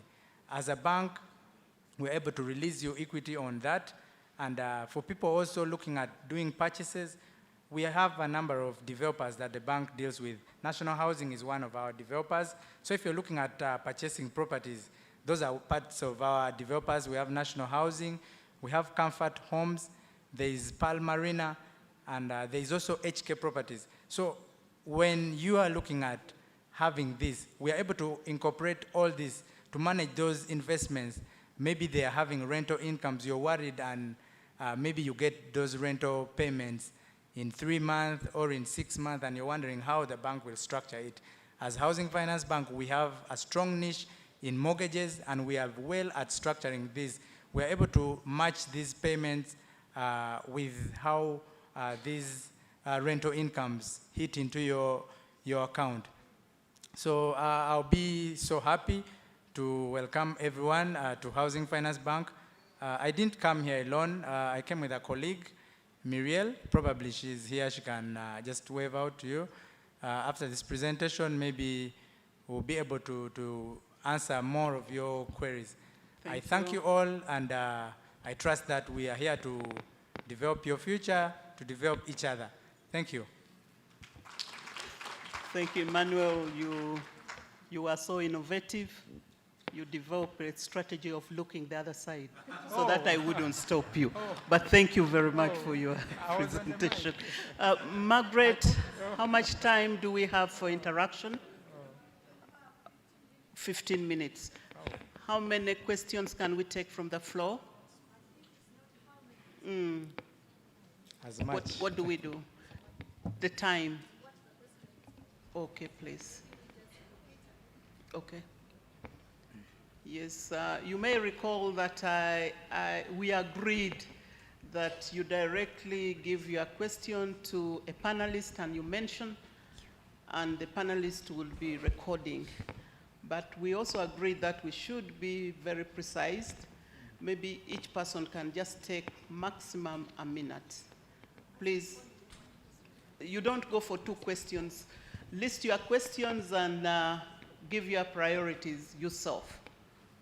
1 question per participant.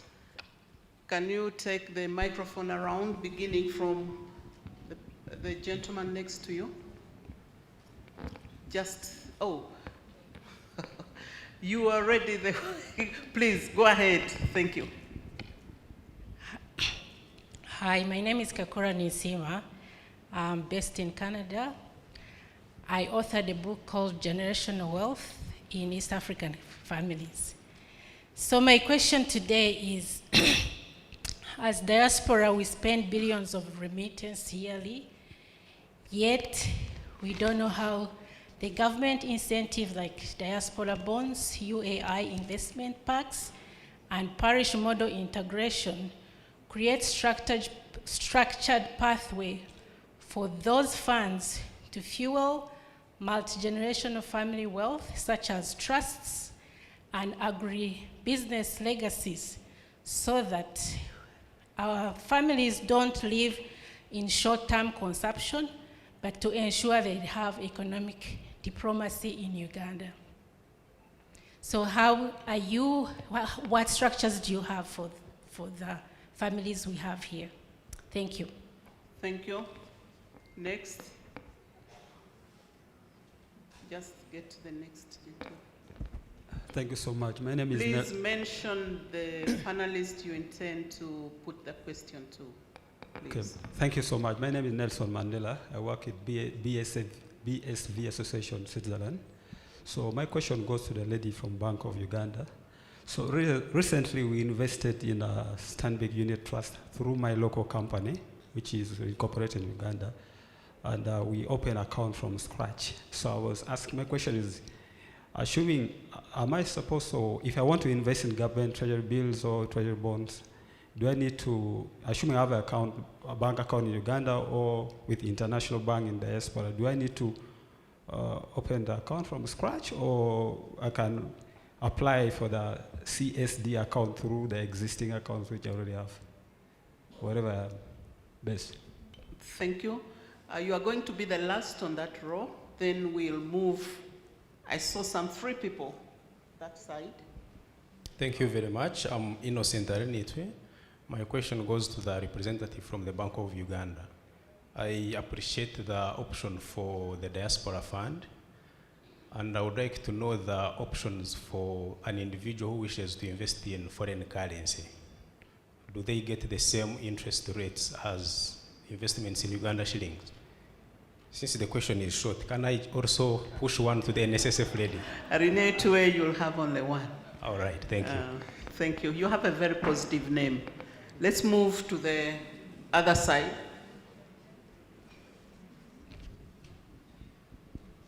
You'll pick 3 from that side too.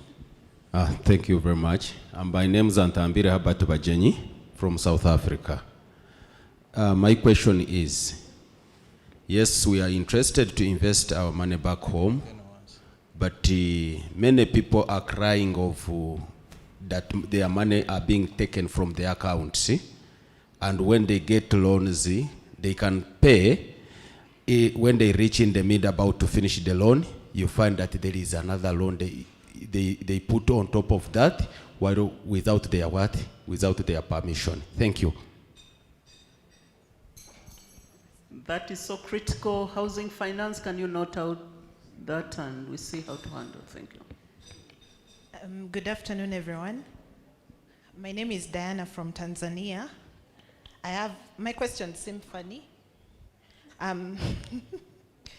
If I want to buy out of my bond before maturity, what is the process, and are there any penalties? Then in case I pass away before the maturity of the bond, can my family claim for it? Thank you. There's someone who has been... Yes. I'm so glad. I'm Kaboka Ronnie Case from East African Polytechnic College Chambogo. I'm an entrepreneur here in Uganda. Have an organization called New Order in Uganda, where we hold Mindset School Performing Arts. I trade in music, dance and drama and creative art, and I've been in Russia and in Germany. These people are willing to buy our talents and our creative products. Bank of Uganda, how can we partner up with you, we young people, who still have a belief in Uganda, that even creative art and talent is a way of living in Uganda. So, if you're giving loans, can you please stand also with us? We start up these schools of performing arts and we become professional so that we can relate on the worldwide market also. Thank you so much.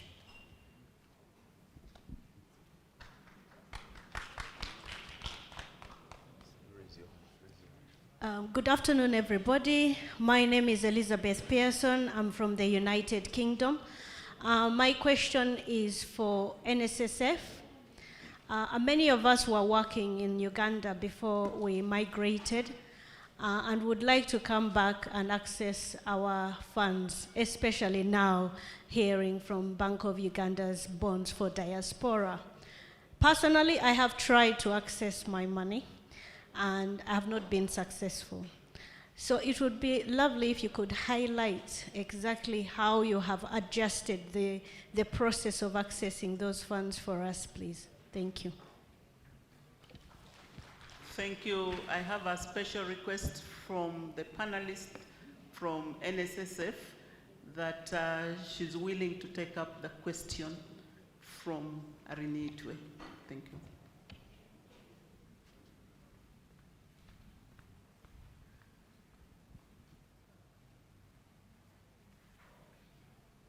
Thank you once again. The question to the representative from NSSF is about the interest calculation. We do accumulate funds monthly. When does a contribution be part of the calculation for the next interest? I saw my interest and I really didn't understand what happened with the calculation. Thank you. Thank you.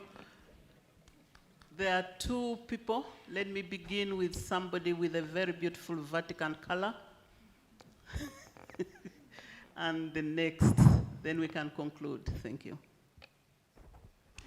Neyanziza bannange nze kankyuseemu njogere ku lulimi Oluganda. Amanya n'eddoboozi Kyandi Lusaala. Nze nga ndi mobilizer NRM Southern Sudan. NRM oye? Nina ekibuuzo kyembuuza muwala wange owa Bank of Uganda.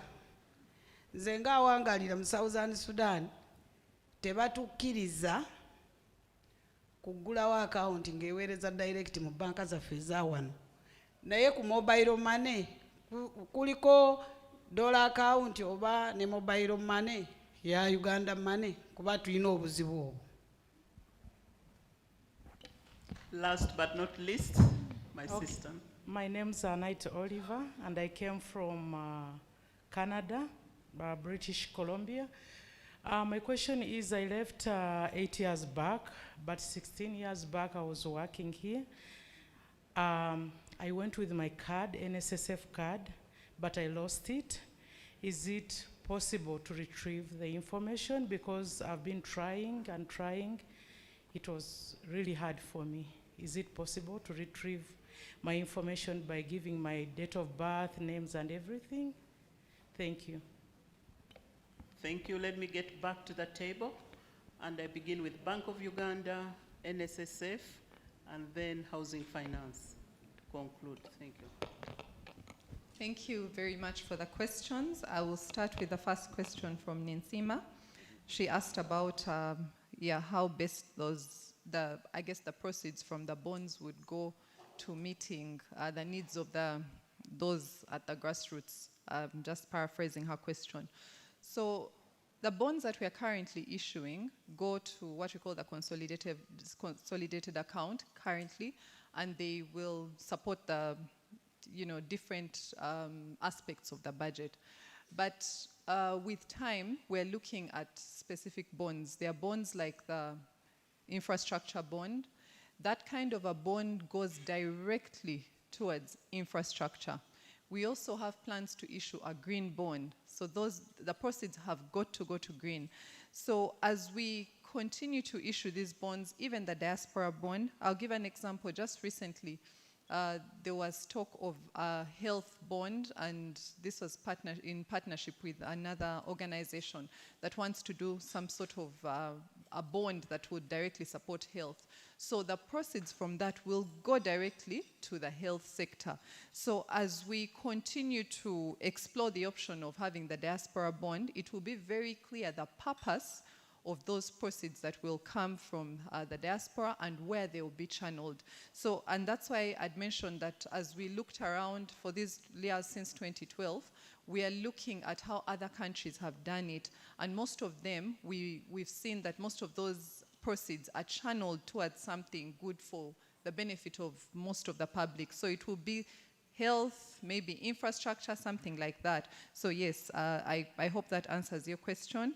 Then on the question of opening an account from scratch, if you have a bank account, then the CSD account is linked to that bank account because CSD account holds your bonds, but when we are paying interest, we have to pay into your bank account.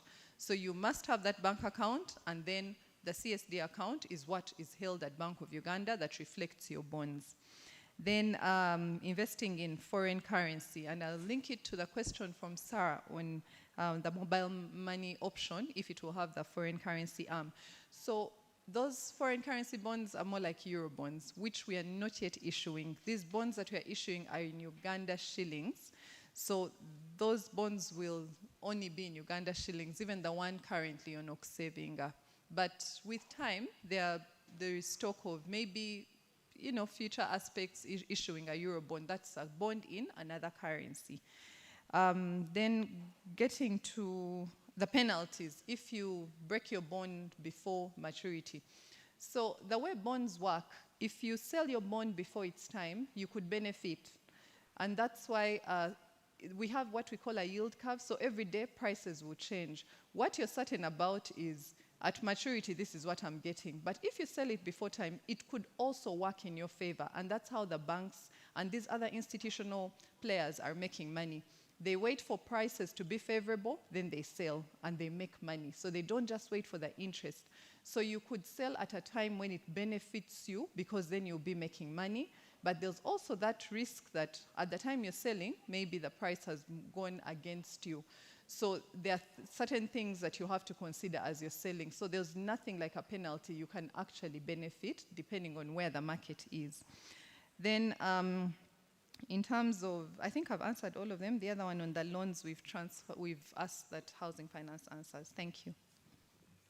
Brenda. Okay, thank you. I think I had 3 questions. There was a question from Elizabeth. How do I access, from Elizabeth in the UK, and maybe for many of us who have moved out of Uganda, we have a benefit among others that is called the immigration benefit. This is for Ugandans that once worked or served in NSSF Uganda, but have since moved permanently to another country. And when I say permanently, the most required or mandatory requirement is evidence or proof that you are a permanent resident in that country. For the UK, for the US, for the UAE, for South Africa, name it, there's usually a permanent residency card that you're given. So once you prove that you're a permanent resident in there, you're able to claim your benefit. So please take note of that. And you can claim this benefit online. You don't need to be back in Uganda to physically come. So please tell even your colleagues, your friends, your family that are not here, as long as you go to our website, but better yet, send an email to, so I'll just ask you to write, customerservice@nssfug.org. Please put in your claim, your query, and it will be resolved immediately. So yes, we do pay, and I apologize for whatever delay could have happened. So I will come and see you specifically, Elizabeth, just to understand your query deeply. The other question was on how interest is computed. So because we have 2 pillars on how we are saving, there is the mandatory that is meant for the foremost sector. Originally, that sector, and for you who are working, is 5% of your gross salary is deducted and credited to your NSSF account. Then your employer contributes a top-up of 10%. So in total, you're saving 15%. That amount accrues and earns an annual interest. Our financial year runs till 30th June, so that interest is declared around September, and you should be getting emails, messages, but better yet, download the app and you're able to track that interest backwards. On the Smart Life, because it's voluntary, because the goals are shorter, they are not tagged to the longer structure of age of 55, 50 on retirement, the interest is credited on a monthly basis, and the wallet is different. That interest is computed daily, but credited on a monthly basis, and averagely, because this product was launched last year in November, averagely we are doing about 13%. But that changes because the investment portfolios are then shorter to be able to meet the return. So I hope that brings a bit of clarity. To Olivia, who lives in Canada, who lost her card, right now we do not give you cards when you're a new member. The national ID is sufficient. And for those that left with your NSSF number, it doesn't change. You register once. So I think my colleague has actually retrieved your details. If not, before we leave, we're going to retrieve your details. But as long as you come with your name and an ID, could be national ID, could be your passport, we are able to trace your number and even give you your balance. In the event that you're not able to come to our office, please, please, just download the NSSF Go app on your phones. It's very easy, very user-friendly, and you're able to log in. Even if you lost that phone number, you can register your email and you have access to it and all the products that I'm sharing. So thank you once again for the opportunity. Thank you, Ambassador. Thank you, Brenda. Emmanuel, can you conclude? Okay.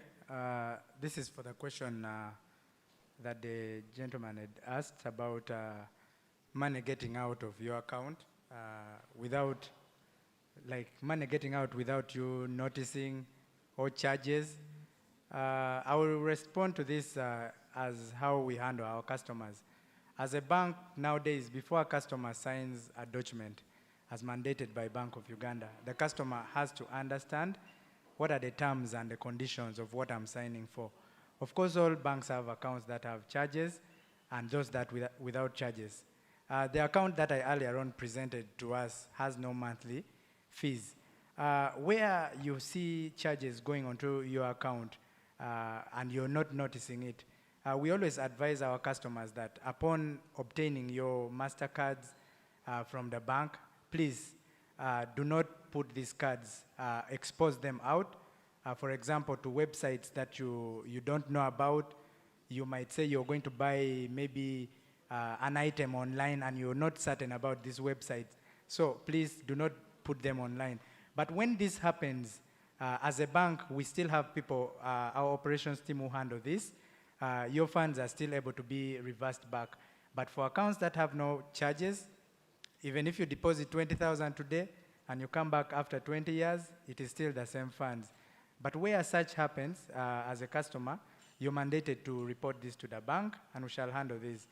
On the other question for the loan also, where you're able to come and do a redemption of your loan, or you know that your loan was supposed to end today, but again you get another schedule that this loan is running for another 2 months.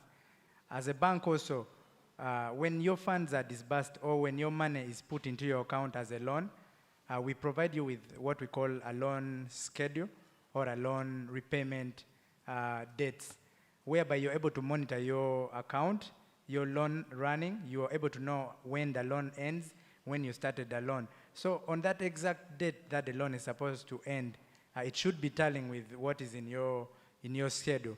So for my customer there, please have confidence that now the bank is so compliant with Bank of Uganda regulations. So in case you have any charges that are passed to your account and you're unaware, you're mandated to report this, and the bank shall investigate, and your funds are reversed. Thank you. Thank you so much to all the panelists. I would like to say that you've been amazing, knowledgeable, and we've benefited. like they always say that knowledge grows and learning never stops. I think they deserve our appreciation. We can do that by clapping to them. Thank you, thank you, thank you very much. Finally, Margaret, before I leave the stage, this is personal from me. I think what we've benefited from since morning shows that there's progress in this country. And this progress has come through stability and leadership of President Yoweri Museveni. I never apologize for supporting him, and I just pray you join me and speak to your family members so that we can protect these gains. Thank you. I've been reminded that there was some question that should have gone to gender. Would you like to recall it again?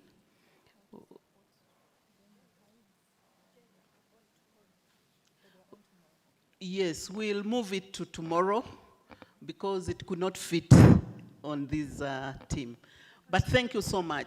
On the 15th, we are going to celebrate when President Museveni is announced as a winner. Thank you.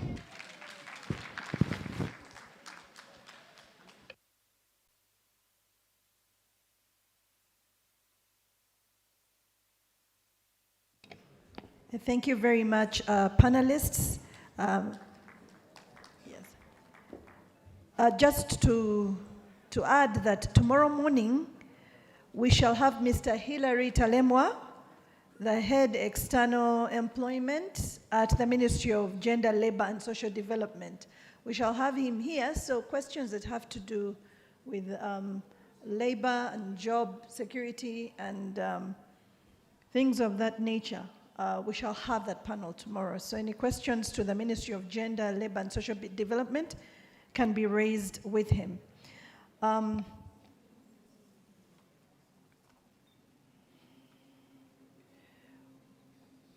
It's now 4 o'clock, and today's panels were supposed to end at 4:30. So we are going to have some very, very, very short panels this evening so that we can still end by 5 o'clock. I would like to invite the next panel discussion, which panel discussion is going to be divided into 2 segments. The panel discussion is on sector-based discussions by the diaspora, expectations from the government in support of the Ugandan diaspora. And our facilitator is Ms. Tina Byaruhanga from International Organization for Migration. Please give Tina a hand, clap as she comes in. Ms. Byaruhanga is going to have a first panel, very, very short first panel on ICTs. And you're welcome, Tina. And for that first panel, I'm going to invite Mr. Edris Sentongo Chironde from the United States, Dr. Dennis Aguma from the United Kingdom, Dr. Steven Musana from the Czech Republic, and Mr. Douglas Saturday from the United States.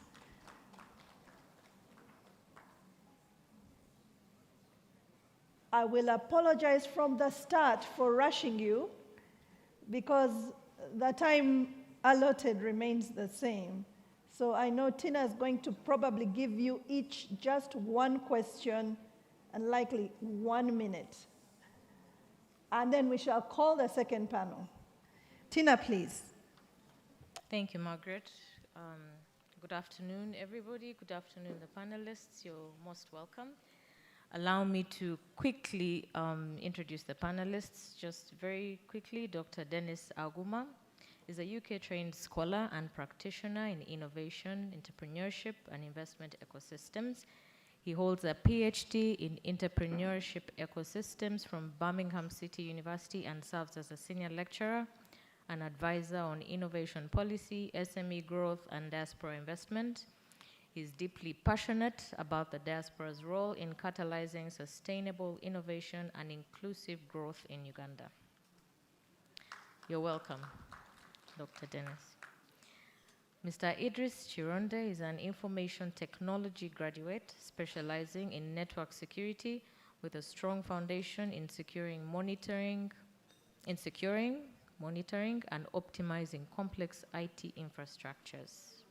You're welcome, Mr. Chironde.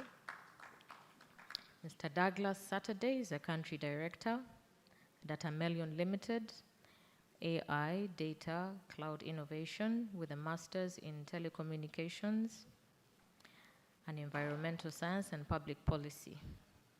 And finally, Mr. Musana, you are welcome. Mr. Saturday. Mr. Musana is a senior IT and digital workplace executive with 16 plus years of experience leading enterprise IT services, digital enablement, and operational excellence in global regulated environments. He's currently Associate Director, Digital Workplace Services at Novartis Pharma. You're welcome, Mr. Musana. Allow me to move into the questions. We're going to have a set of questions, gentlemen, and then open up the floor for some brief discussions in the interest of time. Right now, we're going to start with Dr. Dennis Aguma. I think we've actually had some conversations in the diaspora engagements which we had online, so it's such a pleasure to actually see you in person. Thank you. What gaps in the ICT sector do you see? We're having, just to once again explain, the conversations we're having are sector-based, and that is why you'll hear us sometimes referring to particular sectors when we're actually engaging on the conversations. But in the next panel, we will have this panel, and then we will close this panel, and then we will have another panel that will then come on, where we will then open up to then talk about some of the other sectors that will be addressed by the panelists who will be up here with us. But for now, this panel is actually going to address ICT as a sector in particular. Not that the other sectors are not important, they're all important. So Dr. Dennis, what gaps in the ICT sector do you see, and how can diaspora support government to cover these gaps? If you can please highlight about 3 of them. Thank you. Thank you very much for having me. First and foremost, just to thank the organizers. This is the second time I've been here, and I must say that on this occasion, you're more organized than the first one, so a huge round of applause.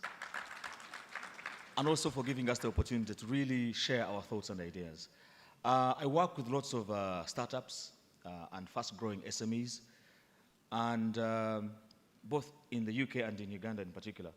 One thing that maybe doesn't make me lose sleep, but I am interested and concerned about AI. And most recently working with Ugandan startups, we are beginning to see traction in that direction. And as the government is thinking about this 10-fold growth strategy, innovation is the solution. Holding other factors constant, the only way you can catapult this economy is by unleashing innovation technology. And at the moment, we're seeing a lot of progress in AI and the ability of AI to literally catapult economies. And the way you do that is you deploy that for startups, you deploy that for SMEs, you deploy that even within government.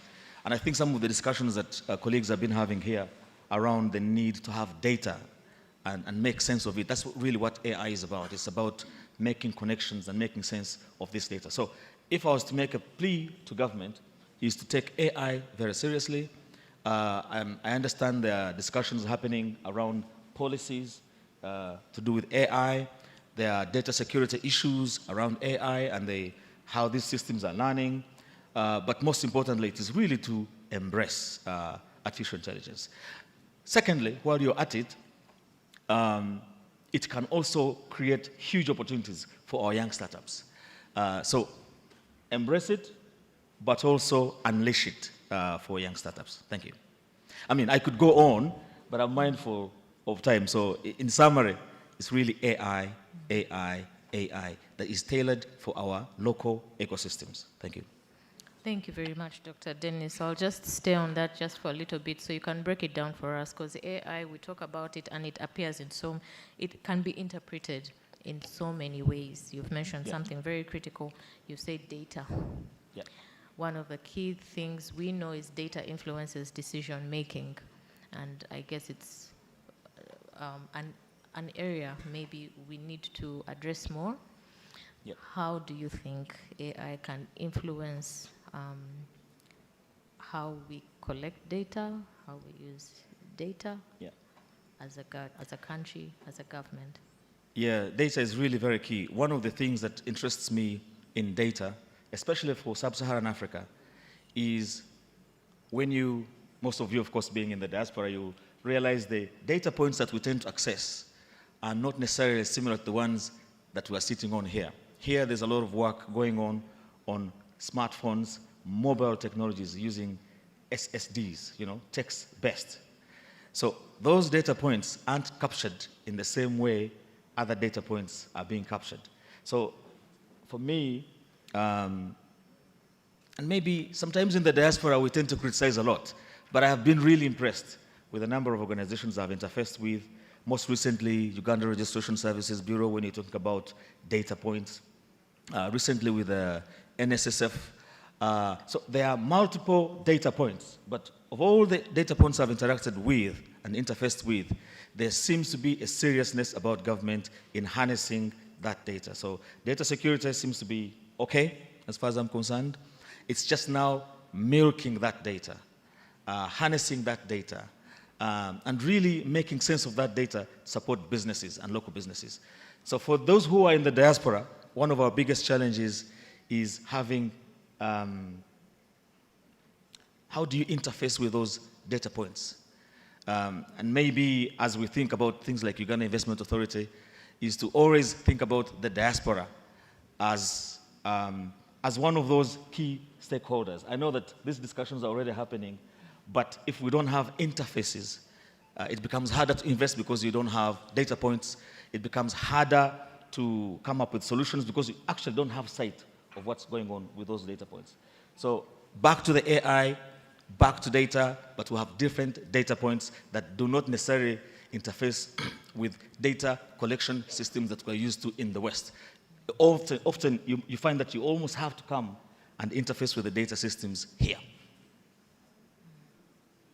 And that can be a challenge. Thank you.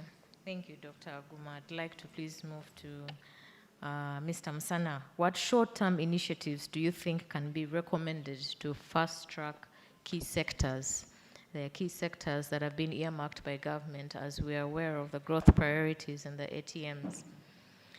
How do you think we can leapfrog, so to speak, as a country through short-term initiatives? I'm sure there are long-term ones, but would like to know, are there any short-term initiatives that you think we can deploy as a country? Yeah, thank you for that question. So I agree with the professor here. AI is the most important thing right now. But as a country, I think we're lagging behind a little bit in many things that maybe we may not right now shoot for AI, but we need to work on some of the ground things. For example, AI requires certain types of devices to work well, but we see the cost of phones is very high, and at the same time, we've banned the importation of used devices. So what we are left with is some of the cheap options that most people can afford, but those options are not really very good for AI. So I think we need to look at that to see what can we do about that. Do we make exceptions? Do we have some government programs that maybe support this sector a little bit better than it is being done today? The other thing is the data is again getting generated a lot. And I think Uganda, unfortunately, we get a bad reputation for some of the data we put out there. TikTok has highlighted that our data is quite offensive. We do have regulations that are helping with that, and we need to enforce that a bit more. But I do see opportunity in the fact that we're a young country. A lot of young people are engaging with ICT, but they need guidance. They need a little bit of help to get it right. And I think the diaspora community can help with that. But we need to be organized. You know, individually we might have ideas that might help, but we need some kind of mentorship program probably in the short term. And then in the long term, we might think about other things like how can we tap into ICT instead of maybe just exporting labor to you know, some of the countries we're doing. We can export labor while staying here. A lot of young people now can work online. They just have to have the skills, and they can earn in dollars right here in the country, and that money can go ahead and support the economy in a much more way than for example, we're doing currently. Thank you. Thank you, Mr. Msana.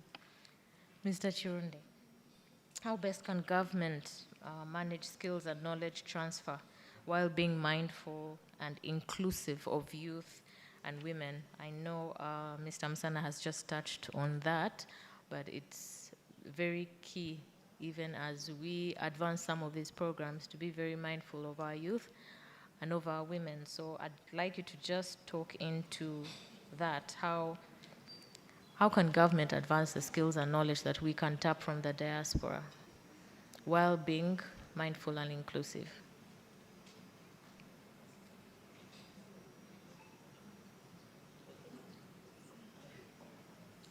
What, was that my question?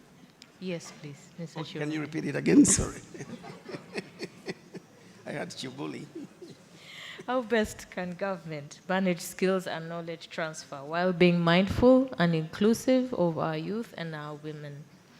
A previous panelist had just hinted on some initiatives he mentioned that would be very inclusive and very good, and how we can leverage the energy and the brains that the young brains that we have. So that was already a pointer for us, but we would like to make sure that in the initiatives we're saying AI and all these things, how are we being inclusive? Thank you. Through research, I found out that the government of Uganda is actively developing an AI national program with ICT. I think it's going to be launched. They were supposed to launch it end of this year. And right now, we do not have enough skills to integrate AI into the government program, even for the schools, so they can introduce, like every tertiary institute, universities, to be kind of like AI to be a mandate that everybody should take it, because if we don't, you're going to lag behind. For me, not only women, the youth, even adults, because now AI, there's no age. They have to develop even ethics to use the AI, not to abuse it. Right now, there are so many things which are being misused. You find somebody's face or even the voice, which are AI generated. So the government can come with guidelines and create guardrails to save those youth. Again, as somebody said, you cannot utilize AI without the data. So for me, my suggestion would be creating those data silos in every district, or regionalize the data silos so that everybody has access to utilize AI. Thank you. I think the buzzword is AI and data already. Mr. Saturday, what are some unique initiatives that we can borrow based on your experience as a diaspora that can facilitate meaningful?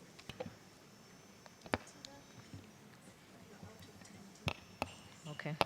Mr. Saturday, I've been informed I'm out of time. But what are some of the unique initiatives that you've seen work in where you are as diaspora in your current country of residence that can be used to facilitate meaningful diaspora engagement? So this is not just about government, but how do we work better with you using information technology? Well, thank you for the opportunity. I think when we look at the grand scheme of things, when we talk about connection and getting together, having that streamlined operational area where we meet and discuss important things around technology, we are talking about data. Data, data, data equals AI. Now, we talk about large language models, which we utilize to create that possibility. Make sure that we have that generative, pre-trained transformers that allow us to communicate and build more actionable data. Now, what is actionable data? Imagine today, from 8 a.m., everything that you did in unison or at an individual level, whether you went to the bathroom, you went for lunch, you did a tea of sugar, one spoon of sugar, that is data. Being able to track that from morning to the end of the day so that we can inform the next convention and what is required for it to run effectively. That's what we are looking at. Now, from the side of communicating, transferring information or working with abroad or in the US to Uganda here, I work with Data Melon. I'm a country director for Data Melon here, and we are the premier partners of AWS, Amazon Web Services. Now, having Amazon Web Services, what does it mean to the country? It means building the small companies, startups, allowing them access funding so that they can move workloads into instances or workloads into cloud. That is an opportunity that we take as a country when we allow bigger conglomerates like Amazon to work with us. Do we still have the challenges of not knowing what is going to happen to the transformers with the UEDCL? We have that predictive maintenance to know what's going to happen tomorrow utilizing the power of AI. So in short, we have access to work with the data. All that can only be done with the data. We're talking about ETL, extract, transform, and load. What are you loading? What are you extracting? So what I would ask for the government to take on now is to start looking at identifying that critical data and putting it in a centralized space where we can extract it easily, look at it, and then load it where we need it to be, especially within the space of the cloud innovation, cloud migration. Thank you very much, Mr. Saturday. Thank you very much, gentlemen. Unfortunately, we're out of time. Margaret, I don't know if I can take any questions from the floor. No? Okay. Thank you very much. I'd like to...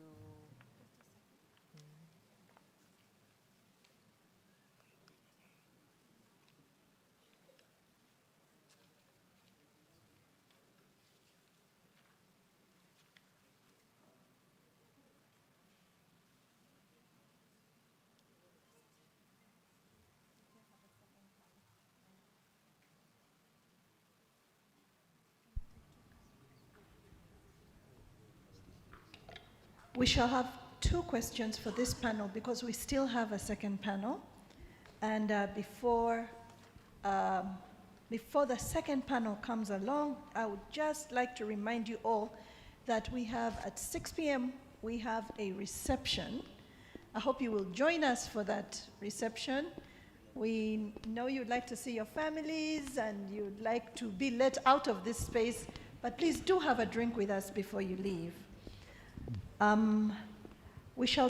Let's take 2 questions for this panel because we have another panel after this one. Okay. 2 questions. If it's okay, I'd like to have gender balance, so I will please pick one gentleman at the back. Good afternoon. My name is Abe Gwambade from the US, AI, cloud expert, that whole kind of thing. I do have a question. You've mentioned the data, the translation, all of those things. One of the biggest things we're suffering with in the US is actually sanitizing the data, right? You train the AI, but if it gets bad data, it gives you bad results.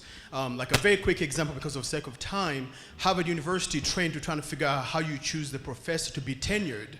And no matter what data was put in, the system kept saying white male, right? So women were excluded because the history was they didn't hire black people, they didn't hire males. So anytime a white male got some kind of something, they automatically got tenure. So their system was bad. And one of the things we're trying to deal with the African community is there's a lot of history. Let's say, for example, in Uganda, between the different kingdoms and whatnot, right? So there's a lot of data that's not necessarily great for AI. We've tried to train some systems. So if the Baganda had some issue in the 1800s with the Basoga, they said something that gets into the data, and then that becomes historical data, right? So what we're trying to figure out is how do you plan as far as a country with such diverse customs, diverse languages, to sanitize the data before you load it so you actually get accurate information that you can act upon. Thank you, Dr. Gwayambade. You didn't identify who that question is actually being addressed to, or Mr. Saturday? Yes. Yes. Thank you for the question, great question. Just like I did a little talk about the importance of data, but also we need to know that data is industry specific. Now, can we collect data and have it accumulated without creating specific columns for that data to be uploaded or loaded into a specific area where we need it? The confusion comes in where it's a collection of every fluff, and then you have the responsibility to clean the entire thing that has been brought onto you. But if we create a system where data is derived from particular areas and identified to be from that area, it becomes easy to extract, it becomes easy to process, it becomes easy to load on any instance where you want it to be, to utilize it for actionable, say, results. If you need to see things that you need to very quickly, then you should have that access. So I think earlier on, we should have the capability to set it as we need it earlier on, so that we don't have a mix-up of everything that we think should be coming through because it's data. It's not. It's not data. To make sense of it, we need to make sure that it's identifiable, we know the source of it, what are we going to use it for? Maybe just to add on that one, you raise a very valid point, and I think at the beginning when I mentioned AI and data, the two are like cousins. And with IT and data, there's this jargon of JIGO, the JIGO principle, garbage in, garbage out. So a lot of these large language models that colleagues are talking about, and this is where we get into the ethics of AI. A lot of them have been trained obviously on data that is not necessarily Ugandan or sub-Saharan African. So part of the research we do around entrepreneurship ecosystems is making sure that these things that we are hearing about or learning about or using in the West, that when we try to deploy them here, we are cognizant of the local ecosystem within which we are operating. And when I mentioned earlier that the type of data and the interfaces that we have with this data, if it is SMS-based, it might be hard for you to extract that for these large language models. So there's need to tailor these solutions for our local ecosystem. We could be here all day discussing this back and forth, but suffice to say, it's a very interesting period to be alive. And those countries that harness AI and unleash its full potential will see immeasurable, not even just countries, but even businesses and individuals. We're seeing a lot of effect in research, in academia. We're on the cusp of a very interesting period in human history. It's a great time to be alive if you're interested in technology. Thank you, Dr. Guma. Mr. Saturday. Dr. Gwayambad, I'd like to please arrest this conversation before it gets any more technical than it already is. Thank you. But we believe we're on the right track, and that's why we need to keep these conversations with Diaspora open, so we take those big ideas and we customize them to actually work for us. Thank you very much. I'd like to take a lady, but I see this. Yes. Thank you.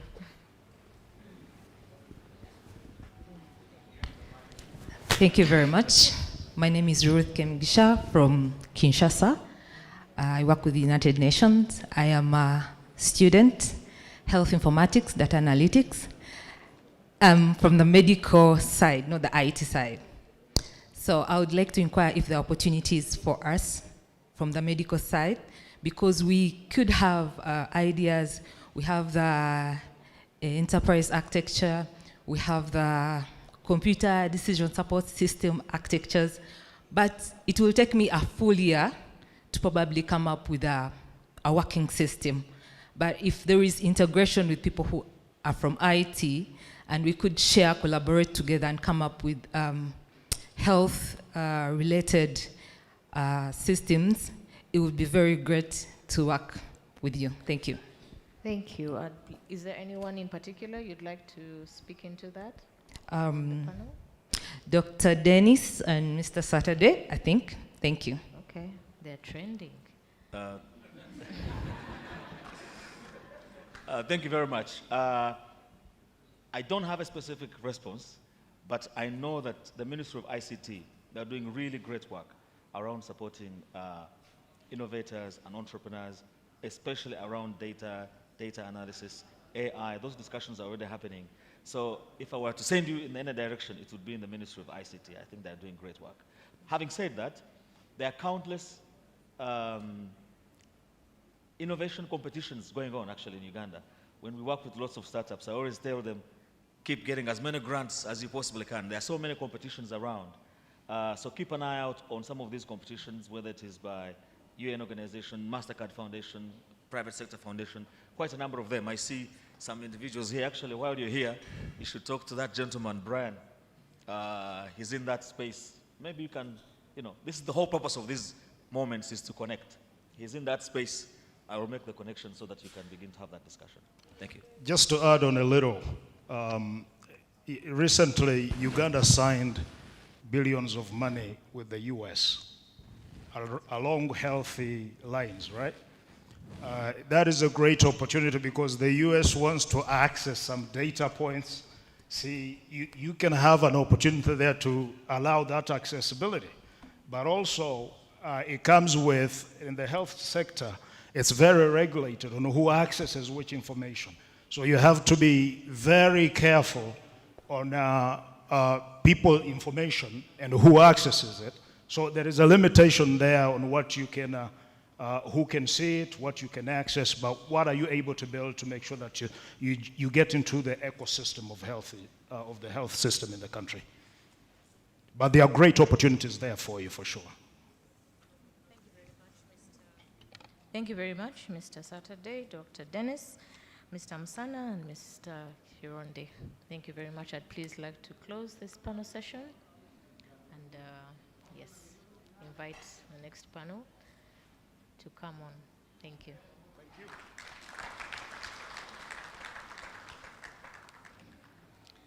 So I'd please like to call the next panel of professionals who as well will speak into multi-sector best recommendations for government. I'd please like to invite Mr. Badru Ntege. Allow me to quickly read his profile. I'll keep it short. It's quite lengthy, and I'd like to apologize in advance to the next panelists. I'm going to cut up this a bit. Mr. Badru Ntege is a diaspora entrepreneur and digital transformation leader, bridging UK-Africa commercial diplomacy. He's a UK-trained engineer and technology entrepreneur, over 20 years of professional experience in the United Kingdom and nearly 2 decades building high-impact businesses across East and Southern Africa. He's a group director at NFT Consult, co-founder of Click World and founder of MediCloud One. Beyond entrepreneurship, he serves as vice chair of the Presidential Investors Roundtable for ICT, sports creatives, as well as a governance role at AfriNIC, the East African Science and Technology Commission and Private Sector Foundation. Welcome, Badru. I'd please like to invite Ms. Sylvia Kacho. Sylvia is a distinguished Ugandan American, global leader and social impact strategist whose work spans civic leadership, youth empowerment, education, healthcare, and international development. Sylvia, you're welcome. Sylvia is an alumni of the Young of Yali under the Civic Leadership Track, a flagship United States government program. Her global advocacy includes service as a United Nations Global Youth Ambassador, and she serves as a second delegate representing Len County within the Republican Party. So again, I'm also chopping up her CV, but please believe me, these people are very serious. The CVs are quite... And I'd also like to invite Mr. Albert Mwebaze, a public health consultant in California, the United States. Mr. Mwebaze, you're very welcome to join us. He's a Ugandan by birth, equipped with over 18 years of experience working with innovative health economics, reproductive health, and human nutrition interventions. He's worked in Uganda, Kenya, DRC, Congo, Zambia, Tanzania, and several other places. You're very welcome, our panelists. I'd like to please dive into it, considering we don't have that much time. I'd like to start with Mr. Antege. I'd like to ask, what areas do you think Uganda is getting it right when it comes to diaspora engagement, and what areas do you think can be improved? You can press, yes. Thank you, and good morning, and good morning? Good evening. After, yes. The day is gone. In terms of what areas...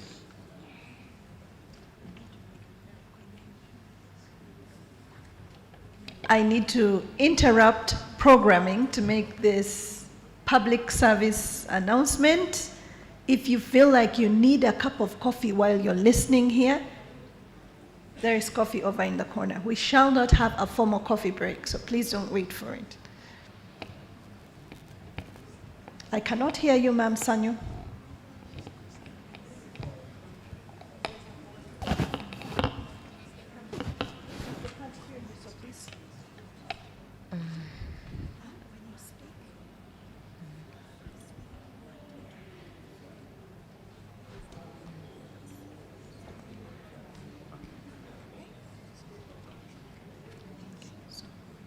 Yes, please.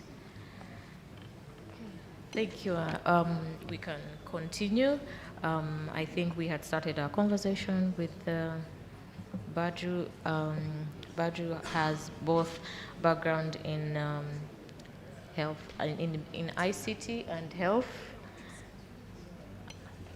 My kind apologies. I hope that is better. Okay. Badru would please like to know, in what areas is Uganda getting it right when it comes to diaspora engagement, and what areas can be improved? Thank you. I think the fact that we have a room full today is the fact that there is something right happening. The first thing about it is we have to have the conversation, and then from that point we move on to the next level. If I can just follow on to that question and just raise a few, with your permission, I just want to engage the audience a little bit from the health perspective, because health is not only our end, but also everybody in this room has loved ones back home. True? Now, how many doctors in the room, diaspora, or medical operatives from the diaspora? So, and we all know that most of our best doctors are out there. We have good ones, but most of them have traveled there.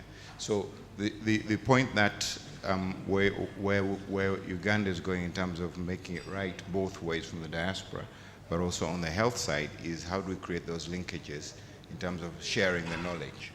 And with your permission later on, I can talk about what we have been discussing with Uganda in terms of how we can utilize the skill sets outside there to actually be able to enhance what we're doing in Uganda.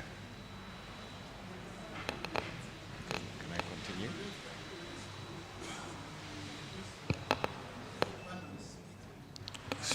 I think the mics are tired. Is this better? Okay. All right. So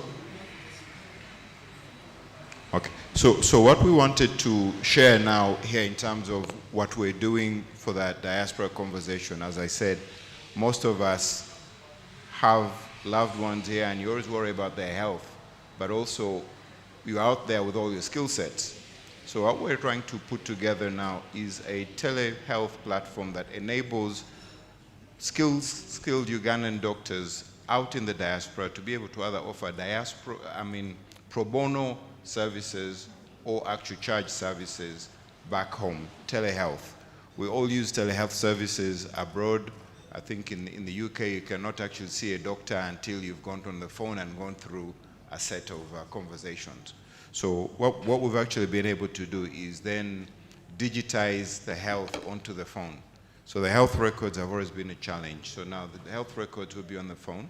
There's a platform that we've built called MediCloud One, and we're actually in clear conversation with the Ministry of Health and Government to say how we make that happen. And we're trying to make sure that we do it a lot around from the private sector point of view. Then the point of imaging, we all have challenges trying to get our loved ones to get an MRI or a CT scanner, and then we get then getting the studying. So all of that now is possible, but now from the diaspora point of view is how do you now make that conversation? Unfortunately, we have a shorter time, so we can have a conversation off the panel, but we did have a PowerPoint that we could share with you.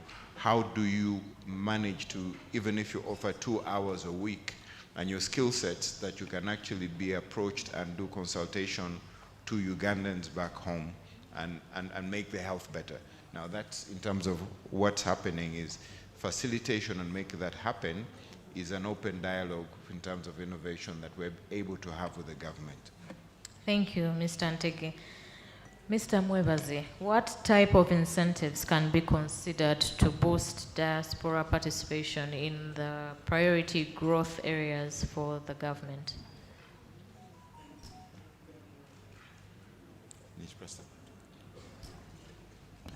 Thank you very much for the question. And to help the diaspora boost those kind of incentives is one by encouraging the health sector in Uganda to go into the insurance area. Because as us in the diaspora in California per se, the health sector there is developed and we benefit from it because of insurance. And we are being helped because we have our relatives back here in Uganda, and when they fall sick, the remittances come directly to support that sector. If I'm to say by show of hands, people in the diaspora, people in the room have sent their relatives to India or any other place to get specialized care, there will be many hands up. So that's the area I fear we can borrow a leaf from the US, the way this system is structured via the medical sector, to invest into health insurance, health financing, and that will be better.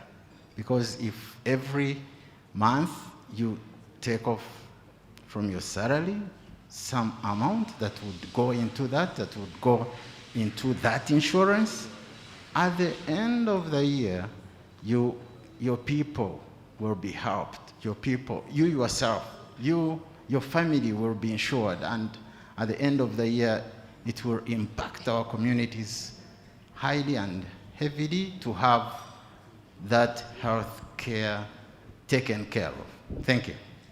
Thank you, Mr. Mwebaze. Ms. Kacho, how can government leverage diaspora exposure and experience to shape and support the education sector?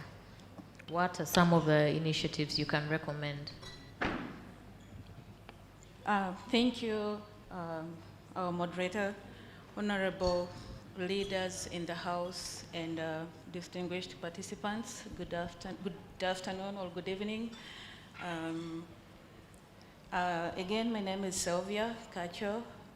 I speak as a Ugandan in the diaspora based in the United States, but operating a vocational school here in Uganda called Enlight Vocational Institute, where I witness daily how hands-on skills training transforms the lives of our people here and the economies.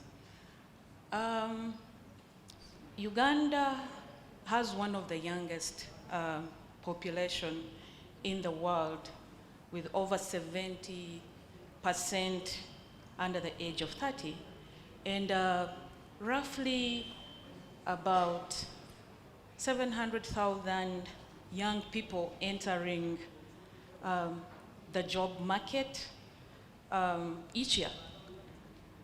Yet, many struggle to find decent work because practical skills are in short supply. And today, about 42 to 46% of the youth ages between approximately maybe 15 to 24 is neither in employment, education, nor training. And yet, youth unemployment remains high, estimated at around 13 to 16%, significantly above the national average, according to UBOS data report of 2024. Now, in contrast, vocational and training systems in other countries and in the US are strongly linked to industry. So students graduate with practical competencies, apprenticeships, and clear pathways into the jobs, fueling the employment, productivity, and innovation. Now, us at Enlight Vocational Institute, we are applying these same principles, train for the job. Our focus is in welding, automotive, electrical installation, technology, which directly supports Uganda vision of 2040 and NDP, which both emphasize on industrial transformation and human capital development. Now, coming to your question, what are the expectations of us, from us, like what do we expect from the government? And with that, from my perspective, I think what we really expect from the government is really simple, practical, and strategic. One, I can talk of policy and accreditation reforms. We expect the government to establish transparent and industry-aligned accreditation frameworks for vocational institutes in the country, including those that are being supported by the diaspora. Two, I'm looking at recognition of vocational skills as economic infrastructure. as the government, we expect, as the people, the good thing we have the government officials here, we expect the government to elevate vocational and hands-on skills training as a strategic pillar of the national development. I will just wrap this because of time. Then 3, I'm looking at skills on job integration, whereby we expect the government to embed apprenticeships and internships and force work linkages into the public infrastructure projects. And when I talk of public infrastructure projects, I'm looking at maybe the pipeline, oil in Hoima, looking at local industrial parks and the private sector demand pipeline, whereby the question here even comes that we have a number of vocational institutes here in Uganda, but among those students, in those institutes, how many, for instance, right now, how many students are taking part in our oil industry project, whatever, in Hoima? How many of those are there? That's a question that I leave to the government officials. Lastly, I'm looking at structured diaspora engagement. Here, I even take an opportunity to appreciate or thank His Excellency, the President of Uganda, for giving us the diaspora spaces, diaspora desks. We have a diaspora desk led by Mr. Bagonza in State House, and the one of Ministry of Foreign Affairs, which is behind all this, which has given us space to voice out our concerns. And so through that, thank you. So through that, I expect the government to also establish a dedicated diaspora space for skills and education within those diaspora desks that are in different departments. Because as I conclude, I believe that that Ugandans, as Ugandans, vocational education is not just about skills. It is about nation building. We had our speaker, keynote speaker of the day here earlier said, Honorable Ruth Nankabirwa. She talked about power systems. The power systems she's talking about are maintained by skilled hands of Ugandans. Roads are built by technicians here in Uganda. Industries grow because trained Ugandans show up every day to work. Now, as Ugandans, we are the only people who can build Uganda. It is our responsibility to build Uganda. However, we cannot build the Uganda we want to see without without having the equipments. We expect the government to equip our people with the right skills. We provide all the opportunities, and that way, we shall unlock the Uganda that we want to see. Thank you very much. Thank you, Ms. Gacho. Before I open up the floor to take a few questions, I'd like to ask Mr. Ntege and Mr. Mwebazi, what are the 3 top priority areas you'd like to see government tackle in these particular sectors? Mr. Mwebazi, I think you mentioned insurance, but just to highlight. Yes, the government has... Hello, colleagues. Colleagues that are getting their cup of coffee. If you're picking up a cup of coffee, please pick it up and then come back and join us here. We would like to request that you exercise respect for the panels.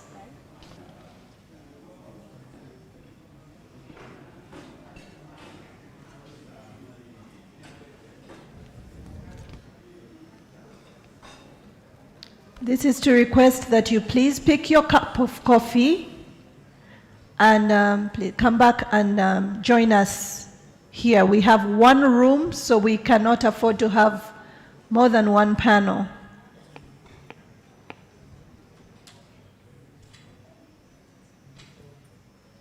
Requesting that we exercise respect for the facilitator and the panels. Thank you very much. Thank you. Thank you for that housekeeping. It was necessary. We need the audience's attention. I was submitting that the government has done much, more so to invest in technology. It has done what it could, but when we compare with where we stay, like a case in person staying in California, United States, when I compare the two, I feel we are still lagging behind in a few areas whereby we need to learn good success stories and try to push to see to it that they are adopted, maybe in the health sector and also in the technology area. As my colleagues earlier highlighted, the IT section highlighted about the several components that we need to also engage in digitally to advance in that area. I am privy to be working with Amgen in the research sector, and what they have gone into is robotics. Robotics, that's the technology that we are heading into in the generations and years to come.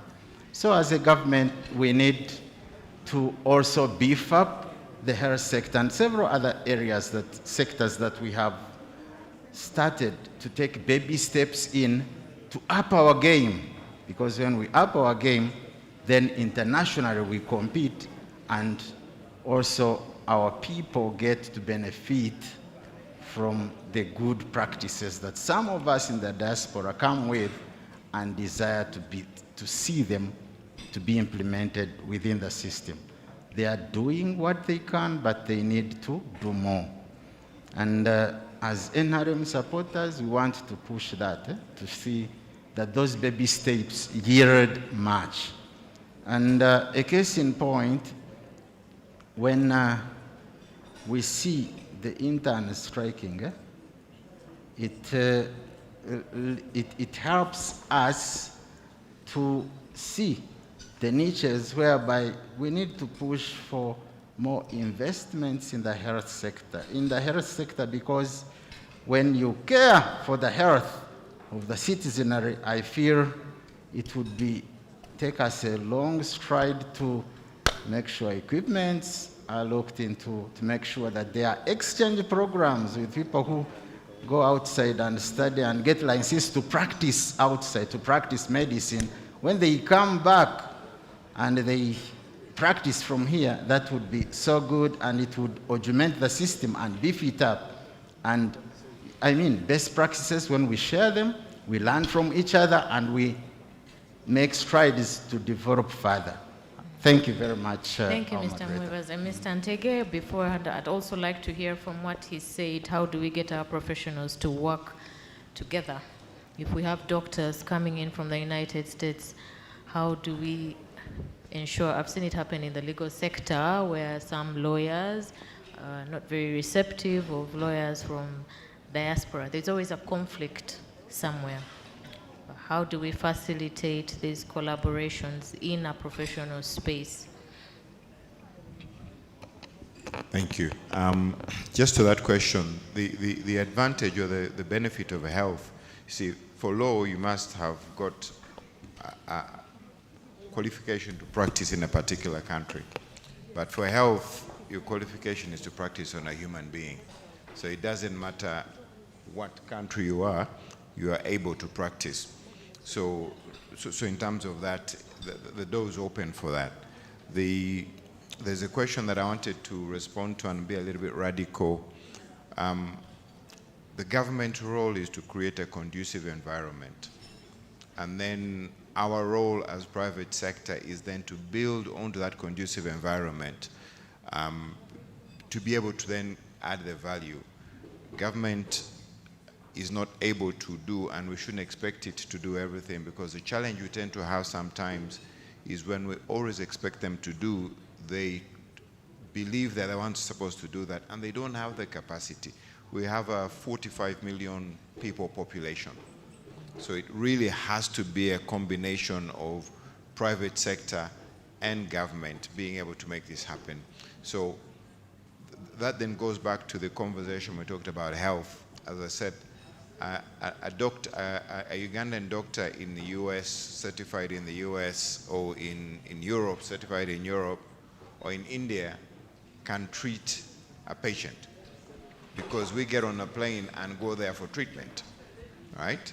So technology is now allowing them to stay where they are and be able to at least consult and give second opinions on people when they're here.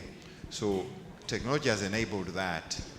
How does government, what does government's role would be is, okay, make sure that as many hospitals as possible have internet, right? How do we make affordable, or do we give them an affordable price for internet? Now that then makes it possible for all of you over here to be able now to add value. My colleague talked about insurance. Insurance is a number of data. It's about data. Only 1% of Ugandans have medical insurance. 1%. Now, what is the opportunity for all of us to grow into that sector, right? That means 450,000 Ugandans out of 45 million have insurance. Government is not going to insure those people. The panel before talked about data, and yes, insurance is about actuarial, perfecting your data.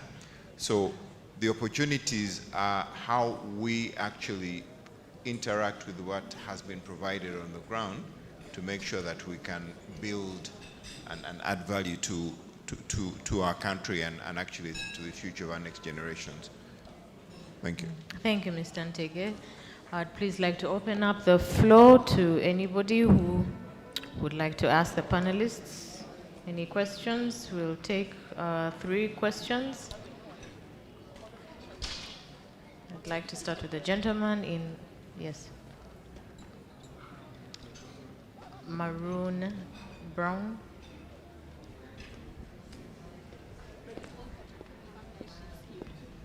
Thank you very much, panelists. I'm Dr. Wilson Were. I work with the World Health Organization, and I'm based in Geneva. I just wanted, it's not a question but a comment on the issues raised about health insurance. I think, like colleagues have been saying, the most important aspect that we are lacking in this country to improve on the health status is lack of health insurance, and it's impeding a lot of investment in the private sector, because without insurance, then there's no clear way that the private sector can actually generate in that. So that's a good area that the government should start thinking about. How do you bring, and to save us in diaspora, instead of me sending money in crisis, I would rather insure my parents, my family, and not be bothered to be sending money for security. So that is something that I think is very, very important. And linking that to the last panel, I think it will also be important not just for us to have national IDs, but every Ugandan to have a unique identifier that can be used in all these aspects. Thank you. Thank you very much. Question, next question. Yes. My name is Moses Mawa from Toronto, Canada.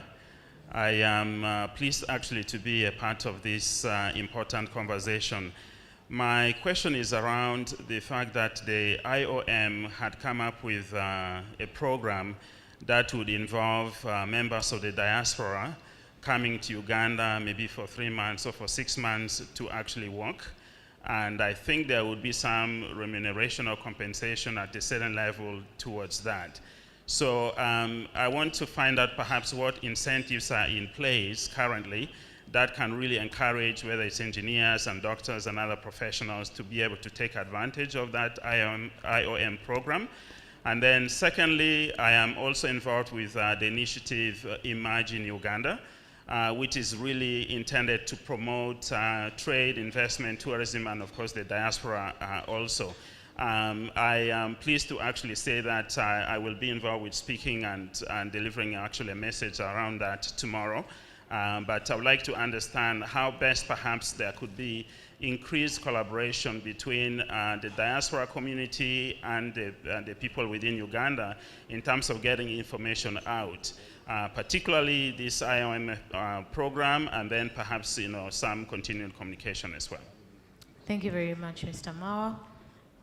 Just to quickly speak into that, I think where the program is at maybe almost development stage, and I believe it's still being pursued. At the right time, I'm sure they'll put out the right information for the candidates to be able to be contacted with further detail.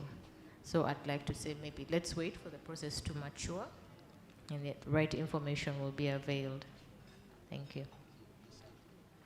I'd like to ask the lady at the back.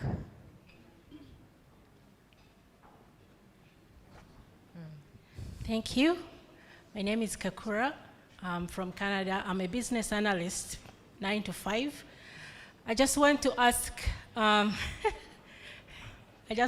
the doctor that most of your doctors in Kampala, they do not have EMR that we have back in Canada or the US, where you can be able to track each and every patient that goes to the doctor's office, what they were treated, what they were tested, and what they are sick of, so that if I go to the next clinic or the hospital, they should be able to know what I was tested and what I was sick of. So if you're saying, if we are to do a second opinion from US or Canada, how are we going to know that the data is in the system and you can be able to assess it? Thank you. You say who would you like to take your question? Okay, Dr. Ntege.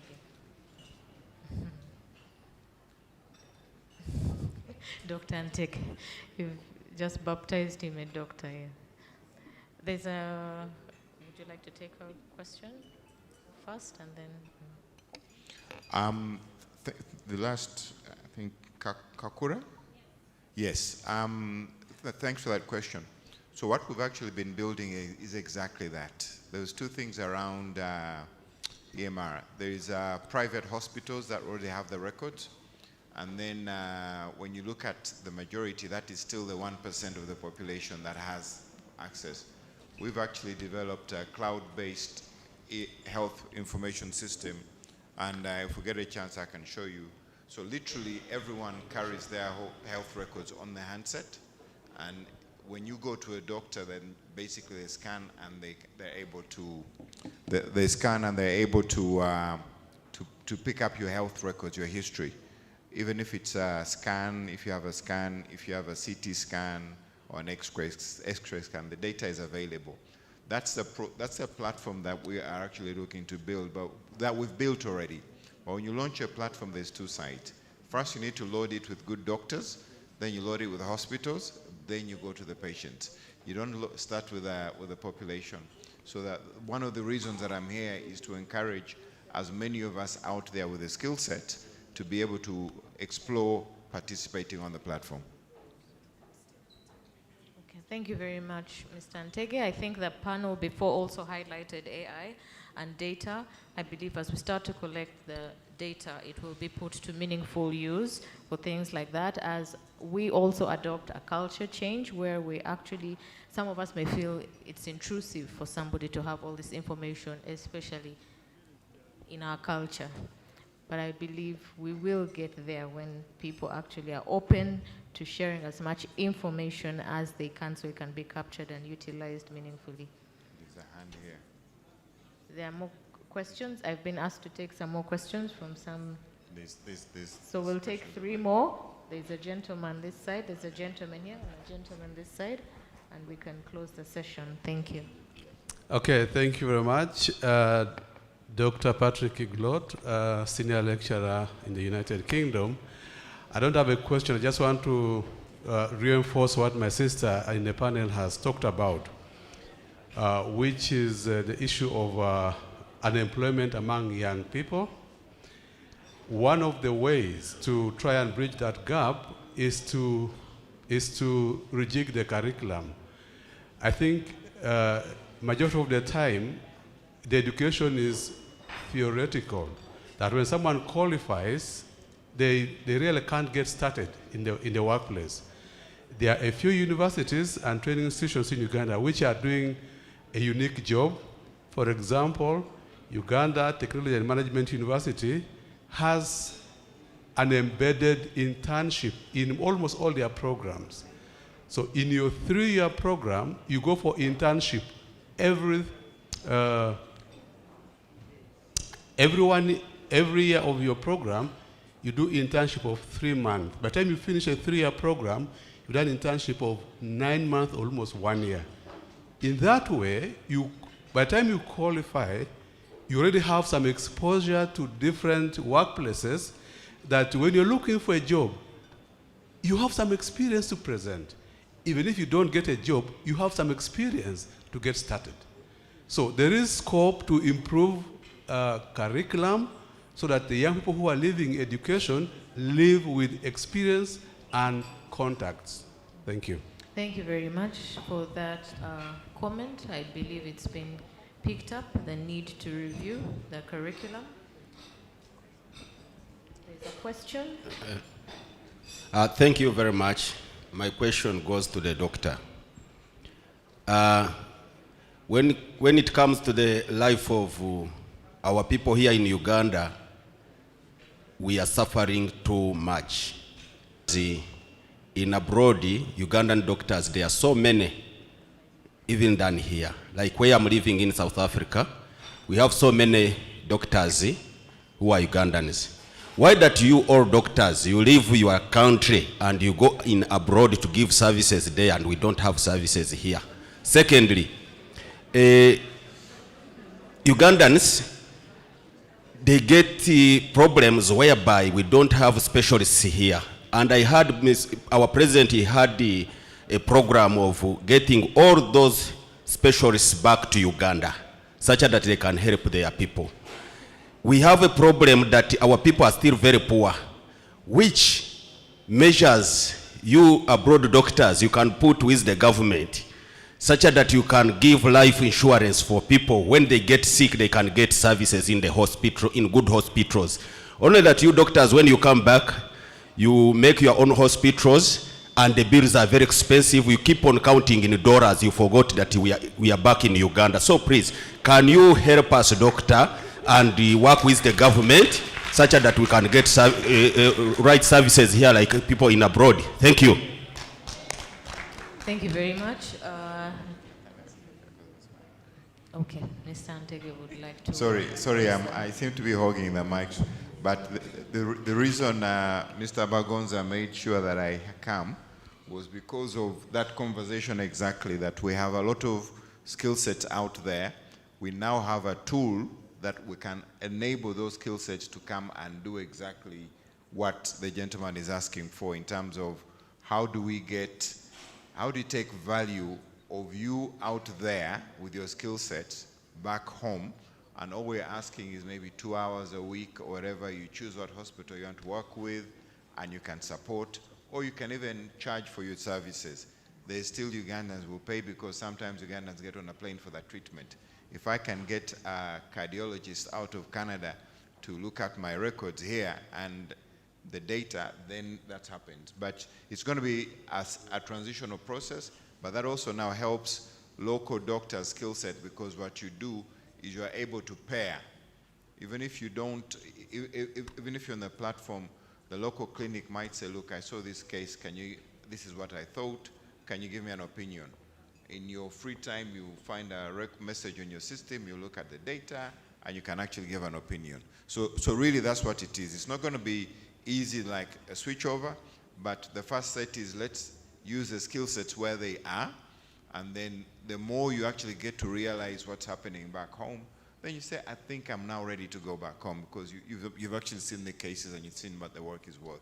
So that is why Mr. Bagonza made sure I come to have this conversation to exactly answer your sentiment. Thank you. Thank you very much, Mr. Antege. We'll take... We'll take one more question at the back. The lady. I'm being signaled for time, so if we can please. Thank you. I'm Malaika Nabukalu. I work in international development cooperation sector, to be specific, entrepreneurship sector, guided by the spirit of Nkwame Nkrumah, to contribute my expertise to my country. I'm just curious to the lady. What support did you receive from the government starting the vocational training school? Thank you.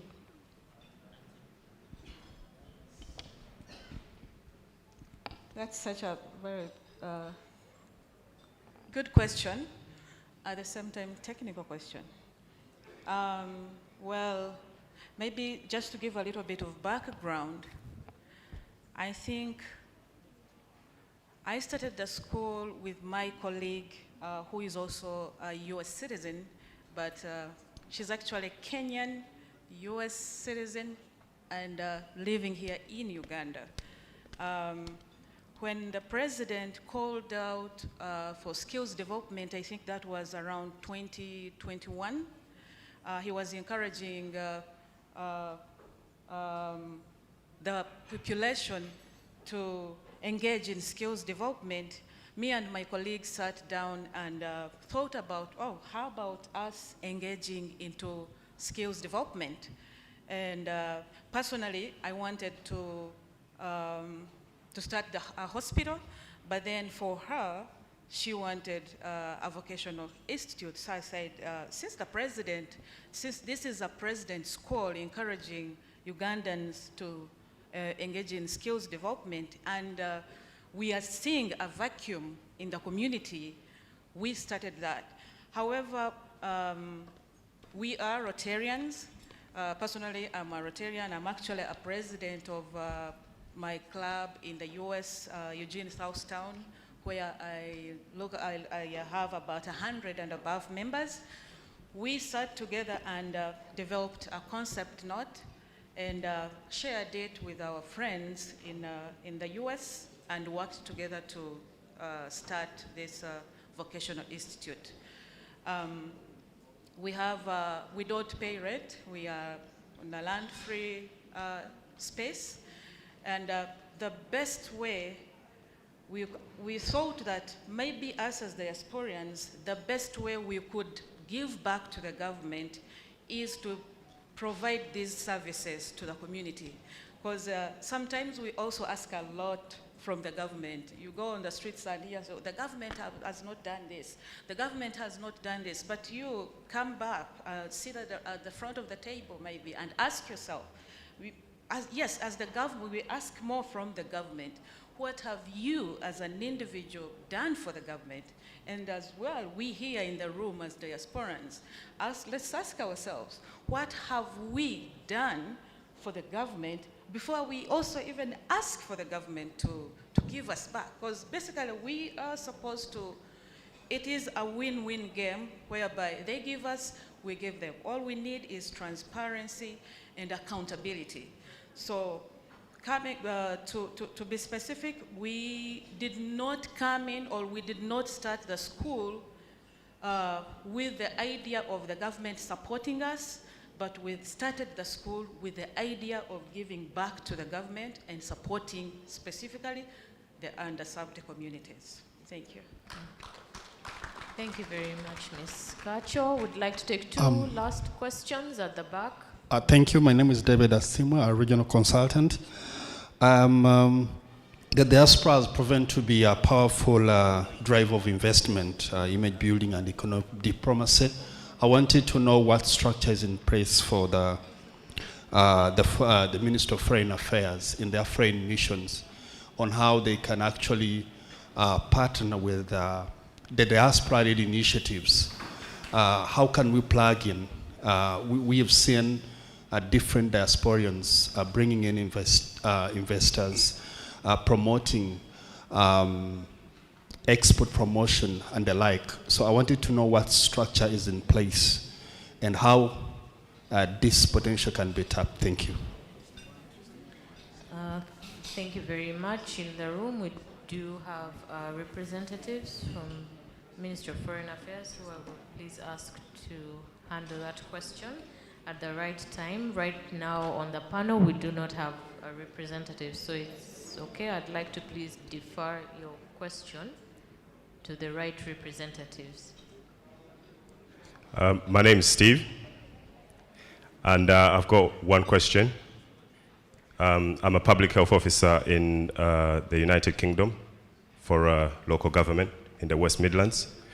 My question is to the doctor that there's a lot of young talent within the country and outside the country that would like to come back and be part of the development of this country, young doctors and young professionals from different sectors. Where do you think government is failing in terms of talent retention? Because a lot of youngsters, as soon as they become qualified and very good at what they do, they tend to leave the country. So how do you think government can work with these professionals, these youngsters, to incentivize them to return or to stay in the country to help develop the different sectors, for example, health and the rest of them? Thank you. Okay, Badru, I think this is yours. I think government is struggling, not failing. There's 2 points there. Struggling because our population is growing very fast, and yes, the cost, and I think that's what I mentioned earlier, that when we focus on government as the key provider for the solutions, then we create a problem that cannot be fixed. Private sector pays the taxes that government uses to actually serve the nation. So private sector health should be equal as much as the government health, and the balance happens that way. So what might be encouraged more to retain the talent, yes, we can figure out how do we get salary subsidies for young doctors in private sector? How do we allow doctors to do both public and private sector to allow them to be able to stay and budget? So it's about, I mean, we have, in health, there's 45 million potential customers in health. It's the biggest market in the country because everybody gets sick. Now our challenge is how do we turn that into value, both from a business value but also from outcomes value? How do we enable that ecosystem to create the value and the money in terms of, so we talked about insurance. If we're able to do the micro insurance and give it to 1 million people, you've now created a value, and that's how the insurance is going to grow. It's not going to grow from a government policy. It is going to grow from ourselves in this room with all our skills, with all our exposure, being able to bring back the bits and pieces that we have learned across and being able to build an ecosystem different. Government is not going to do it. The people in this room and the private sector in Uganda are the ones that are going to make that change that we're asking for. And government's role is to make sure that when we say we want to go this way, they create a conducive environment for that to happen. And I think that's what we need to ask them. We need the conducive environment to make sure that we're able to deliver on health. Thank you. Maybe the moderator, Tina? Yes, please. I'm here, right here. Sylvia here speaking. Yeah, I just wanted to add something small, real quick, to what my sister was asking about what the government has helped us with. What I forgot to mention is that at our vocational institute, we actually host students from all the East African community, all the students from the entire region. All those countries that are within the East African community. We have students from Congo, Kenya, Burundi, Rwanda. So one way how the government has really also supported us is the peace and security that our students are enjoying at the institute. And because of that, still, I really appreciate, I'll give my appreciation to the men and women in uniform who, take this time when we are in deep sleep, they are outside there protecting our students. So I wanted to just put that out there real quick. Thank you. Thank you very much. I would like to ask Mr. Mwebaze, you have some parting shots? Yeah, thank you. I just wanted to add onto what my colleague has explained about retaining talent here. And he talked of salary incentives, giving salary incentives, and also like equipment boost can help one who is a health professional desire to stay here and be patriotic and serve his nation. And more so, if we think of even diversifying the health sector. What do I mean? Not only engaging in that arm of treatment, but also investing in research. Because research, if our young doctors, our young professionals, our young health personnel, the nurses and the like, engage into research, developed nations have developed because of investing heavily in research. So when we invest in research, the interventions, we don't stop at presenting and publishing papers, but we go further to do simulations, to invest into those key recommendations out of those researches. And if we leave the research from paperwork to implementation, then would be engaging more youth who have talent. Instead of that talent and skills to be exported outside, they would stay, be patriotic, and being patriotic is what we endeavor to promote, to see to it that they serve this nation. We don't have the brain drain as we have now, but they stay, they develop the nation, and also mentor others. Thank you. Thank you very much. Our time is up. I'd like to thank our panelists very much. The conversations were very insightful for both the first panel, the second panel. I believe we all agree that right now is the time for diaspora. It's not a unique situation to Uganda. Other countries elsewhere are also trying to tap into their diaspora wherever they are and try to see how to maximize their contribution as a resource, as a valuable and vital resource for socio-economic development. So I believe the conversations, the right people are in the room, and I've definitely picked up on what has been said here. So it's not in vain. So thank you very much, Mr. Antege, Mr. Mwebaze, Ms. Kacho. Thank you very much. I'd like to close the panel and hand over back to Margaret.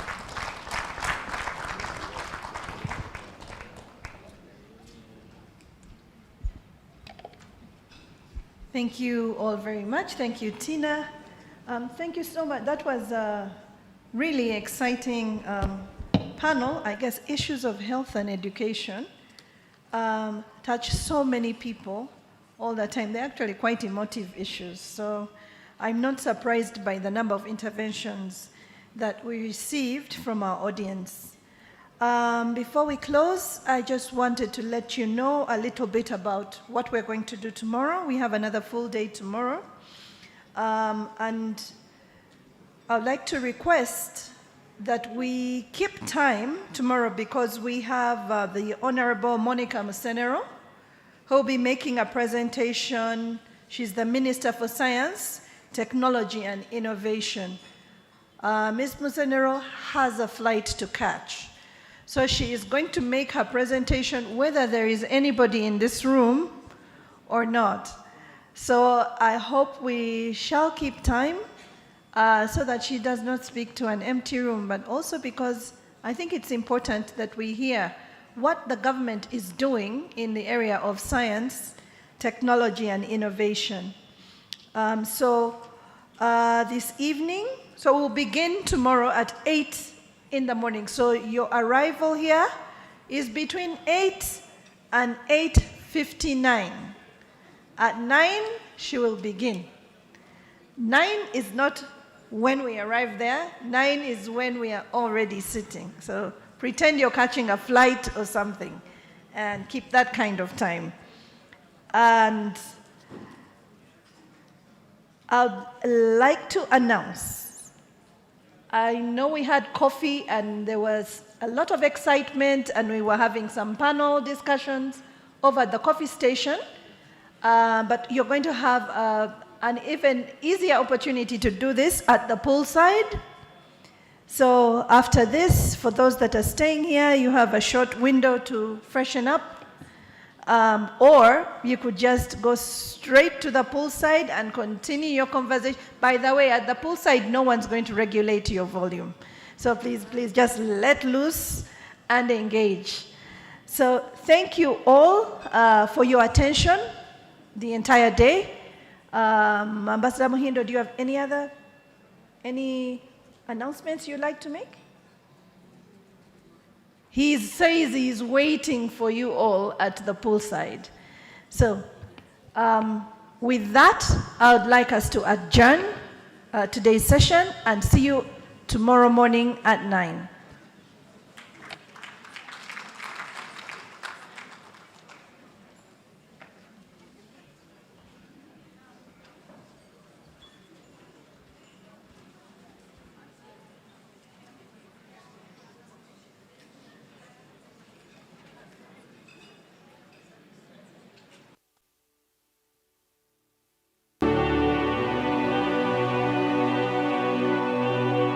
Uganda is a fairy tale. You climb up, and at the end, there is a wonderful new world.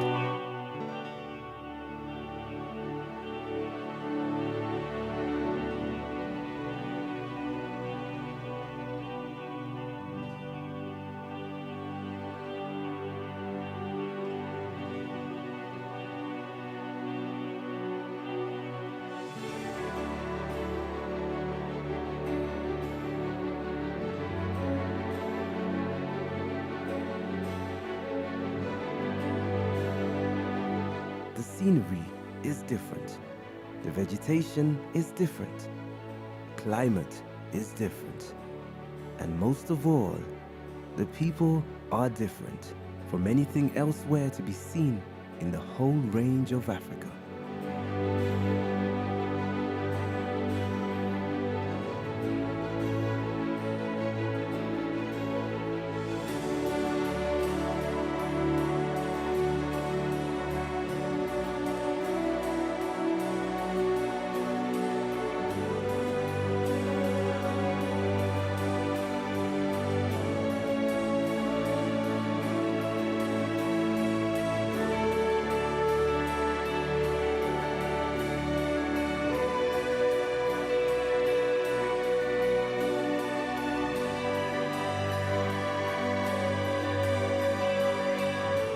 I say, concentrate on Uganda.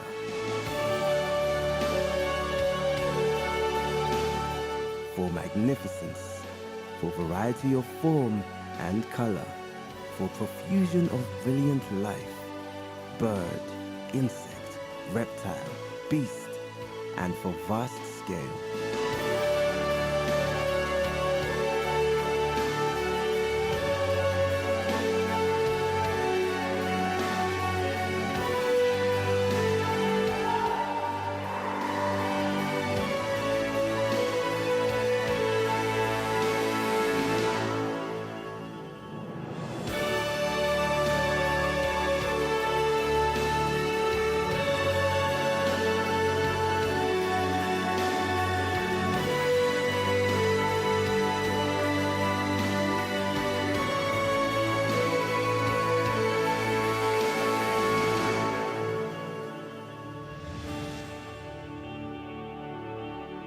Uganda is truly the pearl of Africa.